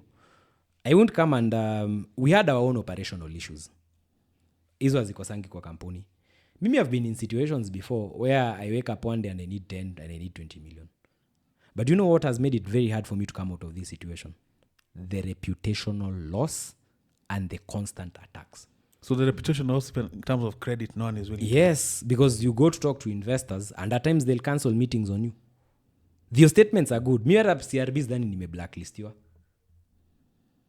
I've had a 10-year career in this business, protecting my reputation at every cost. But what happens when number one? But wasn't the reputation loss as a result of the undelivered cars, not the other way around? But what prompted the undelivered cars? You see, we need to go slowly. Nataka tuanze na the first attempt at Clement kuniharibia jina. He paid Tuko. Go to the Tuko article of 2022. Tuko article ya 2022 ya September. There's a video they posted that really attacked me. They were paid. Fast forward in 2023, he started using The Nation. There's someone who wrote an article in The Nation. Insinuating what? Insinuating like, unaona, nataka tusome kitu hapa. There's one thing I carried here. When I resigned, because kuna mali tumeenda haraka na people will get lost. Let's go back to the point where I resigned from the company and I go to Japan. What happens? Can I tell you what happens? Nimeachia Clement kampuni. The first thing Clement does, he shuts down my email. So I get to Japan, I can't pay for my hotel room. Because email yangu iko linked na email yangu, my email address is linked to my Stanchart account. In fact, I changed that thing recently. My personal Stanchart account was linked to Imports by Khalif at Imports by Kairo. That like that's what. So nimefika Japan, napata bro amenilog out kwa email zangu. Siendi akona control, si nimemwachia domain kila kitu. Amenilog out. So I'm at a hotel, I can't pay for the hotel. Because if you're doing a transaction internationally, sometimes the bank will need authorization. Yes. How do you send authorization to Japan? One business day away in terms of time. How do you do it, Eric? Haya, niko Japan, mi napiga video zangu, Clement anashinda akinitext. No, usitaje Imports by Kairo mahali. Kunichokoza. So I decide, you know what, okay, I'll do a statement. So I do the statement. Can we go to my Can we go to my Facebook? Because the statement is there. Khalif Kairo, Resignation, IBK. We just search it on Facebook because it's here.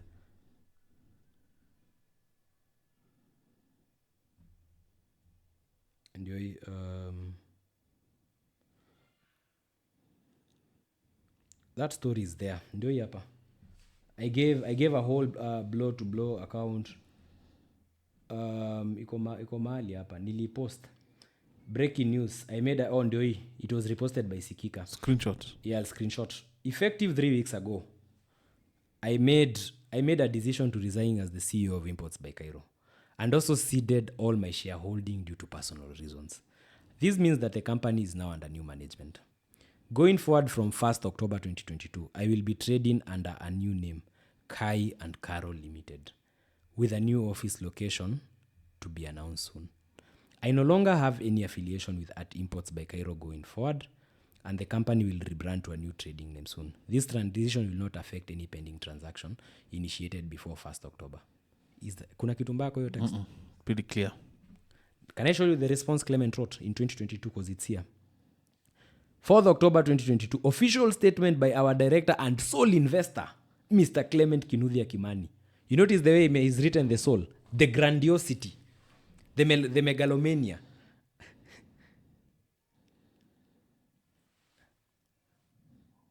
bro wrote a whole 3 statement. Hiyo najua aliandika na makasiriko akilia. But I don't get, how is that a baseless, malicious? Yes. How is your statement based? Is he referring to that statement? Because here he's talking about Mr. Clement Victor about the ongoing untrue, baseless. Oh, there's another one he wrote before that, then I responded. Let me show you. There's one he wrote where he said, kuna moja aliandika akasema, 30th September. Let me show you. Uone how malicious it was. Goja. Kumali hapa hiyo kitu. It's somewhere here. Niyo story ili trend, by the way. Joseph Wamboi kwa hapa. Bro, ndio hii. 30th September. Statement, Joseph Kairo Wamboi, we wish to confer the departure of Joseph Kairo Wamboi alias Khalif Kairo from Imports Betrayal Limited. Contrary to claims that the new company is under new management, we wish to clarify that it has never been under his stewardship. And there is no structural change in management. You can see the lies. But all along... we were always us without you. Yes. So all along, this statement just paints that all along it was a long con. Yani wewe, bro, yani ni ile, acha nikwambie plan ya Clement kwa kichwa yake. Boy akona brand, but ni mjinga, si mjanja. To form kampuni na tumweke, initially tuache feel comfortable, tumweke salo, tutumie hizi profits kampuni na generate kujijenga, and that's what he was doing. Clement zile orders zilikuwa zinaingia, he would hedge them and use that money, that cash flow to order cars under his name in Japan. So he built his own portfolio. Mimi niko huko nafanya marketing na video na YouTube. Mimi niko na hizo concept zangu fancy. Jamaa kumbe anatengeneza nini yake tu portfolio. So when he knew that he had it all, when alishikanisha hii pesa yao wa UFO group, akajua sasa wako na basement poa nini. Plan 2 was to make me resign from the company or kill me. I say that looking at the camera because I knew he has the capability to kill me. You're alleging he's a murderer. Yes. I'm not alleging he's a murderer. I'm saying he has the capability. Yes. So, na venye hiyo iliwork, he knew the moment, and he never expected me to do a resignation in public. That was a leap of faith. That was a freaking leap of faith on my end. Juu ilifika mahali nikasema niaje, you know what? Mbaya. Na nilichekelewa pia. Bro, 2022 bado nilichekelewa. Aso sema angalia takananga do, kalikuanga kanajificha nyuma ya Clement. Because that was the narrative he's always pushed. You notice kwa press statements zake, anataka onekane yeye ndio ule msee. The bravado, kifua. You notice me, my tone is very like, you know what, good thing, nini, I'm no longer part of the company, but the transition will not affect any deal. So the continued smear in the campaign was meant to be a nail in the coffin? Yes, it was to be a nail in the coffin, but it backfired. Because that ukiangalia hii statement, ukenda usome comments, guys are just laughing. Like, wewe kwani wewe ni mjinga, we don't know you, nini, you know.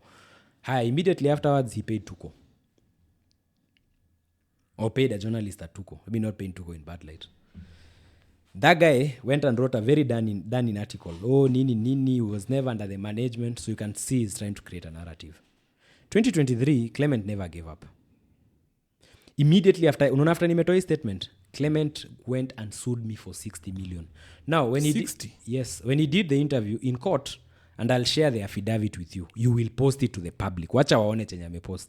If he'll take me again to court, let him take me again to court. But this ends today. This whole saga ends today. I've tried to move on, but he keeps bringing me back. Clement went to court and said, number one, aliningiza industry ya magari 2019. It is in an affidavit in court. Akasema he built me and he mentored me. He wrote that in court. He also said in court that I took all his clients and he asked the court to shut down my company. The reason he sued me for 60 million was because at the point I was very vulnerable. He knew singeraise hiyo nini. So alikuwa anataka apewe judgment walkover nishindo kudefend hiyo kesi. You get the point? What's the strength of the 60 million? The 60 million is ukienda kufanya legal fee. That's a case that will have a legal fee of like 4 mic. 60 million is a case that's not a magistrate's case. Ni case iko kwa high court. High court, yeah. So it's going to take a toll on you. Tuendele. Haya. Kidogo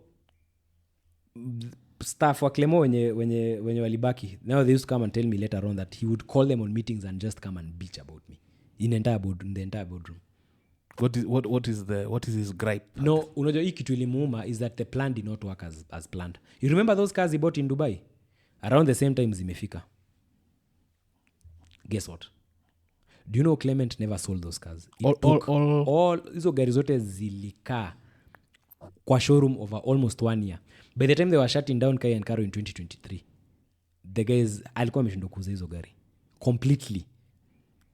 And when those guys realized you mean shutting down imports by he shut down imports by Karo in 2023. You said Kai and Kairo. Sorry.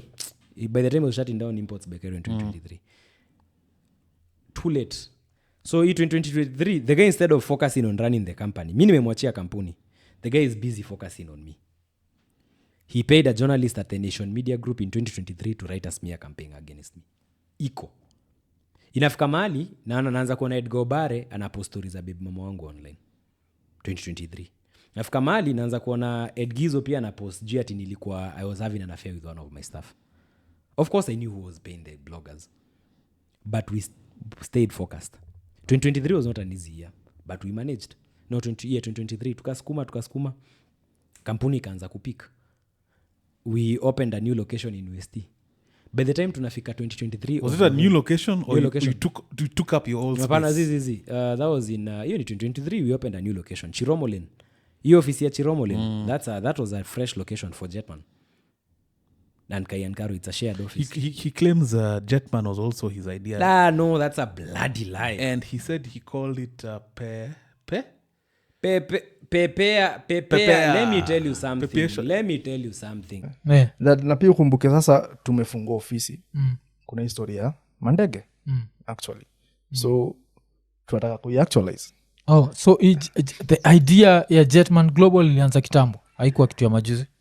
Jetman Global hata ilichange. Ilikuwa ingine ilikuwa inaitwa Pepea. Kuna kampuni fulani ilikuwa nayo inaitwa Pepea Aviation. Pepea Aviation. So unaona yeye anafanya aviation, very soon atakuwa pilot. Ilikuwa rahisi. And we used to go for these meetings au mabeshte zake unasikia mnamsema nataka sijui ndege ya miraa. Mimi nikaanza kuona kuna potential. Hii sio biz mbaya. Then unajua ndege sio kama gari, utafunga dofiti. Yeah. Okay. Kusata nini tukidigress kidogo, umecheki story ya Ruto anatry kutengeneza ni airstrip Kilgoris, and apparently itakuwa ikitoka from keja yake kikuja Nairobi. Umecheki kutoka hiyo? Yeah, nimeona.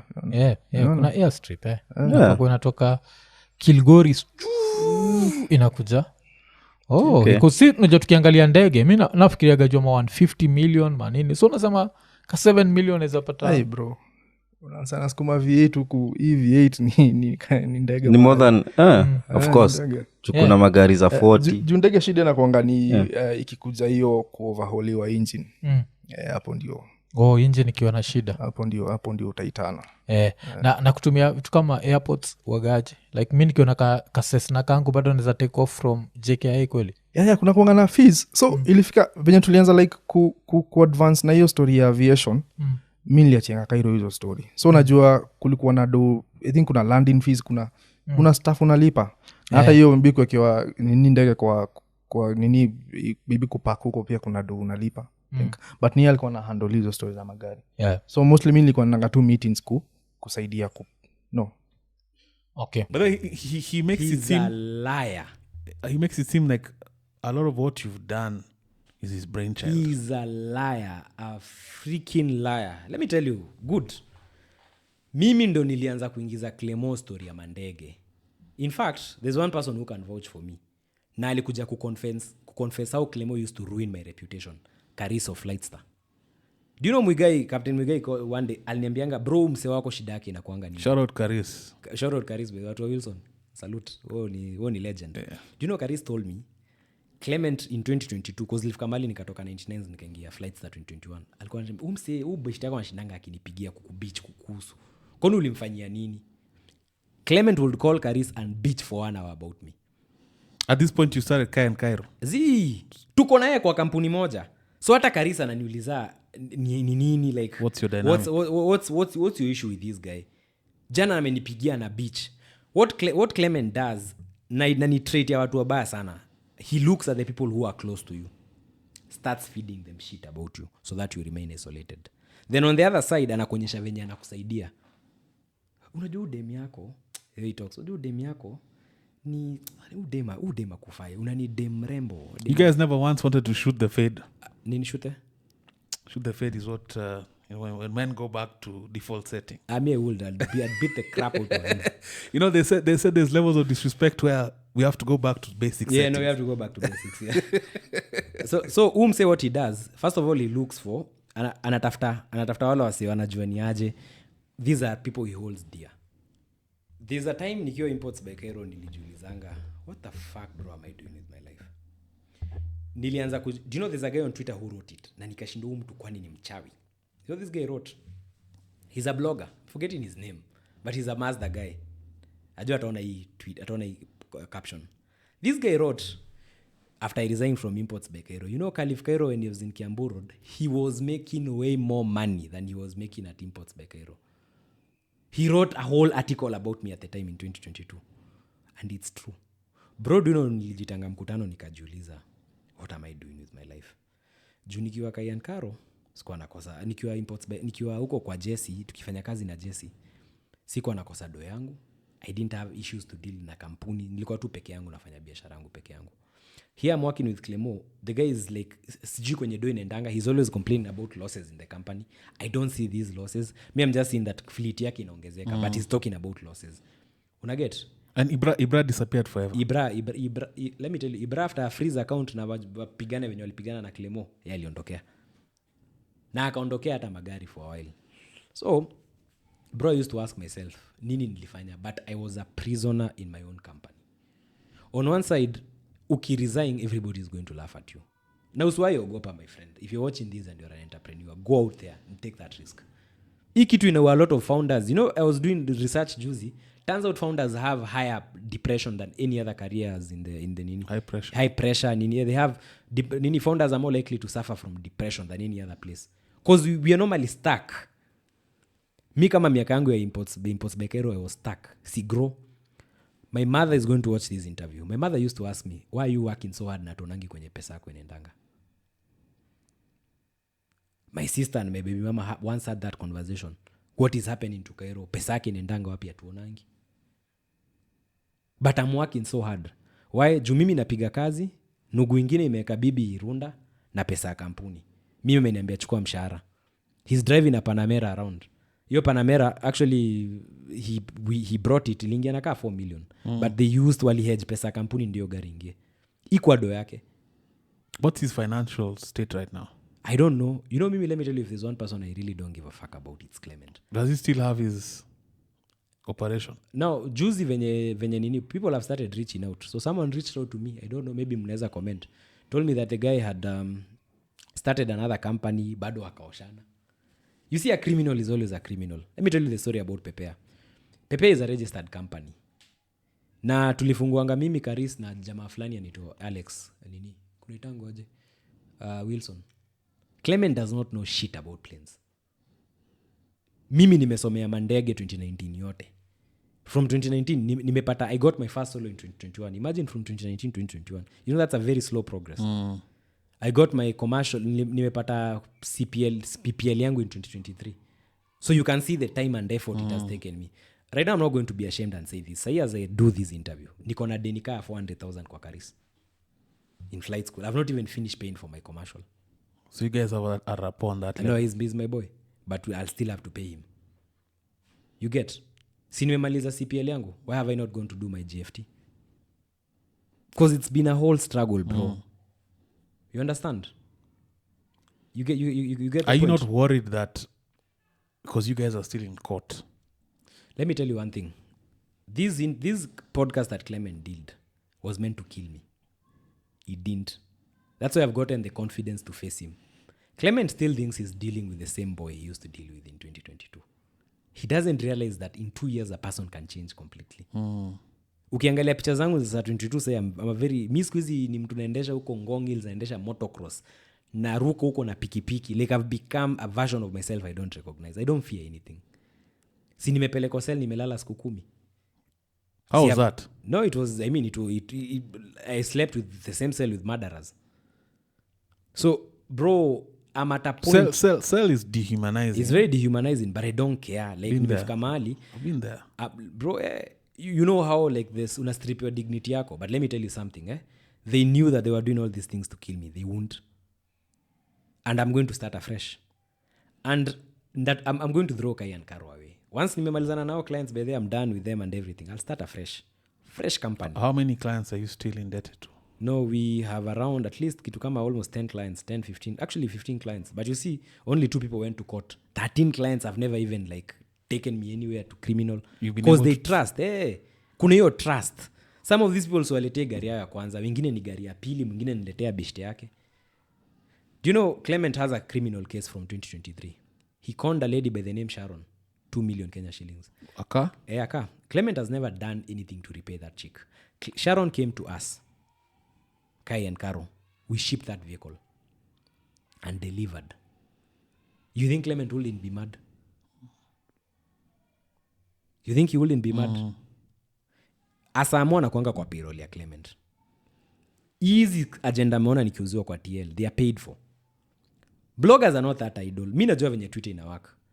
See, I have people DMing me telling me, to bro amelipwa. Tuambie tulipe how much. Bloggers on Facebook have texted me, bro, tuambie, kuna do imemwaga uchafuliwe jina.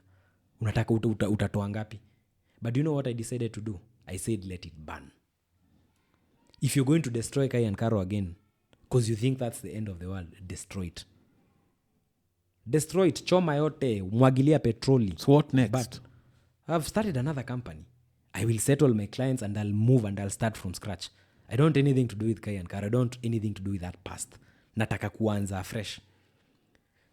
Clement niliona alipewa following, I think 20,000 followers on Twitter. Now we are at par. Both of us have criminal cases. Sumendo menchafulia jina. You followed me after 2 years. Despite me leaving the company to you, you've come and followed me. You have achieved whatever you wanted to achieve. Our bloggers, when issues started online, ni bloggers wamefuel, watu waka lose confidence na brand yetu. September, we lost orders worth 40 million.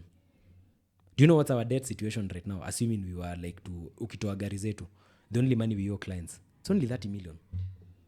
Only 30 million? Si do mingi. Some people would say that's a lot of money. It's not a lot of money. It's very little money. For a company that sold cars worth 1 billion last year, that's a very small percentage. But do you know why we are struggling to raise that money? Because of what these people have done online. Reputation. Yes. Because they've tried to do everything to kill our reputation online. There's no rich guy who's come and say, enda ulipe utanisoma baadaye. Let me tell you something. I needed to do this interview. Because even the people who can come and tell you that, they don't know if they can trust you. But you see, it was... nataka mjiulize. Tuangalie kitu tu vizuri. Why did they... Unajua ndio Clement aende afanye podcast. You know that weekend I posted with the Cayenne. Ikumbuki ile time nilikuwa nachocha watu natafuta bedsitter Ruiru. You remember the time I posted that? Then weekend ikatokelezea na Cayenne. But why do you do that? Because Khalif, one critique I'll give you is you seem beholden to the crowd. No. You need to keep... Let me tell you something. You need to know how to manage the initangwaje. Sometimes you just need to play around with people's mind. The 48 Rules of Power is a book I borrow heavily from. Never be predictable. Did you know when I was coming here that I was going to tell you that I'm never going to trade with Kai and Karo again. Once I settle, I want to start afresh. Did you know that? Apana. But nimeisema. Nobody knows what I was planning, but I've said it. I've put it now to the public that we will start afresh. Do you know why I'm starting afresh? I could have repaired Kai and Karo and moved on with it. But 5 years to come, when we go global, it will always be written in my story that kuna mtu sijui alifanya nini. But by starting afresh and rebuilding from scratch, the glory of God will be seen. They will know there is a God. It will be written that Cairo lost a company in 2022. Started another one. In 2 years, the people who made him lose that company followed him. Because Clement amekuwa pio miaka yote. Why now? You notice if you look at the tone of his interview, kulikuwa na kujipiga kifua ya, he's trying to justify whatever is happening to me. He's trying to say it's karma. Bro, it's not karma. You paid people to sabotage my company. It's not karma. But you know what? I forgive you. Do you genuinely forgive? I genuinely forgive. Let me tell you something. One point. So if Clement... Bring him. Clement! Ataka hapa. I will not do anything. Let me tell you a story. Last year... in 2024, my assistant at the time told me, Cairo we can pay bloggers na pesa yetu ya kampuni hata ya marketing tuchafulie Clement jina. At first I was for the idea because it was kufika mali naanza kuona hapana, he's going too far. The moment Edgar is contacting my baby mama kuuliza stories juu ya relationship yetu, that's a step too far. 2023. The moment I start seeing myself in the Daily Nation, you're taking things too far.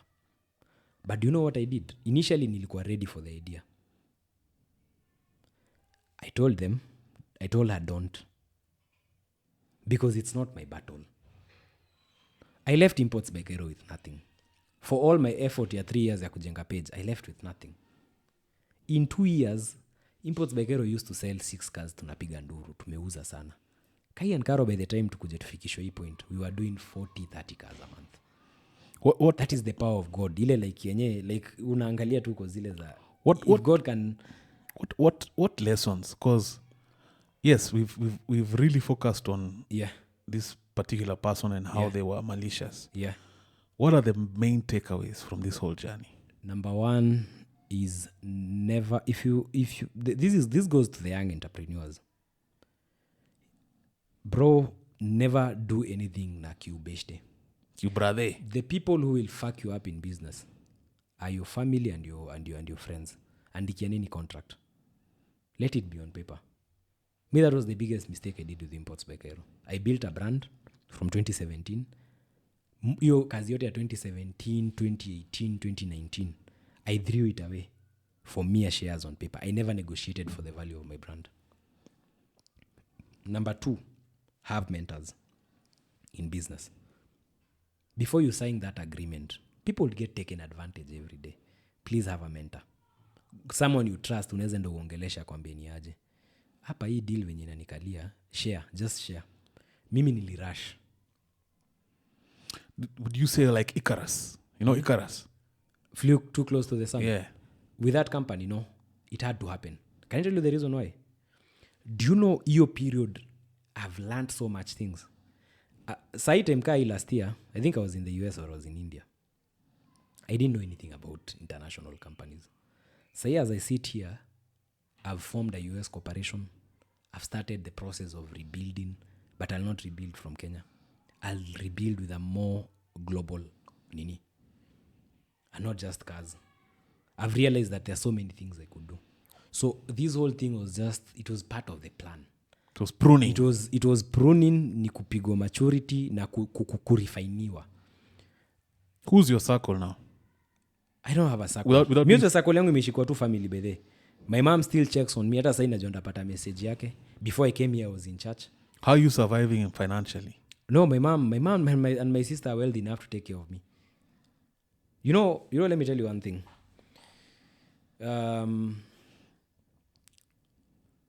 Some of us, I tell you, I'm going to be very intimate with this conversation. Do you know my mom one day called me akaniuliza, why do you put so much effort into these companies and you always end up getting fucked?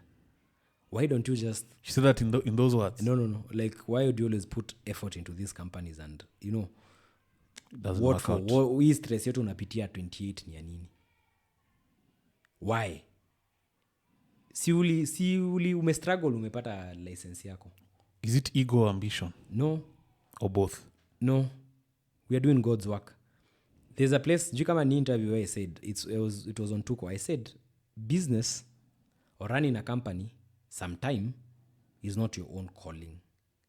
It's a higher calling and there's service to it. Elon Musk says that sometimes the solution to the problems facing humanity ni capitalism. Some of the people I've hired that Kai and Karo, sometimes mtu like doesn't have the right qualifications, but you're like, I will prune them. But objectively, one would say Elon Musk versus perhaps selling cars or spare parts is not on the same. No, it's on the same frequency, and I'll explain why. You see, Elon Musk doesn't sell cars to park them. Ultimately, he has to sell those cars. You see, the biggest headache in a company is sales. Whether you make things, whether you do things. Hata mi kesho I can open a company and call it Kai and Karo or Cairo Auto and start making electric cars. But for that thing to make sense, ultimately what defines whether Elon is successful or not? The fact that he has to sell Bottom those line. cars. Yeah, bottom line is, did Elon sell cars or not? Oh, Elon sold cars, yes. So he's selling cars. What Elon says cuts across all industries. You see, sometimes we think that hizi vitu watu wanafanyanga the nini. Hizi processes ni lazima upitishwe. And I'll tell you something. So Elon talks about capitalism being the solution to mankind's problem. Capitalism inamaanisha, if we don't open businesses, this country will forever remain poor. If we don't go outside the borders of Kenya. Like mimi sahi, if let's say I open a company in Dubai or the US and it makes a lot of money and I'm able to reinvest 100 million here, how many people will I live out of poverty? Trickle down effect. Yes. That's why you see the government inashinda ikiambia watu ni aje, sijui entrepreneurship, nini. Of course, but also there's nothing they're doing kuleta entrepreneurial spirits. But other governments that were more logical, like time ya Kibaki, you'd find watu wanakuwa empowered more, stories alone, barabara. You know, like, those are the things that zinafanyanga watu wanakuwa motorbikes. Yes, exemptions. Ndio zinafanya watu wanakuwa industrious and they are able to create wealth. So sometime, let me tell you something. Kesho, what do you think is stopping me tomorrow from saying, I'll go talk to my mother, ask for money from her or from my family or from whoever I'll borrow, pay off every debt I owe, and go start a fresh life somewhere. Have you thought about bouncing? Yes, I've actually thought about it. I've actually thought, there are times, let me just be very honest, there are times I ask myself, why am I doing all this? What for? Especially if you have a trade. A place, no, even a place you can go. Yeah, like literally, people think, let me tell you, my mom much as anaweza kosa kwa Kenya, my mom has a place in Kenya. I could move in with my sister for all I wanted. It's not a bad place. But when I mean go, Waje? have you considered leaving Kenya? Just like, Apana siezi acha. You see, there's one like when I was taken to court, there was a conversation that I was running away from the country. I remember. Do you know I was not running away? I was simply going to the US to meet investors. And by arresting me, ime extend the process yote. If I'd have left that week, stani tungoifika hii point yenye tumefika. But you see, people believe what they want to believe. At the end of the day, hata ushindo ki-explain ya watu nini, not everybody understands you. And that's the tragedy of society. Sometimes, hata kama nataka kutoroka, I am responsible enough to take the hit for my clients. Do you know I'm even contemplating selling all systems, Zakai and Karo? Everything. Kwanza the website. What's the valuation? I don't know the valuation, but if you have a website that gives you 90% of your clients and a domain that's giving you 90% of your clients and helps you sell 300 cars, it could be valuable to somebody else. Do you know it's something I've actually considered? Now what I'm about to ask you might sound trivial. Yeah. Or like I'm making fun. Yeah.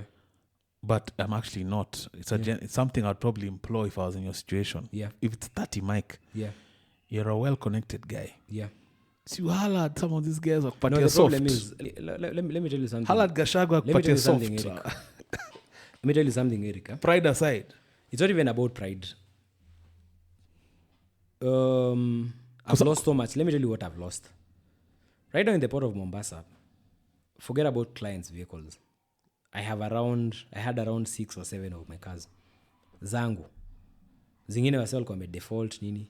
Those cars had a market value of 60 million.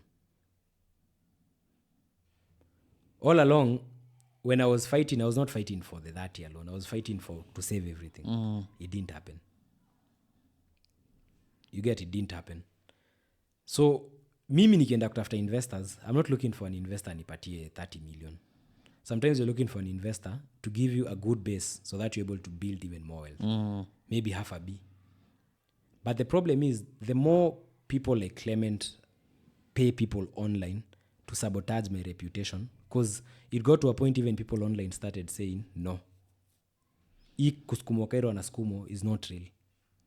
There's hype around it. It's very difficult. When you're in my situation, even 1 million, nobody will give you. Because people will see that you're sinking. It takes very few people. Kama say the people, like when you mnafanya biashara now, there's a guy who gave me an order for 15 million. I declined. Why? Because I couldn't handle it. I first need to sort out my clients. I declined. Why dig a deeper hole? I declined. And I asked this guy. Not tempting? No. Values. Let me ask you a question. So I was in Dubai last month in February. Why didn't I run away? Okay. Again, devil's advocate. Running away is not easy. No, look. Running away is hard. No, assuming worst case scenario, like let's say today you have your passport. You take a flight from Nairobi to Nini, you book a flight, you go to Mexico. You decide you're going to work for the other side. See, I'm a pilot. A cartel pilot. Yeah. I'm good. Kwanza I'm very good with Cessnas. Hizo my short field nakuwa nimeiva sana. Me, I'm deadly. As someone who's offline, you told me you're considering just becoming a conventional pilot. Yeah, I can. Is that something? Yes. Can you survive the mundaneness of it? No, I can. Honestly, I can. I'd probably ideally if I was to work for an airline, I'd probably want guys who fly to very shitty places to feed my need for adrenaline. But imagine I'd do it because sometimes I tell you I don't sleep. So unless God comes and gives me a solution, sometimes this whole struggle you really have to ask yourself what really drives you. And sometimes I realize I don't do what I do because of my own needs. I've told you that my mom is not poor. That is something that I want. Inataka itoke out very clearly. Whatever. Is she the one who was in court with you? No, that's not my mom. That's my aunt. Oh, because okay, that's fair. Because Clement was like, that's not your mom. No, that's not my mom. My mom cannot come to court. My mom hawezi kuja to court because of her health, number one, and number two, because I try to shield my mom from all these. And she's not around. My mom, yeah, she's sometimes around, sometimes not around. Akuangi huko mara mingi. But she would have wanted to come, but I told her don't. Kaa huko chini ya maji. You see, my mom last year bet a very serious illness. They say it's cancer. No, it wasn't cancer. My mom had a liver problem that stemmed from a medical malpractice. It wasn't her fault. She almost died. Last year nikiwa na Sarah India, we were basically there trying to nurse my mom. My mom was almost dying. Nilikuwa naitwa ICU 3 a.m. Sarah can itangoja anaweza corroborate your story. So there's a lot. Has Sarah ever called to check on you? Apana, no, you see me and Sarah not. People want to bring this implication that nikaa tulikosana. No, we don't. There's a time we spoke, but it was something completely relevant. But me, from where I sit, you need to understand one thing about me, Eric, mimi don't sinanga baggage na mtu. Like I'm so used to doing hizo 2 years imenifunza vitu mingi. Ndio nakwambia probably Clement alikuwa na expect as another response for me, but those 2 years have taught me so many things. So I see some of these people from my past following me because of my success right now, and I'm like, you people think you're dealing with the old person. You're dealing na mtu mwingine completely different. So I was telling you, my mom had her own share of challenges last year. Last year, the whole of January I was in the US. I was nursing my mother. She was extremely ill. Probably about that. Nilikuwa na nurse. I quietly flew her into Kenya. Nobody knew. February last year, we came to Kabangais, and then as a family, me, my sister Sarah, at that point we flew her to India. But we're going to do content. Tuna post to my sherehe, but mimi. But of course, the public will see what you post. They won't know. Yeah, sometimes tunawekanga hizi vitu chini ya maji. So yeah, she came. We took her to India. She got very good care in India, better than the US, surprisingly, and now she's good. So I keep telling her, like, hizi stories zote just chorea. My mom, let me tell you, sometimes as a young person, nataka watu elewe one thing. I'm not in business because I needed to steal money from anybody. The family alone has enough to sustain me. But by the time I was allowing family to chip in for me, like when the bail was set at 2 million, my mother and my sister raised that. The rest was raised by 3 of my friends or 4 of my friends. You understand? But the reason sometimes I don't go to people is because I believe as a man you have to solve your own problems. So this notion that he's just a guy tunaweza, because that's what Clement is trying to prove, that umse hata ana kitu. Because I saw someone even post it on that mamake alienda sijui akafanya nini. No, bro. I don't God has blessed me. Na hii kitu yote itaisha. But some things have to happen for God to teach you some lessons. Number one, you realize, what, family is very important. That's the real inner circle. Yes, that's the real. Right now, I know that niaje. Kesho, if I'm too tired, I can always go. My mom has been telling me for the last 3 months, come back home. Ni mimi ndo nakatanga. Come back home. Hujafukuzwa, kuja. Come live with us. Have you had a moment of rest? Like a few days off? No, I've never rested. It's important. Never. You see, it It's important. it will be wrong for me to rest while my clients are not resting. So for me, the worst case scenario is I'd rather sell off whatever is remaining of Kai and Karo to settle my clients. That is the ultimate. Once they're settled, I will build afresh. Would you sell personal assets? I will sell anything to cover those clients. Because you see, you need to understand one thing. Nataka uone, I want to show you a difference here. One guy nilimwachia an entire company. I ran. Kampuni ikiwa fit, ikiwa na kila kitu. When he messed up, let me tell you something. Clement didn't mess up vitu zake, hakumesiwa na mtu. He tries to blame me, but he didn't. Mimi nilimwachia an entire company. He tried to fuck me, but I like outsmarted him na nikamwondokea. When he messed up his own things, na vitu zikaenda south, the guy has never made any attempt to reimburse anybody he owes money. He's been so busy focusing on bringing me down. You see, I'm going to tell him one thing, because I know at a tomorrow interview, your candle will not shine brighter by dimming the other guy's candle. That's a very common but flawed human condition where people look at other people's success as their failure, or they look at their success as other people's failure.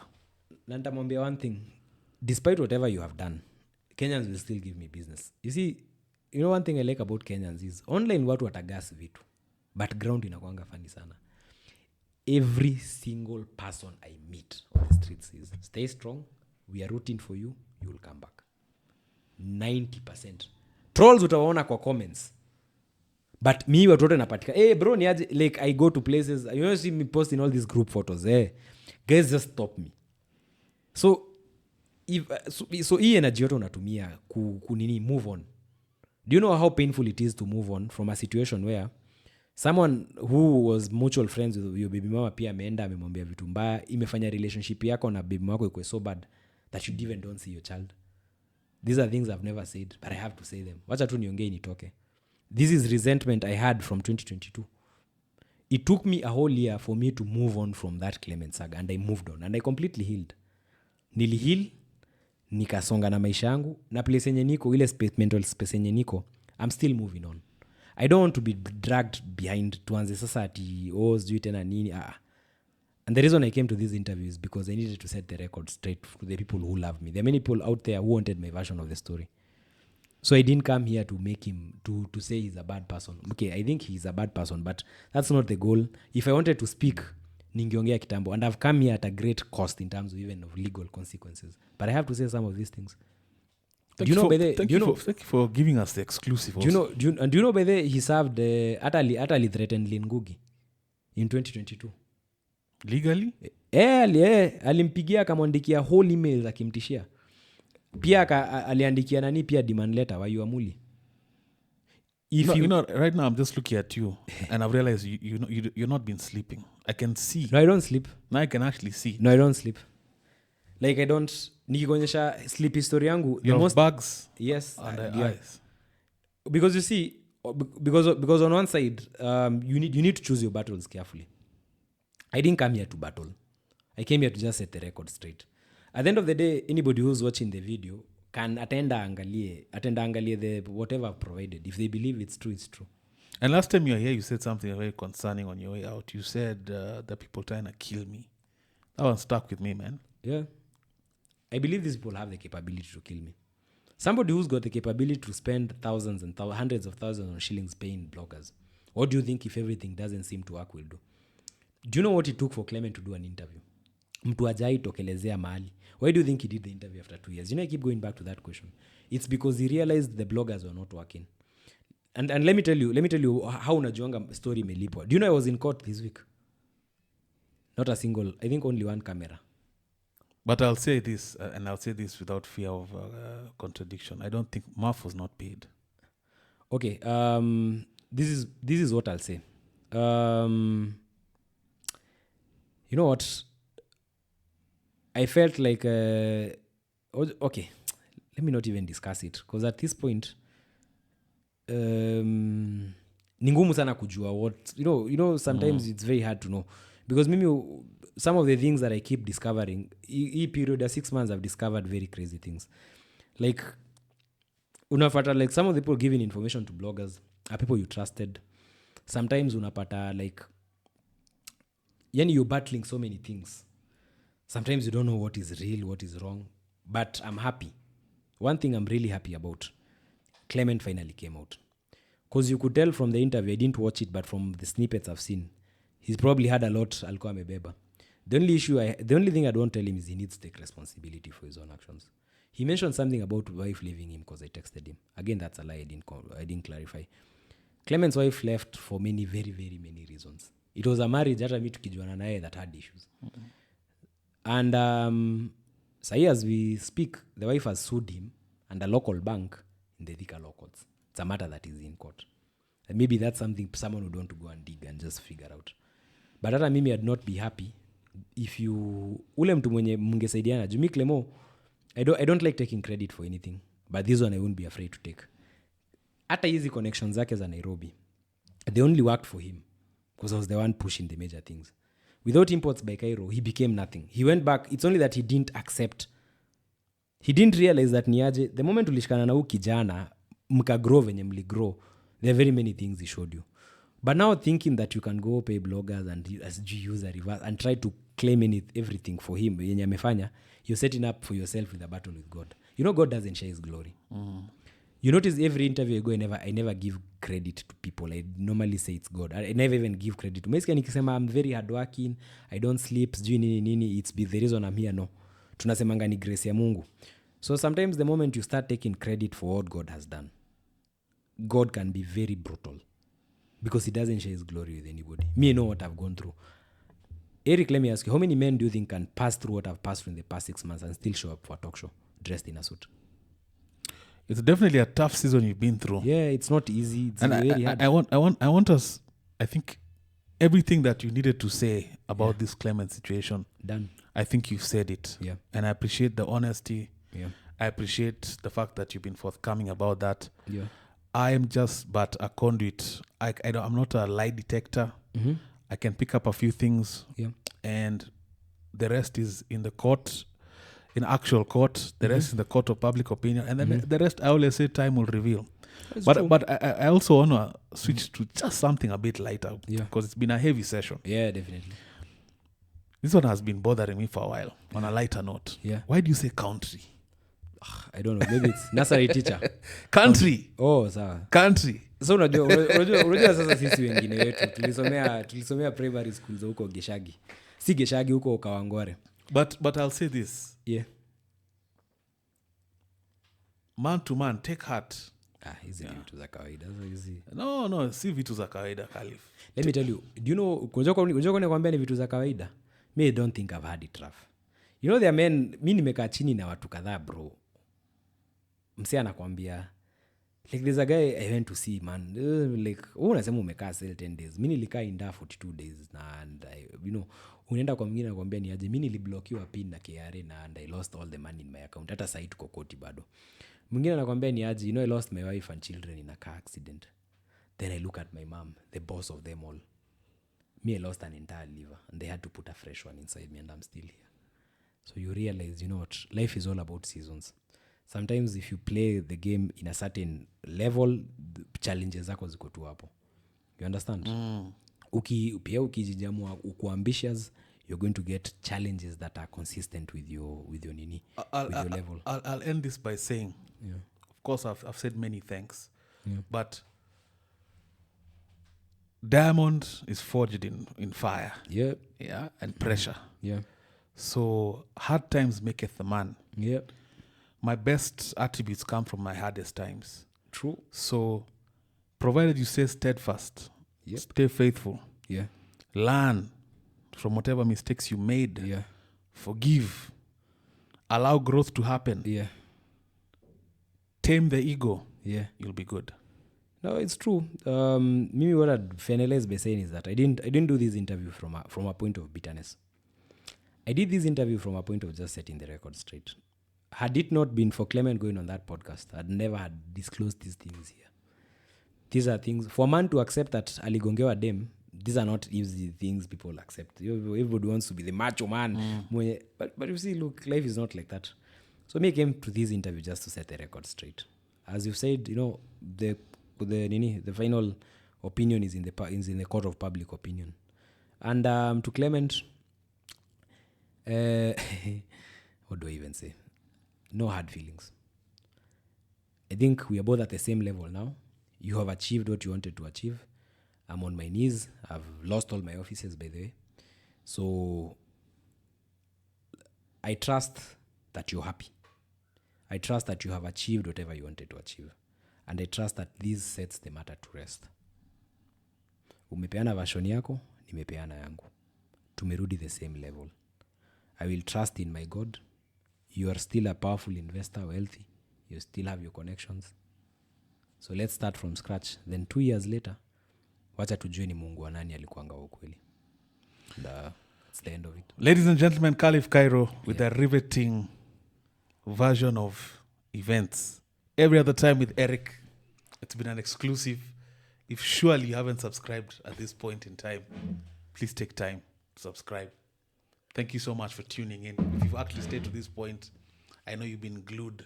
It's been a journey of ups and downs, disappointments, a lot of heartache, a lot of such.